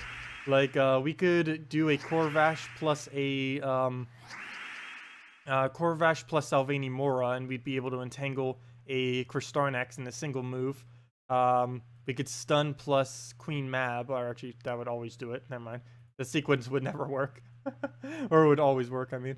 But we could, like, stun and Deathmark, Dragonian Monk, because next patch there will be something that can place Deathmark on 4 times or higher matches, which is absolutely insane. Oh, now that we know that, that's what's going to be the new meta.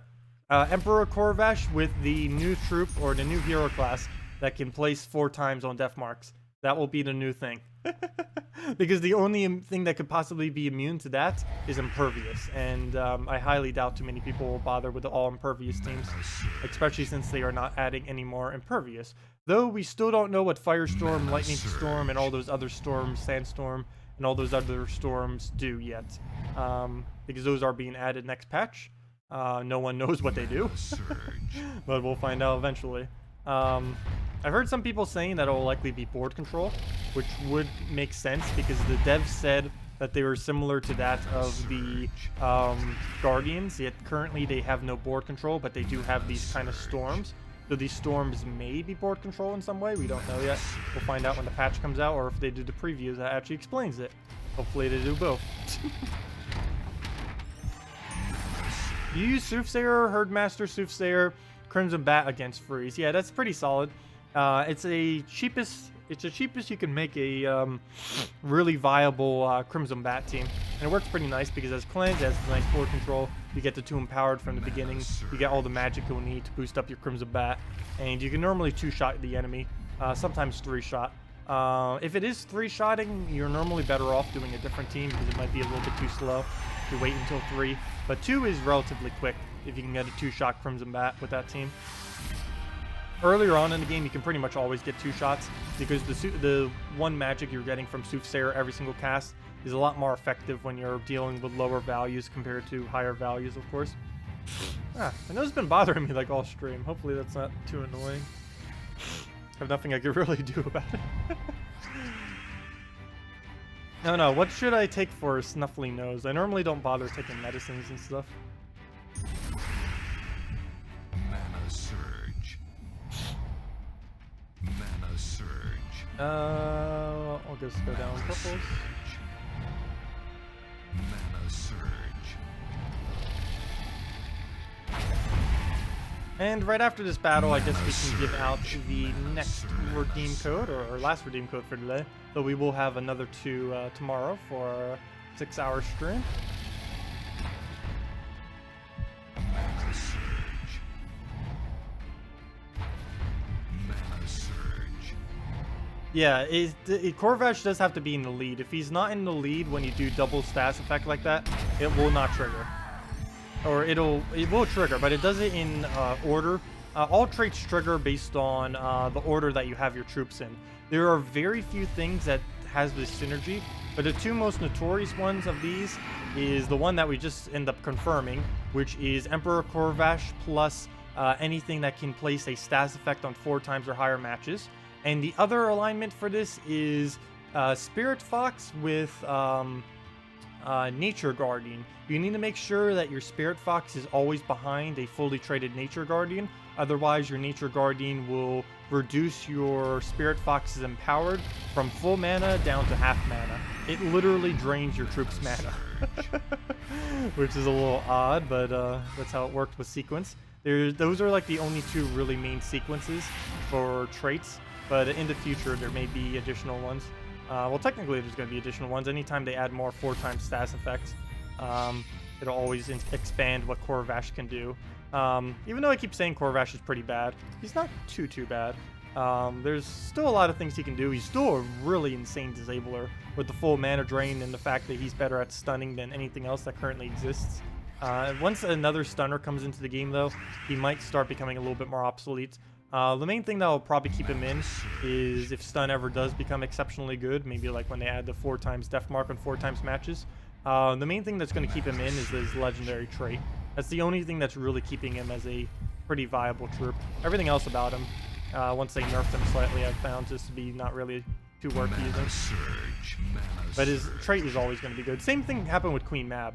Doesn't really matter how much they nerf Queen Mab. Just the fact that she can freeze on 4x or 5x matches is enough that she's always going to be viable. They could take away... Her ability could literally do nothing and cost 100 mana, and it would still be worth putting her on a team just for the freeze. Especially if you're still doing Injustice team.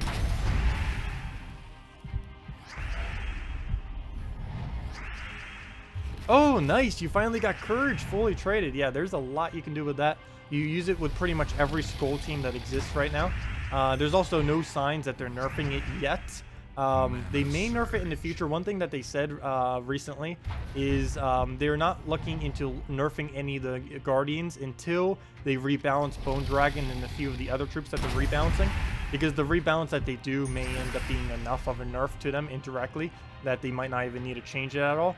But yeah, it's definitely really nice to have a Courage. The fact that he gains 3 attack and 3 HP to all allies per skull is absolutely insane. There's a lot of troops with similar effects that don't do nearly as much as that. The fact that he does as much as he does is absolutely insane. Like even the hero class.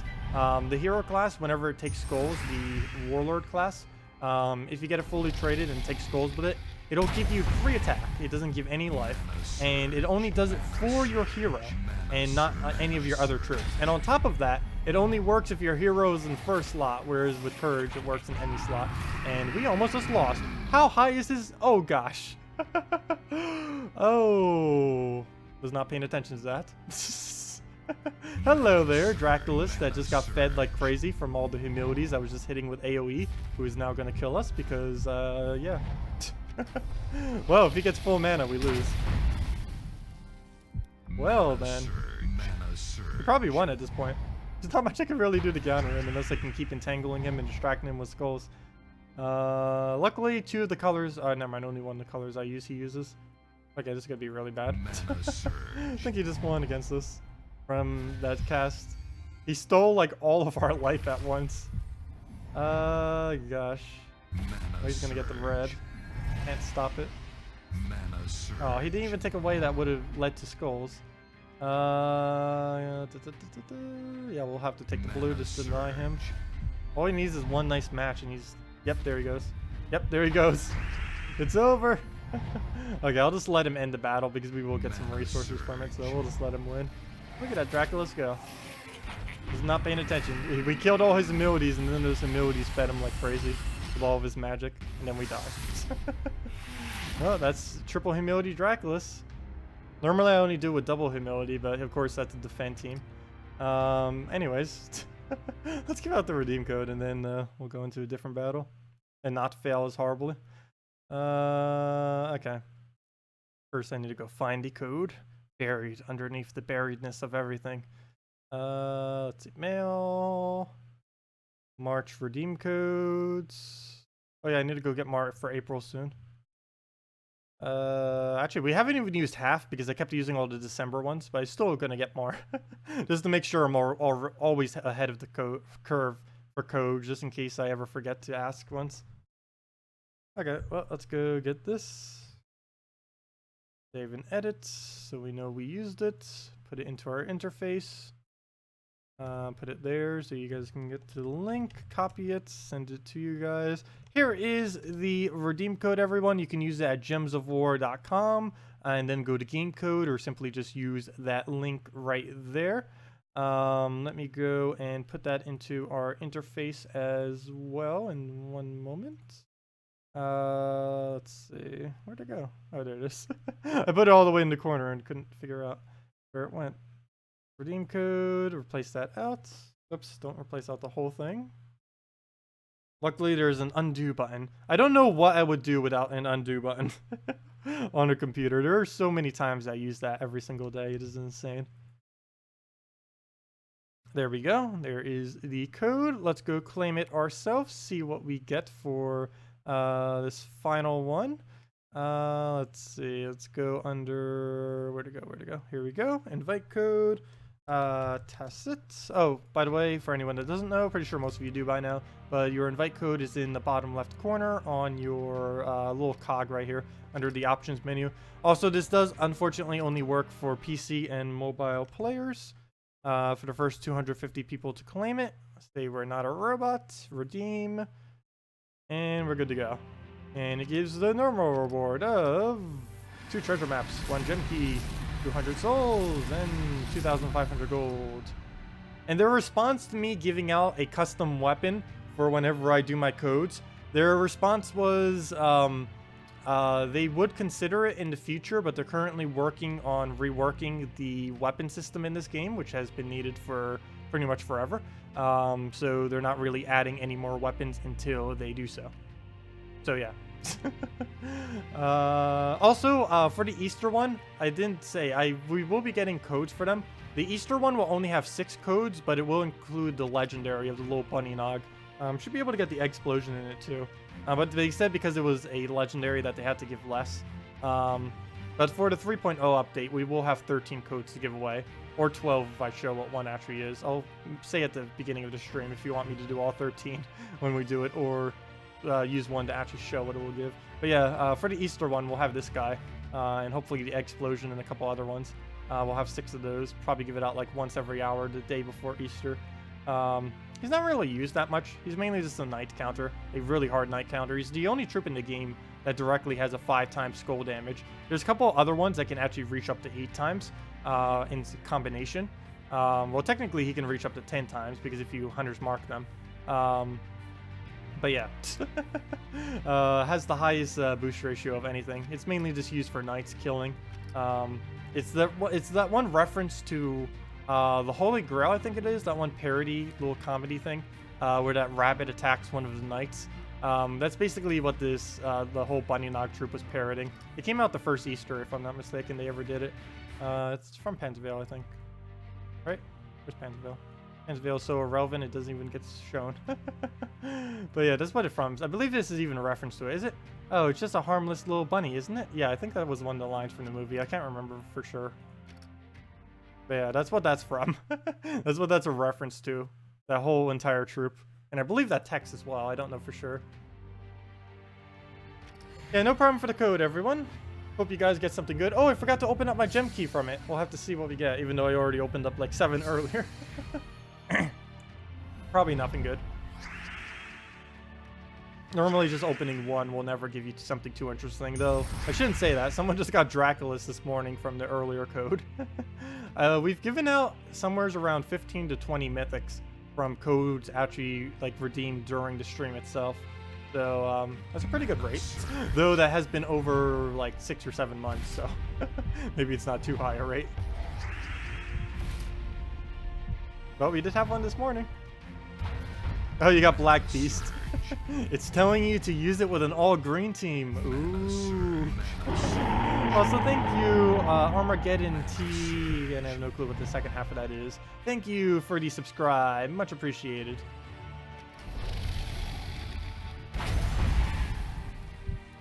Mana Surge. Well, we'll let it bait out on Skull. We'll let him bait out the other Skull. Actually, no. I lied. He only gets 1 Skull. We take the other one. Ooh, I give him so much blue though, but he's gonna distract his turn with skulls at least. Hopefully we can give him another one. I'll probably do it over here since there's a pretty good chance that we can get him a skull just by getting one right there. Oh, perfect. Not exactly where I wanted it. Well, but technically we got both of them, but it did what I needed. Oh, But we got a Dragon Soul, so that's gonna ruin it. Please stay in place somehow. Nope. Oh, good. There's another one he can do instead. And then we get his Crystal next. And that's bad. Oh, that one pretty smoothly. Let's go open up the gem key, see what we got from it. Come on, Mythic. Mythic or Runic Trait Stone, preferably Runic Red. Because I need more of those than any other one. I believe I still need more of them. Or was it green? I think there was one that was actually lower. Let me double check before I open it. Hero, collection. I got 300 of all of them, but let's see. Red is lowest, and yeah, it's red. Never mind. It's red by a mile. Red and blue. Mainly red, though. Red, blue, and green. Yes. One. Ah, Blade Dancer, useless. Or he used to be really popular, but then, Rowan got buffed. Surprisingly, when Rowan got buffed, he was kind of not used because they're both split damage, and he kind of fell off of relevance pretty quickly. Even though he could kind of counter out armor using troops, a lot of people were starting to shift to HP using troops, especially at the time. People started switching over to Green Slime back when Giant Spider was pretty useless. And Green Slime has ridiculously high HP. Actually, if I'm not mistaken, it has no armor at all, not counting Kingdom bonuses. So it was used quite a bit for a while, because HP is so much better than armor, but then it kind of just fell off when Giant Spider became amazing. Because before, summoning in this game used to be capped at level 15. Used to not include traits. Actually, I don't even know if traits even existed when it first came in. I don't even think it did. And yeah, those two things. And that made a pretty huge difference because you'd always summon a really weak level 15 little spider that would pretty much do nothing. So yeah, it was just kind of redundant ever using summoning unless you were like really early in the game. But then they buffed it to actually go all the way up to Mythic and compensate for it. Plus it came in with traits. So that made it viable. Oops, I meant to do that on red. That is not where I meant to cast it. Yeah. Well, there goes the color I needed. Everything I could have misclicked on too. That was the color I needed the absolute most, was purple on the board. Because now I can't even get full mana, even if we surge that like we do. Because now we're one short. At least that cascade is okay. And we get the extra turn. Okay. Well, it worked out. Definitely went bad, but it worked out in the end, I guess. Come on, 1 mana on it. I guess we just Silverglade more. Actually, Silverglade more is enough for the win. Okay, so me misclicking only costs us some souls, is all. Doesn't really cost us any time. You got Pikachu! Yeah! Nice. Gotta catch them all, Pokemon. I used to know the whole theme song for that too by memory. And used to be able to say extremely quick too. Like I forget how long it was, but in like 30 seconds. I think it was, or actually it was probably more towards a minute. But I think it was like a 2-minute song, the whole loop of it. Like the whole 150 Pokemon song. Used to be able to say that ridiculously quick. I choose you. Mongo is one of the best things to get. Why? Why? What? Oh, did I open up the gem key yet? I completely forgot. I don't think I did. I did, didn't I? And I completely forgot. What did I get from it? What did I get from my gem key?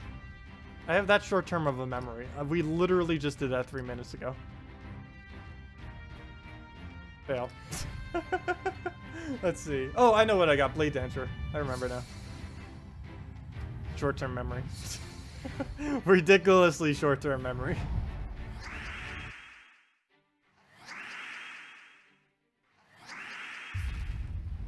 Mana surge.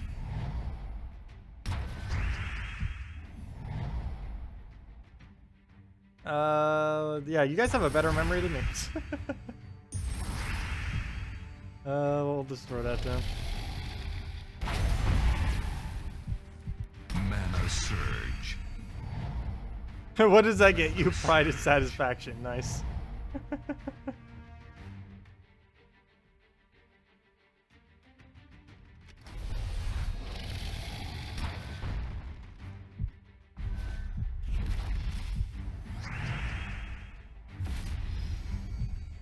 But yeah, anyone just getting here, make sure to use the redeem code below because we will should still be active for another 15 minutes or so. Oh, whoa, that was a lot off the board right there. Please stick around. You're trying to get everything to Mythic. So far, you have about half at Mythic. That's still quite a bit.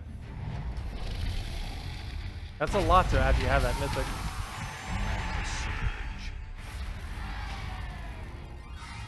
Anything more than about half is an insane amount. Anything more than like 3/4 is like almost pretty much all of them at that point. Because there's always that small like 1/10 portion that are almost impossible to get to Mythic regardless. Like all of the event troops and stuff like that. Whenever they add new troops, they're, other than when they add new kingdom stuff is normally okay to get other than the common. But everything else is normally easy to get because you can just glory key it. And if you can't glory key it, you can normally just event key it.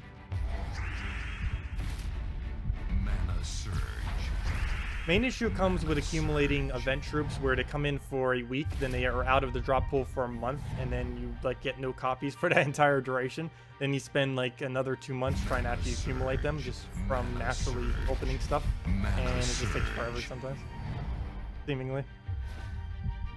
Yep, Kristar next. Want to throw that first. Always best do it before your Dragon Soul. You got a new Bite Warrior from the key. I don't know if we'll ever really have much of a purpose. Anything with warded may have a purpose because I'm pretty sure Death Mark will be rampant next match or next patch. I'm almost guaranteed Death Mark will be the new meta as far as what everyone is using. But he does have immunity to it, so that could be one nice thing that he has going for him. I normally don't see him really used much other than really early in the game, mainly because he doesn't do much other than give you a little bit of armor, and he creates a wall that does basically no damage. So he's really slow. Sometimes people use him on defend because he does have a defender bonus, but other than that, I don't really see him around much. Oh, there goes Barrier. Can we Dragon Soul something? Sure, we'll go over there. We'll throw down Dragon Soul into Kristar next, or into Sevhina more. Should definitely be able to get Sevhina more. Only needs 1 mana. Highly doubt it's not going to hit a Brown. He's like 4 on the board. And that's not the win. Nice, only 5 more until Legendary. Hey, and we get 4 mech kills. That brings us up to some amount. I don't even know. I don't even think we hit 120 yet for the Rowains. The Rowans, however they're pronounced.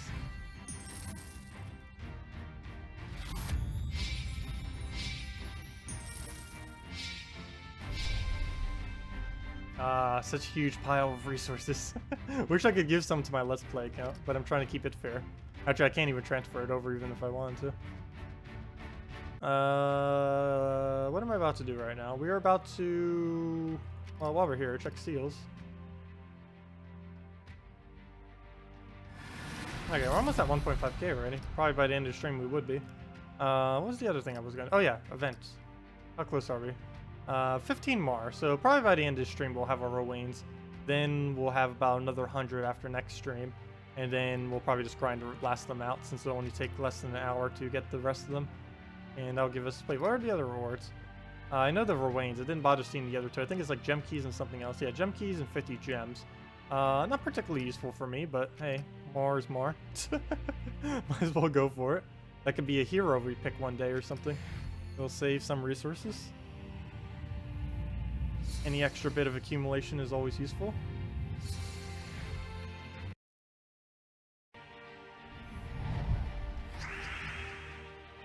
I don't know how some people do that in like one day. Well, I guess you kind of could. You could grind it out like crazy. I hate having to go out of my way to grind it out though, especially if I know I'm already going to be doing PvP X amount of times, which will give X amount of event gems. It just seems redundant to have to grind it out. Unless it's something like really quick. Because normally they take a few hours if you were to grind it out, which you can easily do in one day if you really wanted to.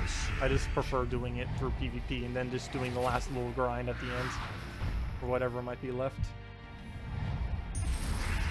Mana surge. Can you show a courage and invade? Sure, I can do a courage team and invade. Normally, these days, you use it with skull spam, particularly either with a Shegra or with a bone dragon or with both. Both also works. Shegra because it does not only skull spam, but now it also has the ability to burn if you're on PC or mobile. And if you're not, you'll have it in probably a month or two. And for Bone Dragon, he's the biggest skull spammer right now in the game until the 3.0 update nerfs him. But until then, he's going to be the best. You have 313 troops, 188 are mythic. Nice. Yeah, I think I have whatever the max number of troops is right now is how many I have, and 300 something of them are mythic. There's an easy way to really test that right now. If I just count how many aren't, and then just subtract that by how many we have, that would give us our number real quick. Let me actually go see. I'm kind of curious what that is percent-wise. I keep saying about 10%. I'm really curious what the exact percent is, though. Sure, check it. So that'll be pretty easy to check. Just need to go to rarity, click all the way down. They need an easier way of getting down. It's so tedious. It only takes a couple seconds, but still unneeded. Because if you click it twice, it doesn't do it in inverse order, which they really need to have as an option. Okay, so 1, 2, 3, 4, 5, 6. Actually, probably be easier doing it that way. 11, 17. Okay, so there's 17, and now we just need to subtract 17 from error. What? Okay. Servers, please. Oh no! All my tabs just collapsed. 1 second, let me fix. No, I hate when that happens. I have no clue if there's a way to undo that. I need to find an undo button for collapsing. Does anyone know if there's an undo button on Windows or on Windows 10 or just on Windows in general? Like maybe some kind of function button that sometimes like all your tabs just collapse randomly. Is there any way to undo that collapse? Does anyone know? Because that would be so useful for me. That happens a lot while I'm streaming. I feel like that happens like 2 or 3 times every single 6-hour stream. It's really annoying because then I have to spend like a minute or half a minute just fixing it all. Anyways, what was I about to do? Oh yeah, counted to 17, and now we subtract that from how many we have. Let's just go get the percent actually. Let's see. So yeah, I was right. It's over 300. Well, let me get the actual percent then. 17. 326. Oh, fail. Oops, math fail. 17. 326. Okay, that is, oh, it's under 10%. It's actually 0, or sorry, not 0. It's 5.2% based on what I currently have. So we can kind of say about 5%-ish, 5-6%. So I only have about 5 or 6% of troops not at Mythic is the amount. You can basically just say 5% of troops not at Mythic. So yeah, that's quite a bit. Anything above 50% is pretty nice. Anything above 75% is insane. And right now we're at like 94.5 or something. Pretty much 95%. Realistically, you would never get much closer than 95% though. Because you'd pretty much have to buy out every single event troop ever if you were to get closer to 95%. Unless they add more troops, then it might be slightly easier. But you'd still always be a few percent away, regardless. Mana surge. Mana surge.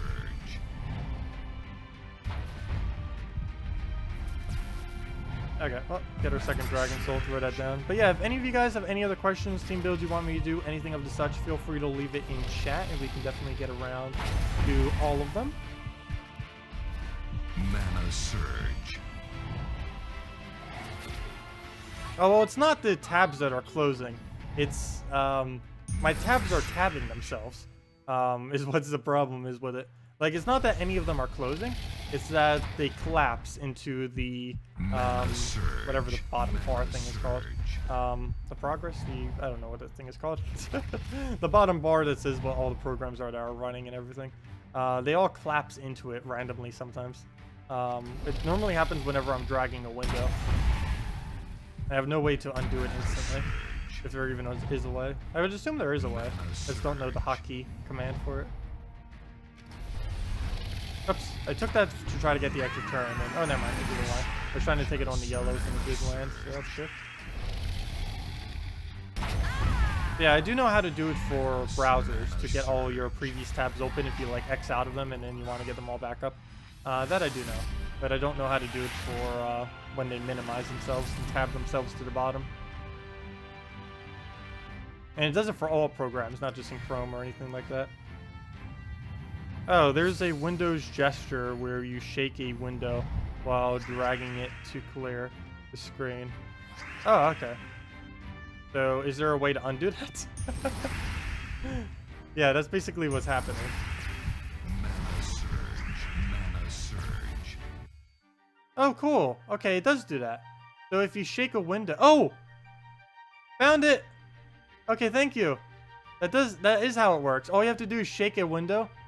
Because that normally happens whenever I move a window over. But okay, if you shake a window, it collapses everything. And if you shake it again, it opens it. I did not know that. That is really weird. This is really amusing. Okay, so if I shake it, it collapses. Come on, shake. Go, collapse. Goes, it collapse, and then if I do it again, it all comes back up. Interesting. Oh, cool. What happens if I keep one closed, but I keep all the others open? Like, let's say if I open that one back up. Would show that one now. Interesting, and it only does the ones that are active at the moment. Weird. Okay. That is useful information. Thank you for that. Well, got that problem solved. That will help save some time. As I waste time playing around with it. Pretty interesting, though. I did not realize that's something that exists. Like, I knew it went away whenever I would shake it, but I didn't realize that reshaking it would actually cause it to come back. That seems odd, but it works. Oh, we didn't get the blue there. And we give them skulls, and we give them yellow, and we give them reds. Oh wait, never mind, we didn't give them reds. But we gave them all the other stuff. Okay. Get up our Dragon Soul. Throw that down. Get our manas. Go from there. Actually, probably should throw ourselves any more first. Oh no! Free skull. It's not that the damage is I'm worried about. It's just him not wasting his turn. He has... Oh, actually, never mind. I am worried about the damage. Hey, that's the guy that ended up assassinating us 4 times. We gotta win. He assassinated our entire team while in a tangle. He literally got 4 in a row. I should probably highlight that too. That was pretty funny. 4 assassinates in a row. I've never seen it before. While entangled, which was even worse. Actually, I think one of them was out of entangle. The last one, but still. Hello, Scandisk. Welcome. Welcome, welcome.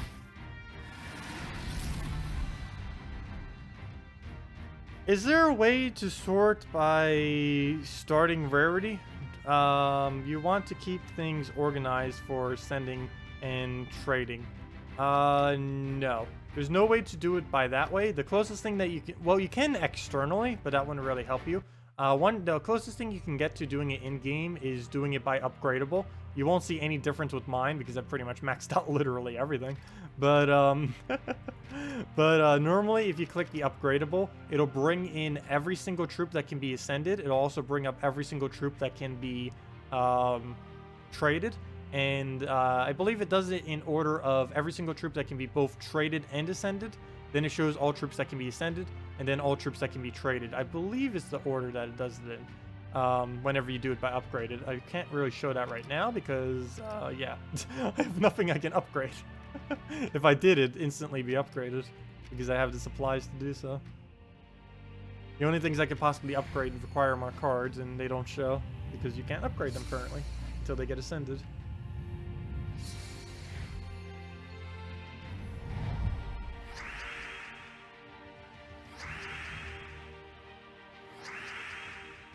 Okay, well, take our yellows, go on purple, go from there, drop the yellow. Also, thank you, Scandisk, for the subscribe. Much appreciated. Yeah, double check the redeem code below, anyone. Should still be active. Use that gemsofwar.com to claim some resources for the game. Does only work on PC. Oops, why did I say that? It does only work on PC and mobile, unfortunately, though.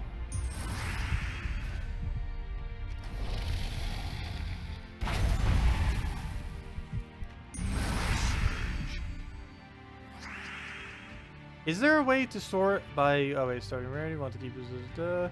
you want to find all comments to see what you could easily trait. Well, you would have to do it by rarity, and then you would have to do it in inverse order. At that point, I'd probably say just to use ashtender.com to track it, or ashtender.com/gems. Let me actually go get that, because you can link your account to it, and it'll track information like that, and you will be able to use different sorting options there that are a lot better than the sorting options that exist in game. Let's see, how can I do a thing? Well, let me just give you this link. And you just go to your collection on this link, and then go and link your PC or mobile account to it. Again, it unfortunately only worked for PC mobile. It'll link your Gems of War account, and it'll give you all the information. It'll tell you how many cards you have of each, and there's a lot more sorting options that you can do there. It's a pretty nice tool to have.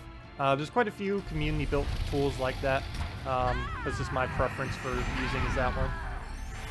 But yeah, it tracks a lot of different things, like how many times you won it with every single troop, and the numbers, how many more resources you need to upgrade X amount of troops, what each troop that you use to upgrade, and stuff like that.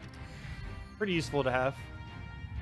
That site in general can give pretty much any information you ever need to know data-wise into the game. It doesn't have any guides or anything on it. It's mainly just made for a database for Gems of War to track everything data-related. Mana surge. Mana surge. Mana surge. Mana surge. Okay, so we'll take our reds right here. Hopefully get into purple. Oh, perfect. 3 purples. 1 mana short, though. I don't think we have any way to easily take some reds from the board, so we'll just throw away our blues. No, didn't go far enough. But we'll take that red next turn if he doesn't interfere, or over there, so there's no way he can interfere now. Ooh, what is this board right now? Let's take the blue. And I guess we just take that red then. Throw down Dragon Soul, hopefully get up Sevhina more. Somehow we do not have any purple taking yet because it hasn't been gaining mana. We'd probably have full mana by now if I was to do something like that. But unfortunately right now it's not really doing that. Oh, he'll throw down probably... Nope, never mind. It's because they black mana goals, but for some reason the AI loves... If it has a first slot exploder, it absolutely loves to spam that exploder for some reason. I wish they would change the AI for it. It also makes Gorgolfa sometimes pretty bad on defend, because it'll just keep spamming its explosion until it eventually misses and gives the enemy something good. Karnax is the same way. Like right now, he's just going to use Karnax again, or actually he's going to take Skull, and then if he had the ability to cast his ability, he would do the Karnax right now, and we'll probably see that right after here. I can't take these right. Actually, I can take them over, but he's going to use Karnax. I can bet right now for sure. Yep. He always will. He'll keep using that until he doesn't get full mana. And so now he won't, obviously. But for some reason, they just love the AI to spam any exploding troop if it's made in first slot. You're off to bed? Have a good night, Max. See you later. Mana surge. Mana surge.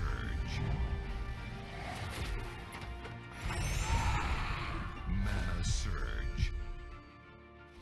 Oh, there goes the bomb bots. Okay, well, let's take our reds, throw that into the greens here, and that should be enough, and it is. And down they go. And that'll be a few more mechs. Go up to our mech kills. Hey, we're over 6,000. Generally, when I do normal weeks, playing casually like we normally do with our normal streams, normal videos, I tend to hit right over 9,000. Like, just perfectly. It'll be like 9,500 or something. Defender rewards, so some souls, not really needed, but hey, better than nothing. How close are we on the events? I think I'll get up to the max for the events and then call it a stream for now. The main problem with dead weeks like this is they don't really add much content. So doing 6-hour streams, we can't really do much. If there's anything you guys want me to show you or anything, feel free to do so. We can definitely take the time to do so. But the only problem with 6-hour streams on weeks like this, when they add literally nothing. Well, actually they added Silverglade for consoles, but we've been doing so many Silverglade stuff. But if you guys have any other questions about anything, feel free to leave them in chat. We can definitely do any teams you want or anything like that. Otherwise, I probably will wrap up for today once we hit the 120 event gem mark. Otherwise, we will be back. We'll be back tomorrow at 10 a.m. to 4 p.m. Eastern Standard Time. But we'll just go for now. Kind of just chill with the rest of it, as we normally do pretty much the entire stream. But just any other questions, feel free to leave them. Otherwise, we can answer them all tomorrow.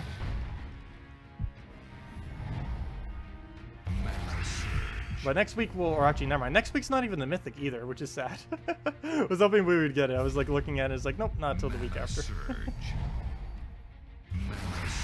Yeah, most of you in Europe right now are probably heading to bed too. That's the other problem with 4-hour streams. Normally, the peak time for all gaming is around 2 p.m. till 3 p.m. After that, it starts heading on a downward spiral because everyone in the Europe-ish area starts heading to sleep normally. Mana surge.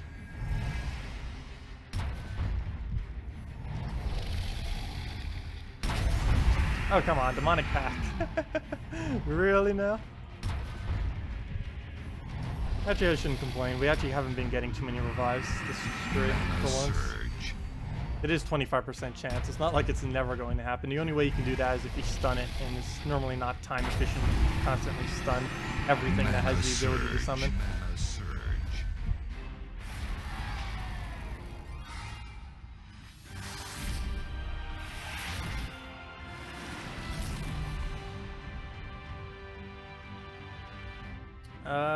Oh, a weird, what is this team? Dragon Knight with a bunch of dragons. I've never seen the two of them used together. I don't believe I have. If I have, it was probably a redundant team like this one. But this seems like a weird combo to use. It's like anti-knight with other dragons. I mean, anti-dragon with dragons. Let's see. Well, we'll take the skull into the purple. Need the crystallize. That'll give us mana every single turn. Mana surge.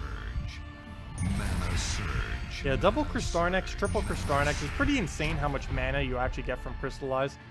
Even if you don't use purple anywheres on your team for whatever reason, you gain so much from the Crystallize because of how much it accumulates over time. Because every single turn is 2 mana until it reaches max. And that's a lot more than you can normally take in a single turn after a couple turns. Oh, really? Out of every single thing, it places a silence, so we can't do that for now. It's still crystallized. That's funny. A little purple thing glowing white orb. I've never actually seen something silenced and enchanted at the same time. Kind of funny. It's a white shining orb. Do I have a good counter for famine? Oh yeah, someone asked about a courage team earlier. Let me go to the courage. I forgot about that. I don't know if they're still here, but I'm still gonna do it. Someone asked for a team with courage. I do show a lot of them. Well, you might as well go show one. Do you have a good counter for famine? Generally with famine, I like to true damage him down. I'd say the absolute best counter to a famine is a Spirit Fox. Not only does it deny his yellow, but it also can get that quick drain on him, since if you get empowered, you'll have the his ability from the very first turn.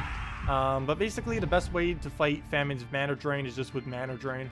A little funny that it's the drain is its own counter. You normally know when things are too powerful when a status effect is its own counter. But yeah, the easiest way to drain the easiest way to disable a Famine is just to keep mana draining it before it mana drains you. And Spirit Fox is one of the better options for it, simply because it does deny his mana as well, or at least one of the 3.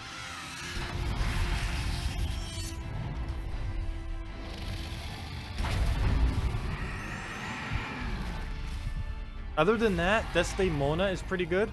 You do want to stick with true damage against it. One thing that Desdemona can do pretty well is it not only does 2 times true damage, but it also deals or gets an extra turn. Deals 2 times to yellows, and it gains extra turn whenever they're using a daemon. So since he's both of them, you get both of the effects. Okay, so let me go do a courage team against a courage. Would make sense. Actually, where's my bone dragon? Bone dragon speed. I probably should modify this to be slightly different.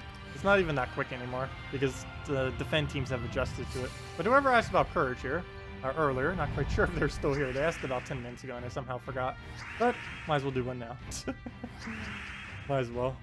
The Courage Dragon Bone Dragon team against a different variant of the Courage Bone Dragon team. Who shall win? Probably him. If he actually gets another skull off, that'll be really annoying for us. I'm gonna risk it for the purple surge. Got it. Good, we didn't give him skulls, so we're fine. Good to go. We'll just drain his Bone Dragon. Let's also make sure we don't get frozen if we happen to lose the mana core for some reason. Oh, I forgot to take the train. Luckily, he can't entangle us, or else that would have been really bad. That is why you use Impervious first slot. Oh, there we go, one down. We get another Bone Dragon. Come on, just need a little more mana. We'll take it over here to make sure. Oh, come on! How did that not search? Okay, we gotta waste a turn now. His skull will not be enough damage, so that's fine. He's still stunned, so even if we lose our mana core somehow, we'll still be able to not get frozen, so that's nice. But we'll throw that down. Kill, into a kill, into hopefully another kill. And another one! There we go. That's Courage in a nutshell. Or should I say Bone Dragon? Both of them. That is Bone Dragon using Courage glitch with the infinite virtue of Courage is... It still shows it too. He froze it right on time. Oh, defend lose. What am I even using as defend right now? Oh yeah, that's why. I don't know why that says my defend. I was just messing around. And I kind of just left it as that.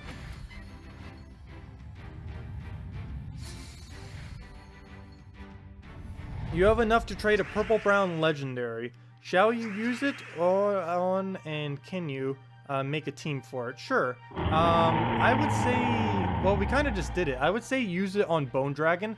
The main reason for this is even though it's getting nerfed next patch, it's going to be refundable next patch. So you'll still be able to use it now using all the benefits that Bone Dragon will have, and then you'll have the additional benefit of being able to refund it and then using it on a different better troop once the 3.0 update comes out. This is assuming that you're on PC mobile. Otherwise, definitely, or actually, regardless, you should probably use it on Bone Dragon. Bone Dragon's really good to have it on. It'll still be good on console for a while, and on either of them. Once Bone Dragon gets nerfed, they're going to, in Gems of War, they allow refunding, full refunds of all the souls and trait stones that you have put into a troop. So it's as simple as just using it on him now, and then once they nerf it next patch, which they have already confirmed they will, he'll be refundable. So you'll just be able to get all those trait stones back, and then just put it into something more useful if he is useless. And if not, you can just leave it on him if you do enjoy using him post-nerf. I'm pretty sure post-nerf he might not be usable. We don't know yet until it actually happens though. What would be the other better one? The other better one would probably be Cerberus or Keeper of Souls. It's really hard to tell now because we don't know how hard Bone Dragon's going to be nerfed. If Bone Dragon gets nerfed hard enough, then Keeper of Souls will be really viable to have. Otherwise, if neither of them become extremely useful for whatever reason, then the next best option would be Cerberus. Personally, I would still go with Bone Dragon and just kind of wait because we don't know what is going to... for sure what is going to be the perfect brown purple to have as of next patch. As of this current moment, we do know that it is Bone Dragon though.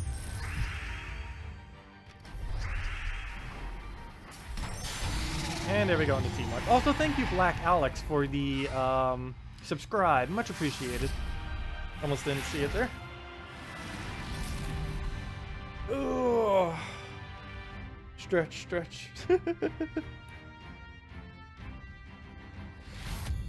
Victory! I still have no clue how that team is winning. Is Rowan really that strong on 50%?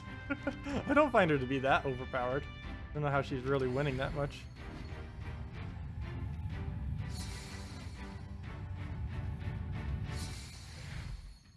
Yeah, as far as brown purple is concerned, the fact that Bone Dragon can freeze, freeze is one of the best negative status effects you can put on an enemy. which is one of the reasons why he tends to be so good on even ignoring his ability. The fact that he can just freeze whenever they do skull damage is pretty decent. It's a pretty good counter to things like skull spam and stuff like that, because if they don't have immunity to freeze, they're going to lose their turn as soon as they take a skull. Like if they take a 4-time skull, they're instantly going to lose their turn because they're going to become frozen as soon as they hit your Bone Dragon, which is one of the things that Bone Dragon tends to be used for quite a bit. Even post-nerf, he'll probably be used in first slot just to be able to freeze, maybe even with a Queen Mab to make a super freezing team. Of course, it could be easily countered just by giving an immunity to it, but some teams, if you're just using a random one or if you didn't scout it, you might go into it and then you might get frozen to death. You think the Bone Dragon traits are pretty useless? His first two, yes. His last trait, no. His last trait is, I wouldn't say it's the most useful in the game, but it's definitely comes in handy a lot. I've definitely lost many battles to Bone Dragon's last trait, just from either not paying attention or because of how decent it actually is. What do we do here? But most troops do tend to be like that. They'll have an awful first and second trait, but they'll have an amazing third trait. Legends in particular tend to be like that. Oh no, not a Corvash, please, no. Okay, good, he'll take a skull. So we get to cast this at least once. Even if we, oh, yes, good, he still gets a skull. I don't care if he freezes and stuns our entire team. Though, he didn't stun the one troop I need. Actually, 2 troops, but the one troop I need, which is Guard's Avatar. He gains a little bit extra armor if he doesn't get stunned, which is nice. Okay, we lose our turn. Didn't really need a turn though. Mainly just need the armor. And hopefully this is enough damage to split. I could try getting Dragon Soul right now, but we'd have to get a Skull Distraction. And I don't think we can get one, so we'll just throw that down. Get like 160 something damage off on them. Split among all enemies. Well, it doesn't matter if you use them first slot. Bone Dragon you tend to use, or I personally use them the most in second slot on Brown Purple Banner. This won't be possible next patch because he's going to have 15 mana. As of this current moment, he has 14 mana, which makes it pretty easy if you set it to a Brown Purple Banner to get him up in about 2 to 3 turns. Once he has 15 mana, it'll take about 3 to 4 turns, which will be basically a whole turn extra to be able to get him up. But in his current state, I tend to use him second slotted. Because you still get to use his traits, but you still get to use them for skull spamming behind most of your troops. That's my personal preference for where I tend to use them. But you could just go with a Cerberus or something else if you don't think his traits are that good. As far as just looking at Brown Purple troops' traits, it does have the best, Cerberus that is, to be able to get fully traded. But personally, I don't tend to use Cerberus that much. I know some people do. It's really situational. Pretty good with, surprisingly, with, what's it called? Well, it's good with Forest Guardian if you happen to have it. It's also pretty good with, oops, I didn't leave that there. What's it called? I can't even remember off the top of my head. Black Beast, because you can get a lot of summons with it.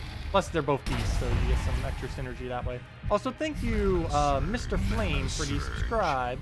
Much appreciated. Okay, well, we'll throw down our Dragon Soul here, get a little bit more damage. We have our guard up, so actually we can win just off Setite cast. So we'll do just that. There we go. That awkward moment when you don't even need Guard's Avatar on your Guard's Avatar team. Well, technically I do, because he's gaining 4 mana every single cast, so that's kind of contributing to our damage. But yeah, you can see Bone Dragon is used quite a bit in second slot. Actually, I think every Bone Dragon team I have here basically has them in second slot. Actually, this one in third, just so we could utilize the other Courage. Actually, that's the only Bone Dragon team I have set up right now, don't I? Well, we could set up another. Oh wait, never mind. I do have another one set up if I didn't override it. There we go, yeah. I tend to always use it in second slot. He's most common probably in second slot. Some people use him at first. Sometimes you'll see it in third if there happens to be like a Courage team or something based around Courage. Really just depends what it's based around. Like this team that I'm using right now is based around mainly, I'd say Silvani more or Borealis is the main thing that this team is based around, with everything else supporting towards those 2 troops. Probably more towards Borealis, I would say. Because it's banking on the fact that Borealis can get triple damage on skulls. Otherwise, it's banking on the fact that it has immunity to freeze, which will come in handy for poking things like Bone Dragon, since we will not be able to get frozen from his ability, which is pretty annoying if we do. But now we can't, as long as we don't get stunned, and he has no stun. Okay, we need the last little bit of our mana. Please get blue drop. No, well, you're one off. You're one off, little blue drop. But we'll just toss this around. We'll get a lot of HP. Also, we get to utilize the Silverglade more. He entangles into the next troop. One really nice feature about him. That's actually not a glitch either. They said that is a fully intended feature. That if you skull spam with a Silverglade Mora, that the entangle would go to the next troop. That is intended. Surprisingly. We'll throw that there. It's pretty useful though. It makes Silverglade Mora's ability actually one of the better ones currently in the game. Even when it came out, I mentioned it as like one of the best. I'd still consider it within the top 10. But it's definitely really useful to have. Being able to entangle like that, because it's such a extremely hard skull counter, especially if they don't have immunity to entangle or if they don't have an impervious, since you can just keep disabling any skulls they do. And of course, skulls has always been extremely strong in this game, though Silverglade Mora in retrospect to that will indeed and also be extremely strong always, because skull spam will also always be strong, so since he can counter that, he'll also always be strong. But yeah. Hello, Matthias. Welcome.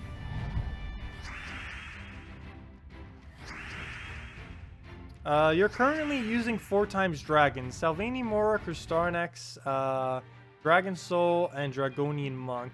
What would be a better replacement for Monk? If you need... Oh, what am I described doing? Oops. If you need a replacement for Monk... I assume a Dragon Monk, or, you know, a dragon with Dragon Monk. Assume you want a dragon. Well, yeah, you said 4 times. So, Silverglade Mora.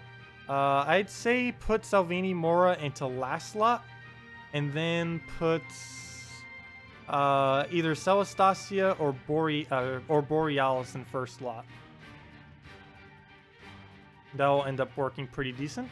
Some other thing you can do is put in Dragon Tar first slot and put Silverglade Mora to back slot, replacing out the Dragonian Monk. Because that would also help to make sure you don't block any of your needed manas. The main thing you want to make sure you get mana to is your Dragon Soul, always. Never want to block anything on your Dragon Soul. And your Kristarnex or Kristinex, you'll want to make sure you keep at least one open. Optimally, you would want to keep both manas open if you can. But if you have it fully traded, you can get away with only... Actually, you could get away with fully blocking it if it's fully traded, if you really wanted to. But you definitely want to keep your Dragon Soul completely unblocked always. With any Dragon team you ever do, or pretty much any team that Dragon Soul is ever on, you want to make sure it's completely unblocked so that it can get its mana back and try looping damage on the enemy. Anyone know if we are going to have Silverglade event chests next week on consoles? Yes. I have not heard confirmation on it, but I can almost guarantee you guys will get Silverglade next week as your event on consoles. They pretty much always do that the week after. I think only once they have not done that on PC Mobile, and I think they've done it every single time on console. So, yeah. I'm pretty sure you guys are getting Silverglade event next week. So, yeah, as far as console players, I haven't mentioned this at all this stream yet, but you really don't have to throw too many of your keys. As far as trying to get a Kristinex, you will want to throw event keys at it, so don't bother trying to get it with gem keys or anything now. Definitely don't spend gems trying to get it. You'll mainly just want to try using all your event keys next week for it, which will give you all ultra rares and above. This week, as far as you guys just getting the kingdom now, you'll want to throw all your gold keys and any glory keys you have laying around at it. But as far as your other keys, like event keys and stuff, you'll want to save it till the next event where it actually occurs, which should be next Monday. Gem keys you can use now. I wouldn't, don't spend gems on gem keys, but if you happen to have gem keys laying around, it would be an okay time to use it. Though you may want to save those for when the next mythic comes out if you're interested may be interested in that. I don't believe the next mythic you guys are getting is any good though. It'll be either Storm Shield, if you guys haven't gotten Storm Shield, which is basically just an obsolete version of Dragonian Monk to a degree, which is kind of funny because Dragonian Monk's only an ultra rare.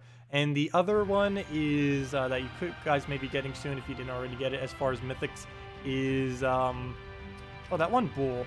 Ketris the Bull. It's basically a useless version of uselessness that has no purpose in its current state at all. So you don't need to worry about that one. So yeah, I guess you could use gem keys now if you wanted to. It's this guy. Even completely maxed out, he only hits for like an 83, which isn't even one shot, yet he costs 24 mana, and that his single damage is all he does. So he's basically useless. Bottom line. They've been on a pretty bad streak on mythics lately. I guess they've been trying to not make them too overpowered, but in doing so, they've made them so weak as of recently. Mana surge. There are commons better than some of the mythics they've been adding. Mana surge. Okay, well, we'll throw that down on the Great Maw. Oh, he's using a Dragon Cruncher. Never really understood why people just like randomly put a Dragon Cruncher in there, like somewheres. I guess he could be using it in counter to, oh, what's it called? I can't remember what it's called. Oh, Kraken. The Kraken devoured Blast Lot. That's like the only thing I could possibly think of why you would put that there. Mana surge. Oh, I just gave it blue. Well, it doesn't use blue at least. Mana surge. Okay, well, there's a skull. Probably not going to go for it since we don't have freeze down yet. He'll get skulls now. Okay. Mana surge. So he'll get a skull. He doesn't get a 4-time skull though. We'll let him poke on that. Rotis add more skulls. Hopefully get a red extra turn. Get neither. Don't even get a pair of any of those. But at least we get a little attack boost. Would be nice to get Borealis off because anything we do there forward would be one shot.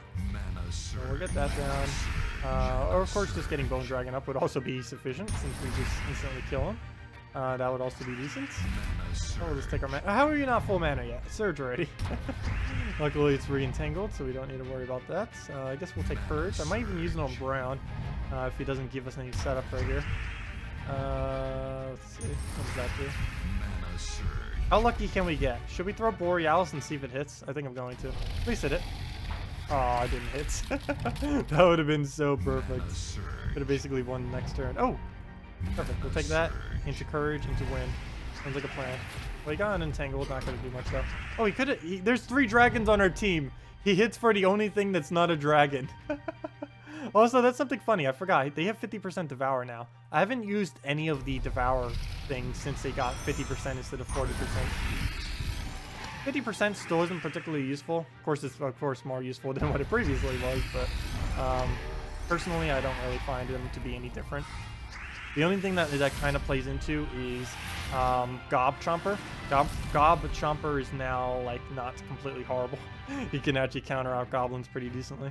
You just got Gorgoltha. Who do you like to use with it? Oh, this right here. I have used Gorgoltha more with this than any other team ever. Where'd it go?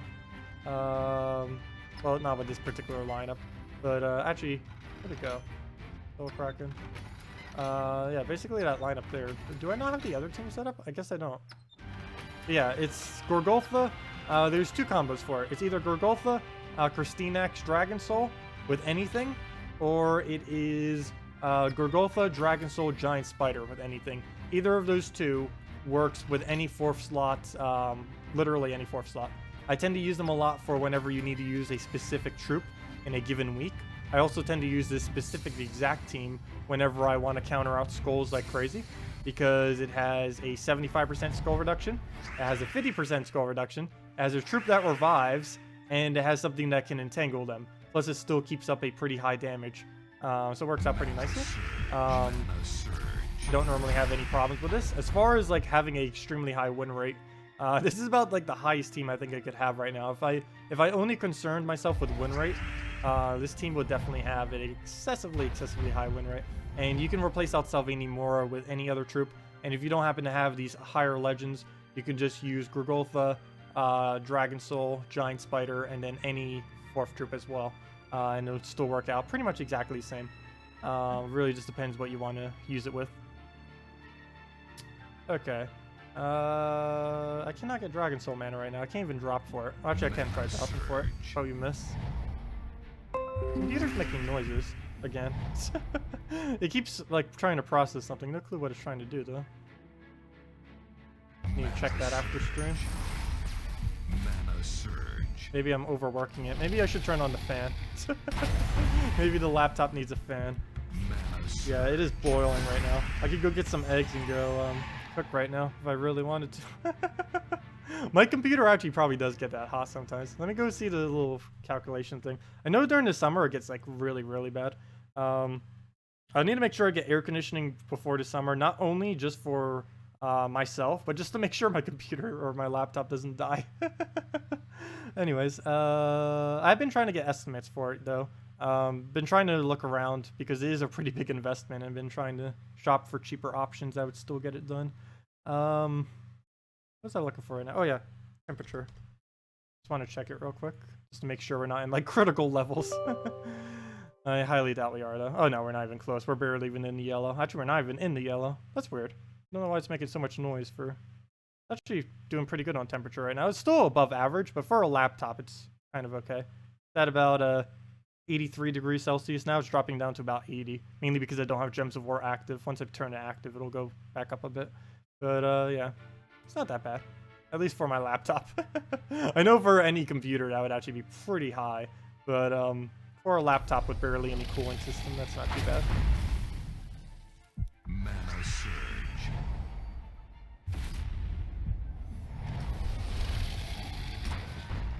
You got 1,700 gems worth. Spend all to try to get 3 Christinex next week on event chest. On console, well, why would you want 3 of them? Oh, I guess to make a Dragon Soul with triple of them?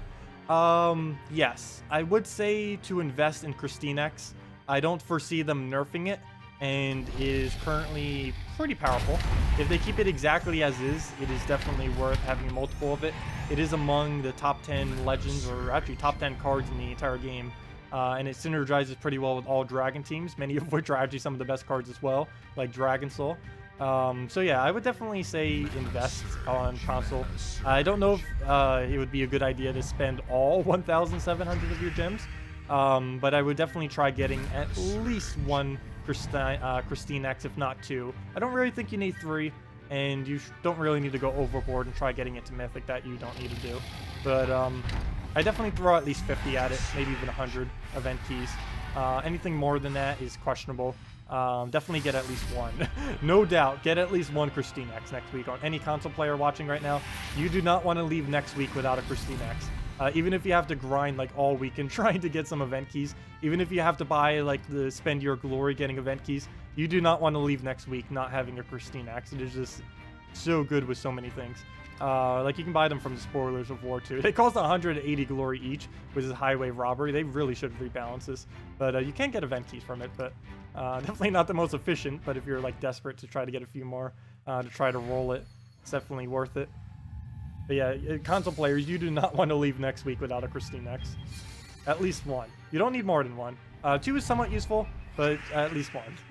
3, I really don't feel like you really need. The only team you'd ever use 3 Christinexes on is Christinex, Green Seer, Christinex, or Christinex, Dragon Soul, Christinex. Those are like the only 2 teams you would ever use 3 of them on. And you'd have to have it fully traded to actually make those teams work, which is another downside. Whereas if you only put 1 or 2 into teams, particularly if you only use 1, you don't actually need traits on it if you only put something like 1. Like this team right here, it's nice having a fully traded Christinex, but it's not a necessity. The team isn't really improving much by having it. Like you still get that little bit of crystallized mana, but normally the explosions themselves is enough mana accumulation that the crystallized rarely comes into play. Of course it's helpful. Any amount of traits extra than none is helpful, but it's not really a necessity in this kind of team. Because that definitely would have been full mana regardless of the crystallize. Are there any mythic weapons? Yes and no. Technically, every single hero weapon is a mythic weapon. But as far as weapons that have 3 colors on them, no. There's not a single weapon that currently has 3 colors. The devs actually mentioned to me the other day when I was asking them about some things that they are looking into completely reworking the weapon system that currently exists in the game, which also means they're likely going to be reworking hero some. They did mention in the past that they are looking into reworking the hero in general, and they'll probably rework the hero and weapons at the same exact time. But they said that they're not adding any more weapons until they finally rework the weapon system, and so we probably won't get mythic weapons until after that, or we might get some kind of completely new system that we don't even know about. We'll have to see. But they did mention to me that they are looking into reworking the weapon system, and until then they're not adding any.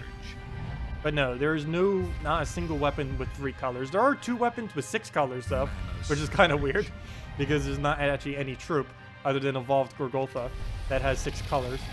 But those 2 weapons, you get a 25 all hero mastery and 50 all hero mastery. The one at 25 hero mastery is the only useful one, is Prismatic Orb. It creates, I believe, 7 of a color or 8 of a color, I forget which, and then gives them a bunch of armor. You normally only use this with Guard's Avatar or Rowan. Those are about the only 2 really viable options. And the other one, some kind of Prismatic Shard thing that deals split damage to all enemies, then gains a little bit of magic. This weapon is pretty much useless. It was made a long while back. Even when it was originally created, it was barely even useful. And now that the game has evolved to a point, it's just not used at all. Completely useless. Even though it's the hardest to obtain weapon in the game right now, it's completely useless. There's not a single purpose for it, except maybe if you get like a ridiculously bad arena draft and where you only cover like 3 colors. It's like, oh, we'll put this in and I'll cover the rest. That's like the only time you'd ever use it. Even then, it wouldn't even really be too good.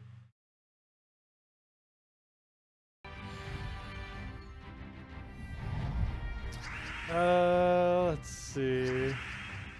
What do we drop here? I'll move that up. Move the other one down. Go from there. You want to be able to dual wield. Yeah, dual wielding would be fun. That'd be a really cool premise. Mana surge. It's like instead of adding mythic weapons or anything, they added the ability to dual wield, and you'd be able to use the colors from all of them. I'm pretty sure that would be exploited quite a bit though, because all that would happen is people would use a prismatic shard or something that covers all colors, and then they would use like one other weapon that's extremely good with a lot of mana, and then they'll just use that. They'll just use the accumulation that, or the ability to take all manas from the prismatic shard to completely fill it up like crazy.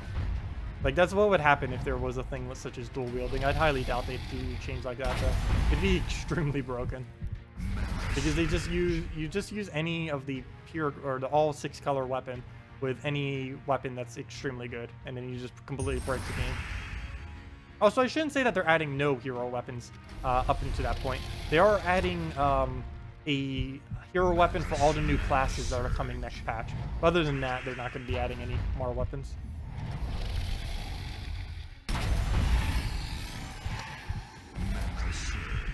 One of them seems pretty interesting too, because I've mentioned Crescendo a couple of times as basically the best weapon that is not really obtainable. And they're basically adding a version of Crescendo that might even be better than Crescendo. It does true damage to all enemies, and it places Death Mark on one of them, which is going to be interesting how that pans out. Because you actually get it from the class that is Death Mark heavy. So, it's just going to be Death Marks everywhere. We'll see. Pretty sure there's going to be a lot of other changes that may not make it Death Mark City. But we're going to be seeing a lot of Death Marks. I know that for sure, regardless. I know for sure the Death Knight class is going to be so overused for anyone who can actually trade it, which this late in the game is going to be everyone. So we're going to need to have immunity to it, or die instantly to 1 billion Death Marks.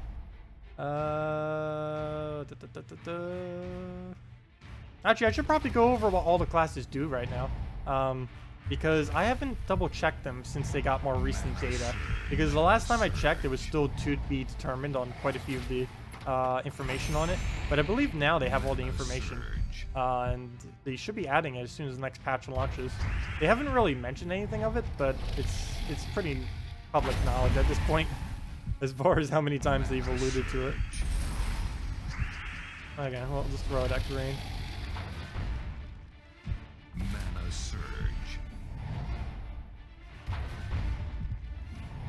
Wait, they got the Guild War sneak peek temporary close from the sheer amount of flags. Wait, how? What? What? Wait, this is new news to me. Wait, the thread got... What? How? Latest... Oh, it did! That's funny. How did it get flagged? Wait, did the thread itself get flagged because people hated it? Or because so much conversation was happening that was getting flagged that the thread closed? Wait, I gotta see this. That's funny. I saw a little chat thing in it. So it wasn't a one by the devs. It was an automated flag. It wasn't one that they actually made. Come on, go all the way to the end. There we go. Closed 4 minutes ago. Topic temporary closed due to large number of flags. Wait, large number. Wait, I didn't read the whole thing there. Due to a large number of community flags. Fail. That is funny. That is funny. Oh, it got flagged due to too many flags, or it got locked because automated by the bot because there were so many flags. Oh no, maybe the topic itself did, because I know some people are complaining about it quite a bit. Because it does require you to have to play even more every single week if you're a competitive guild. But I don't know, I've liked everything that they're showing so far. Nothing really seems too off with it, but people can have their opinions. But yeah, so many opinions that I got flagged. That's funny. And it wasn't like dev closed or anything like that. It was I've never seen a thread closed by the bot before. I wonder how many flags you even need to get on a thread for that to occur. It would have to be at least 100, if not more.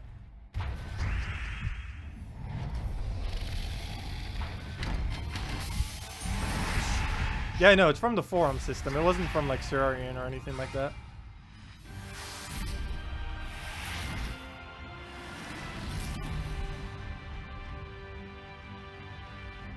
Okay, did we hit our 120 yet? No, we're still almost there. Oh, we only need 2 more. Almost there. So close. Well, there's no dragons there. I mean, no, there's plenty of dragons there. There's no mechs there. Need some mech kills. But yeah, if anyone else has any other questions, team builds you want me to do, anything of the such, feel free to leave it in chat now, as we will be wrapping up probably as soon as I get the last little gems, event gems, the 120. But we'll be back tomorrow, of course, at the same time, 10 a.m. to 4 p.m. Eastern Standard Time. If you guys have any last-minute questions, feel free to leave them now. I'm pretty sure next battle we'll probably just repick until we can find it. Okay, we'll throw Dragon Soul into, we'll let him take his little scroll. Throw Dragon Soul into Christine X. Actually, never mind. Let's do Christine X now, perfect. Good thing I noticed that for once. Normally I've been missing those quite a bit. But he'll get distracted by skulls, never mind. He will not get distracted by skulls. We'll instead use Dragon Soul, get our manas that we need. Put Christine X up again. Use the skull, extra turn. Didn't make the noise though. That's weird. Probably because of how it cascaded. But there we go. Just need a Gorgolfa into anything, really. So we take some reds. Perfect. Wow, we actually turned off the top. Gorgolfa and Christine X will be enough. Actually, I should probably Dragon Soul this. Get the extra skulls. Come on.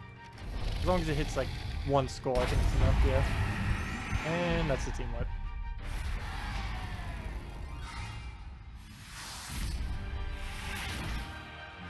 All beast team with Forest Guardian, please. Sure, we can go do just that. We can go do it with Sibbers and everything. Oh, and it'll be our last battle because there are our mechs. Perfect. We get to kill 2 birds in 1 stone. So let's go do that. This is normally what I do with it. Well, normally I do it with Wolf Garrick. I don't know if you have Wolf Garrick. Let me know if you don't have Wolf Garrick or not. We can change it if so. Actually, with Black Beast, we can't even use Wolf Garrick, so let me remove that actually. So let's get Forest Guardian. Let's get Siberus. Let's get Giant Spider.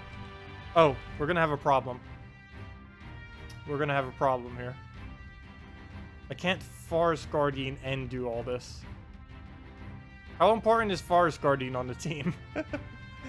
Forest Guardian and... Oh, wait, never mind. You didn't say Black Beast. You just said all beasts. Never mind. I thought you said Black Beast and Forest Guardian. Because if we were to do Black Beast with this team, we'd got to get rid of Forest Guardian.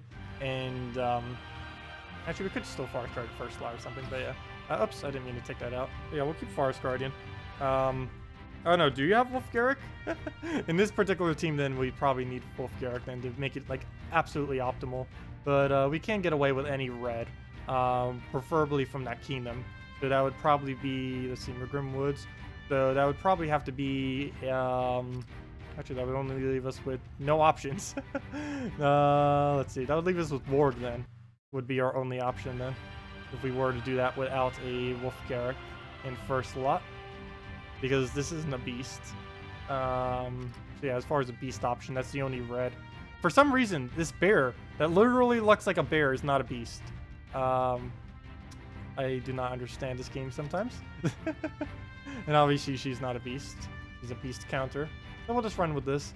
Banner, we'll still want to go with the...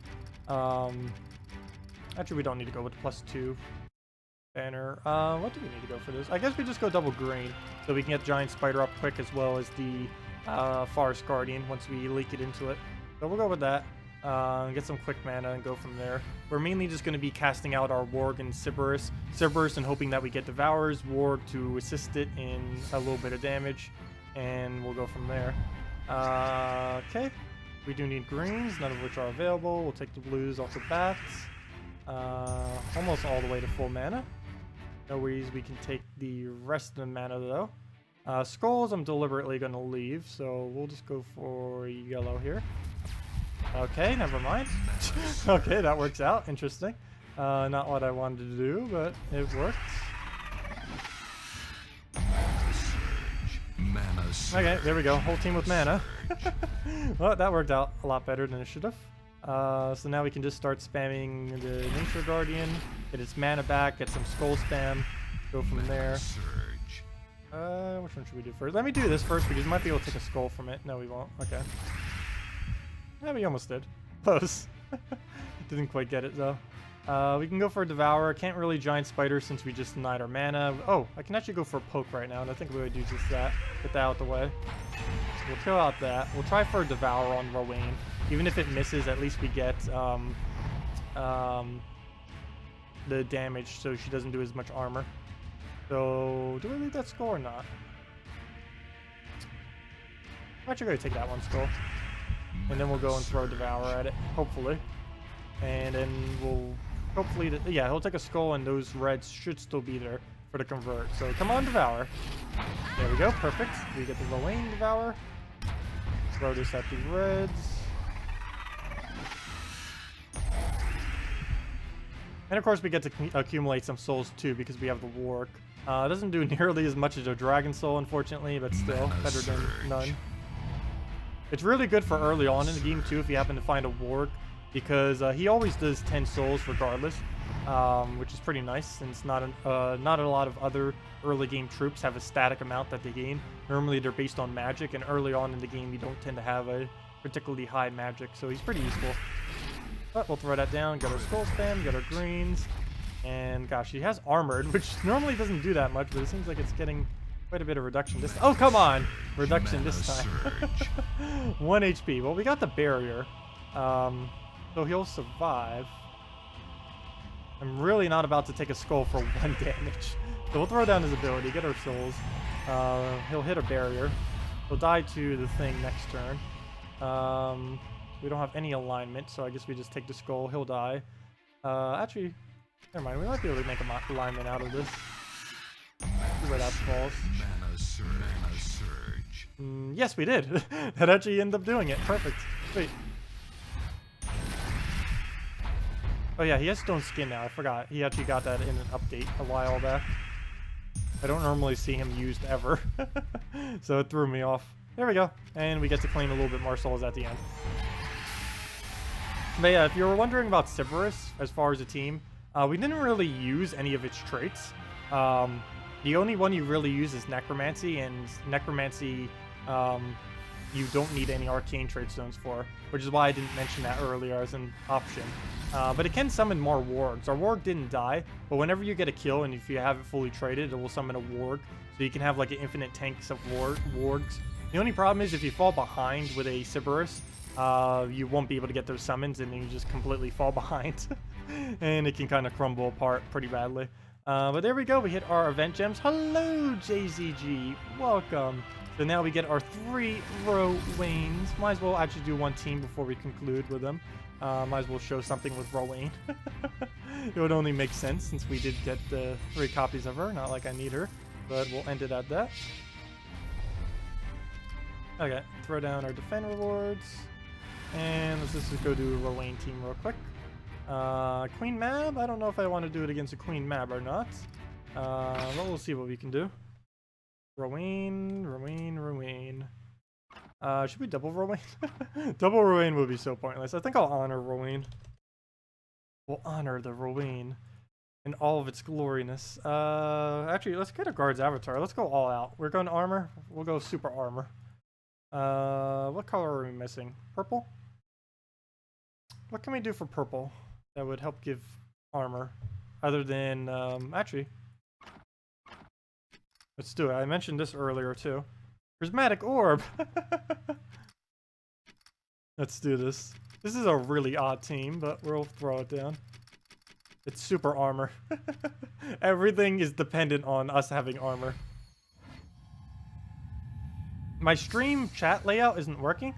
Wait, what's going on with it? Oh, probably from me minimizing and unminimizing earlier. Oh, I wonder how long that has been going. Oh. Let's see. The problem with it, how I currently have it, there's no way to refresh it either. Okay, there we go. Now it's working. Never mind. Okay. Let me know if it's working now. Or it should be. Your chat saying that it's not working is showing. So it should be working now. Okay. Whoops. Whoops. Whoops. That was from when I was messing around with the minimizing and unminimizing thing that we were doing like 30 minutes ago. Oh well, it's fixed now. Right for the end of the stream. Okay, thank you, JZG. Yeah, I know what it calls that, so I'll make sure to fix that if that happens to occur next time. You know, that might have actually been what has been doing it every single time, that minimizing, unminimizing thing. Let me actually see. I'm actually going to test that right now. You can find out in like one moment. So if I type in a chat message, come back up. Come on, there we go. So if I type something in right now, it shouldn't show. If it does show, then okay. So we'll check in a second to see if it shows. If it shows test, then hello positive. Oh, sorry. That's funny. I said you're hello, and then I said positive. HP positive. Hello, positive. Welcome. Welcome. Mana surge. Mana So yeah, let me go double check that real quick. So did it update the chat? If not, then I know what's causing it. Oh, no, it did. Huh, that's weird. That's odd. Is it going to do HP positive thing? Yeah, it did. That is really weird. Never mind. Okay, I have no clue what's causing that then. I assumed that's what caused it earlier, but I guess not. Okay, that's working. All's good. Anyways, Brown, where are you? I don't see no Brown. Nope. We'll just throw that at Rowain and hopefully something not horrible will happen. Oh, come on. I wasn't paying attention to mercy. Okay, it throws us on one. We can easily avoid it with how many things we're using. Oh, it's stunned our honor. Oh, no. Actually, I guess that's fine to do now instead of later. We'll buff up our Rowain. Okay, we got all of our mana. Exactly what we need. Get an extra turn. Oh, we're frozen on everything because we're frozen on our hero right now. Fail. The troubles of using Prismatic Orb. Okay, good. It didn't get an extra turn. I need to leave those blues because we'll get frozen if I don't. We'll just throw this down. Nothing we can clear. If nothing else, we can clear with a guard's avatar. It'll probably require another Rowain and another guard's avatar. I don't know why I ended up making this team. It's definitely not one of the better ones. I just figured I'd mess around with armors. This is like literally everything with armor. Normally you need at least one other support trip that isn't just completely based on armor. Just so you have a base that won't just completely get destroyed. Okay. Come on. This is why I don't use Prismatic Orb. Especially against freeze. But just in general. If this isn't enough AoE damage to kill him, we might be in trouble. Surge. Please kill. Good. Okay, we're fine. Oh, we just team wiped. Double Rowan for the win. You missed some of your streams, so you're not sure if you're updated. Christinax deals the right amount of damage. Description is bugged, not the ratio. Yeah, they fixed that recently, didn't they? I did hear about that earlier too. Description's still bugged, but they fixed everything else that was wrong with it. But yeah, it is working as intended now, other than the text just showing it correctly. But are there any other questions or team builds you guys want me to do before we end? Otherwise, we're ending with a mirror match. Let's do it. Well, actually, where's my anti-skull? That's the one that's exactly the same. Anti-skull versus anti-skull. Who will win? Yeah, any other questions, feel free to leave them in chat. Otherwise, next stream, 10 a.m. to 4 p.m. Eastern Standard Time tomorrow. I think that's like the 4th time I said that this stream. Because I keep thinking I'm going to end, and then I'm like, nope, just keep going. Mana surge.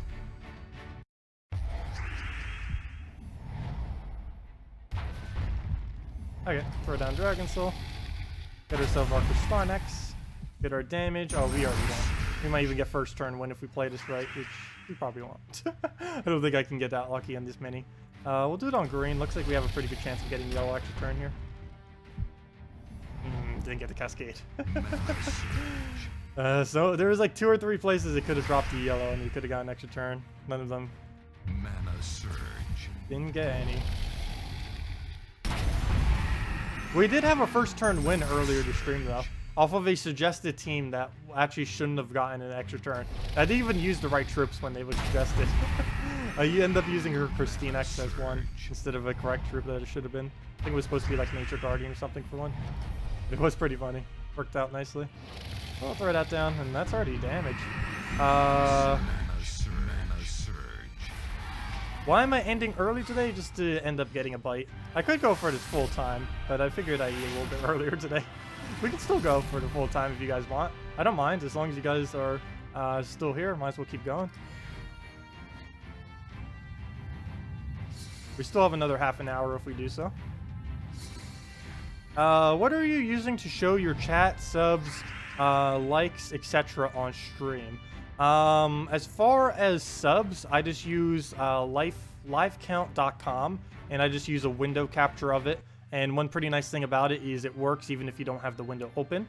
For my subs, oh wait, I already said that. For my chat, I'm just using, I open up the chat in YouTube Gaming, and then I just do a separate pop out of it, and then I window capture that pop out. And for the likes and viewers, I use what's the website called? ChrisPlays.com. It's someone who has a webpage that also does some YouTube related stuff. He actually works for YouTube. He also has a small channel where he plays retro games. And on his website, there is a tool, the only one that I know of that exists, that allows you to put in likes as well as how many people are watching. You can also do the sub count through him as well. I didn't know about it when I did the sub count, but you can do a lot of different overlays. He has a couple different things that you can use, and you just fill out the little form thing. It takes like 1 minute to do or so whenever you do your video. I have to do it every single time you do a different stream, but it becomes a little bit repetitive. But it only takes like a minute or two to input everything. But then it shows the live likes and the live counts, which is pretty nice. And I will eventually be doing a full-blown video on like my full layout for videos and streams. There's quite a few people have asked me in the past, and it's definitely not too easy, like displaying everything just from words, because a lot of it's pretty visual. But yeah, it's basically just window captures and using the tools that ChrisPlays.com. Well, throw down Dragon Soul into Christinax. Do the best possible first win team. There's not really any these days. There used to exist a lot, but they ended up nerfing pretty much every single one because they were so overused. They were mainly based around Finley. Back when Finley used to use red mana. Finley used to be green and red. And the fact that he used to use red opened up a lot of different opportunities. He used to also be used with Eternal Flame, which used to have a different ability than it currently has, which made it extremely easy to just loop like crazy. It's pretty hard to do it now because there's nothing that can infinitely create skulls other than Bone Dragon, and it's hard to get Bone Dragon mana instantly. The only other option you really have these days is to Mercy into the ability, and then that ability to gain an extra turn, and then for you just to roll the entire enemy team from there. But that's not too consistent. You'd only do that like 1 out of every 100 battles, and to try to replicate that on stream would take like an entire stream to do. But yeah, there's not really any viable option these days that can infinitely loop. If I tried showing one, it could take 10 matches, and all 10 of them probably wouldn't even get a first turn loop. It really just depends on what your starting board is and how much damage you can do quickly. Because the other problem is maybe you'll get like an insanely huge loop, but the other problem is you can't get enough damage. This tends to happen a lot with all Goblin teams. Goblin teams can actually get some pretty good first turn loops. The problem is they're not sustainable because they don't do enough damage. Earlier on in the game they can, but later on in the game they aren't enough, unfortunately. Yeah, I hope that helps, Carbon. Yeah, I was actually looking around forever to try to find a way to show viewers and the way to show likes on a stream, and I had to just ask someone who was streaming at one point. I just asked, it's like, hey, how do you do that interface? It took me like 15 minutes because he has a little bit more people chatting. He has about the same viewers, but he has slightly more people chatting, so it tends to go through his chat a bit quicker, and he doesn't look at it as much. So I was like spamming him for like 15 minutes. Surprised he didn't just like ignore me because I would type it like every minute. But he eventually answered me, and that's how I found that information. It's really, if you try Google searching it, it's pretty much unsearchable through Google search. Pretty much just word of mouth is the only way to even find that, because I'm pretty sure the one at chrisplaysgames.com is the only tool in the on the entire internet that has the ability to do such a thing.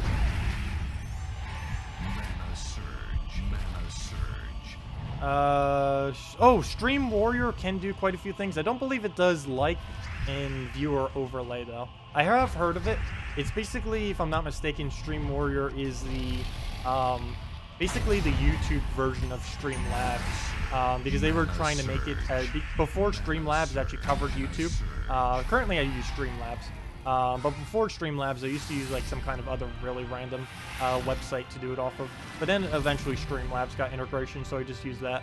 But the one you just mentioned, Stream Warrior, if I'm not mistaken, is basically the YouTube version that was trying to be in competition of Streamlabs before Streamlabs did YouTube. But then Streamlabs did YouTube, so I just used them because it's a lot more convenient personally to do it all there. Actually, I haven't even bothered using them before. I've used quite a few different programs, but I've never actually used specifically Stream Warrior. I've heard of it, I've looked into it, but I've never bothered using it. I normally don't like using more than one program, and with Streamlabs, I can use just one program, because if I ever do end up using Twitch, I have literally everything already set up from Twitch, from when I used to do Twitch streaming on it. So I could transition over to it pretty easily. The only thing I would have to reset is my entire stream layout, because it's set up for YouTube, not for Twitch. But as far as like my alerts and my everything like that, I could switch to I could switch to Twitch in an instant with no delay in that regard. Only my OBS I would have to switch. Mana surge. What on earth do we do here? I guess we just go into Dragon Soul and then just wipe out. You're on console. Sometimes you're able to scout and explore for free, and sometimes it asks for 50 gold. Why? I would assume that's a glitch. You shouldn't be able to ever do it for free unless you have VIP 3 or higher. So I have no clue. I personally never played on the console version of this game, so I've never actually seen the glitch before. I've never seen it occur on PC mobile. But I have no clue why that happens. Maybe if you click really quick, clicking really quick can sometimes mess things up. I know if you you can actually mess up quite a few visuals in this game if you click really quick between troop menus. So maybe that's what's occurring with that. I don't know.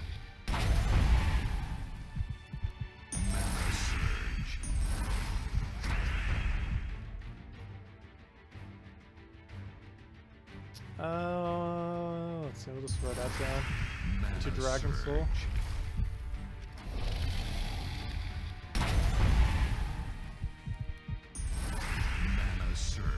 How does VIP work? VIP works by, you can only obtain it by spending money on this game. Unfortunately, they don't have any other method to actually obtain VIP. But how it works is I believe it's $1. I need to go double check it right after I'll explain it more once we get to the thing. But if I'm not mistaken, it's every $1 you spend on the game gives you 5 VIP points. And this goes to leveling your VIP level. And VIP level mainly just gives you some tools that help you make it so the game is a little less grindy. There's two really notorious ones that people tend to go for. VIP 3, which I believe is $30 or $40, one of the two, which gives you automatic scouting, which means you no longer have to pay 50 gold to scout. It also makes sure that you scout instantly. As you can see, I didn't have to click the scout button, it just automatically shows. The other one that people tend to go for is VIP 5, because at VIP 5 you access VIP chests. This you only really need after you have already upgraded every ultra rare to mythic. But this is normally used for the completionists out there who like to accumulate everything in the game. Everything in this drop pool is in every other drop pool already, but this just makes it easier to get some of the end game content like Mythics, Legends, getting every epic to Mythic and stuff like that. But as far as the VIP system, if you just go into shop, it's based on every single dollar, if I'm not mistaken. Yeah, every single dollar is 5 points. You can tell from the $5 thing is 25 points. And it just gives you all these rewards.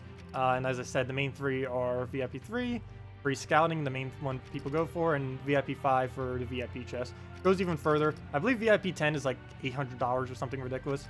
VIP 15 is probably over 1,000. I don't even know. if VIP 10 is like 700 something, I can't even imagine what 15 would be. Realistically, most people just go to 3 or 5. 3 people tend to do it just by doing Death Knight armor. 5 people will tend to do it just from Death Knight armor, maybe daily gems, and maybe like one other big purchase or something. And this is $130 for VIP 5. But VIP system, you normally don't really need to worry about it. You can easily do the entire game without ever spending a single cent on it. It's just a little extra bonus that they have for people that do spend money on the game.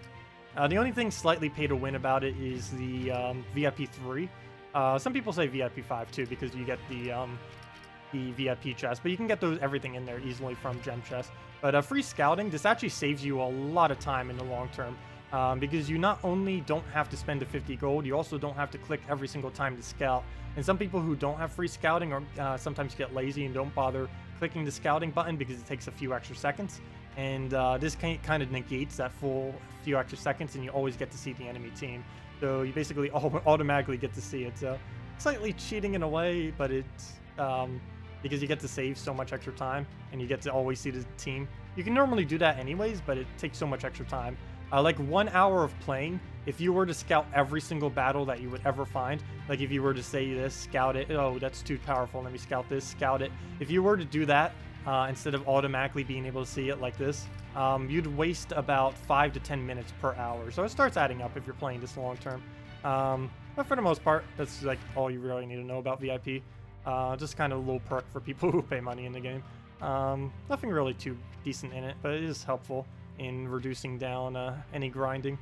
Could I go through a team of mine? Sure. Anointed One, Villager, Christinax, and Taraxis. Sure, we'll go and do that.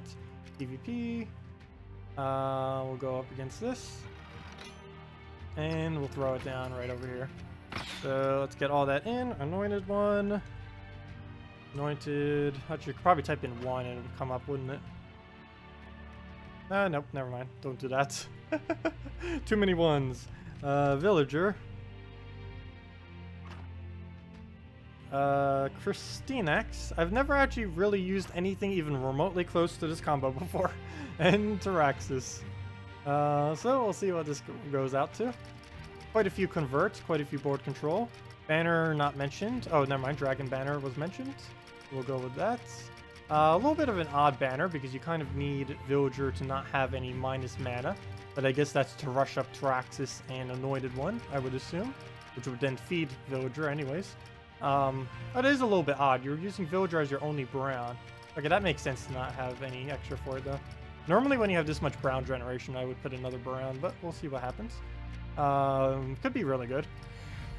It's definitely a unique format for a team. And of course, Traxxas got buffed recently. Haven't really used Traxxas much since it got buffed. Probably should be. It's not like over the top powerful, but the main problem is I tend to use dragons that hit all enemies. And with dragons that hit all enemies, you're better off if you already have all of them, just to use a whole team of dragons than you would putting in a Traxxas in there. Isn't really needed. So we'll do that. Well, I need to be paying attention to green and red because we need the converts on them. So I do need to keep an eye out for those. I need to take a sip of water, gosh. Throat, please.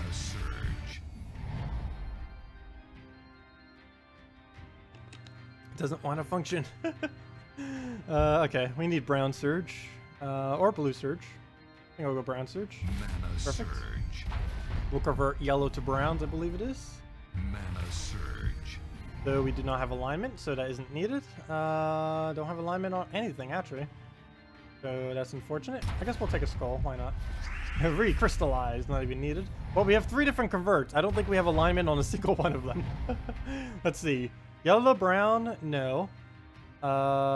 Green to red, no. And blue to brown, no. I think I might still cast this one, though. Yeah, we'll cast this one. Because this will allow us to cast the Villager. Mana surge. Oh yeah, but one dead. And we can convert now. Mana surge. And we can do blue to purple as well. This thing has so much convert. Only problem is not a single one of them has a targeted convert. At least we have a targeted remove though. Okay. I guess we get some blue out of this. I might just poke him with this. Because we still can't get the cast off. That or I'll just take the greens. Go with that. Wait till we get an actual extra turn. Might throw... Oh, never mind. I was going to say throw KristineX at brown and do the inverse of what he just did, but nope. I meant throw it at red so we'd get the brown. Well, that didn't quite work. He was just basically did the move I was going to do. And he removed quite a bit of red, so now we can't do that. I guess we can remove... Never mind, don't need to remove green. We need green. We need blue, too, because we need so many different colors with this particular team. I might just get... Oh, yeah, I shouldn't get rid of red. What color don't we need? Let's see. We need brown, we need yellow. We need red, we need green. Wait. We literally use every color except one. Which one aren't we using? Blue, purple. Brown, yellow. Blue, brown. Wait, that is every color. Wait, this team covers every single color. Then why do we need KristineX in it? Unless I... Did I miss one? No, this team does use every color. As far... Like, not as far as, like, the on the team, but they use that too. But as far as, like,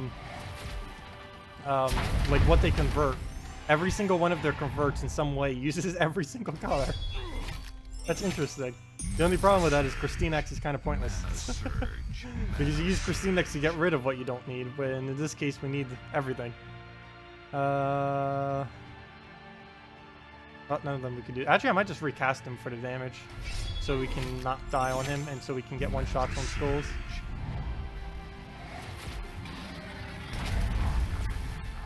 It probably can get an infinite loop, but we're just getting really bad formats right here for the board.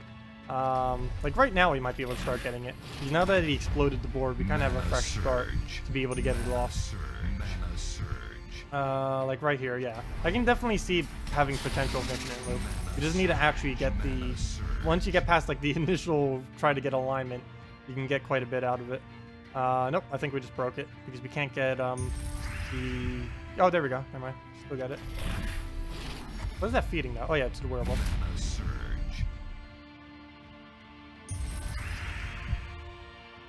And now we need to get alignment up there. Good enough. There we go. Yeah, it definitely has infinite loop potential. I just feel like it will have way too slow of a start to really get there.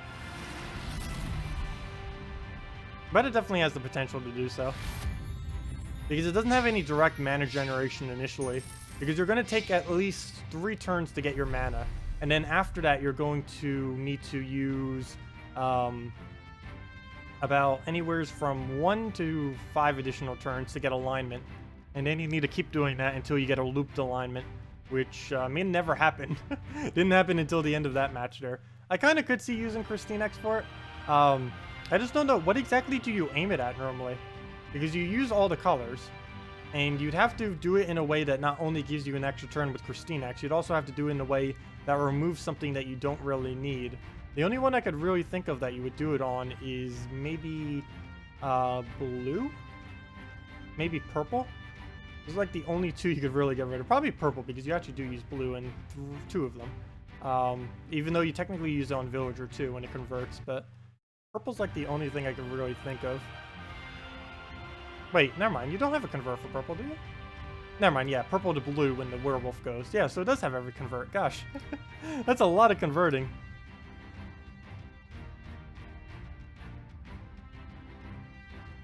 Yeah, Anointed one normally wouldn't die unless you get skull spammed on it, though.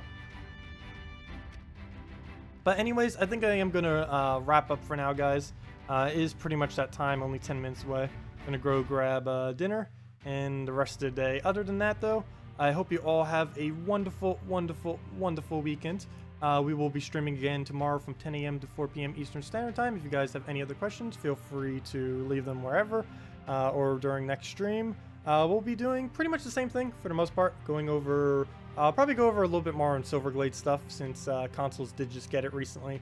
So we will probably focus on that a little bit more. Though the only things we could really do is Christine X and Princess Esbeth. But anyways, have a great weekend, everyone. I will see you all later, and goodbye.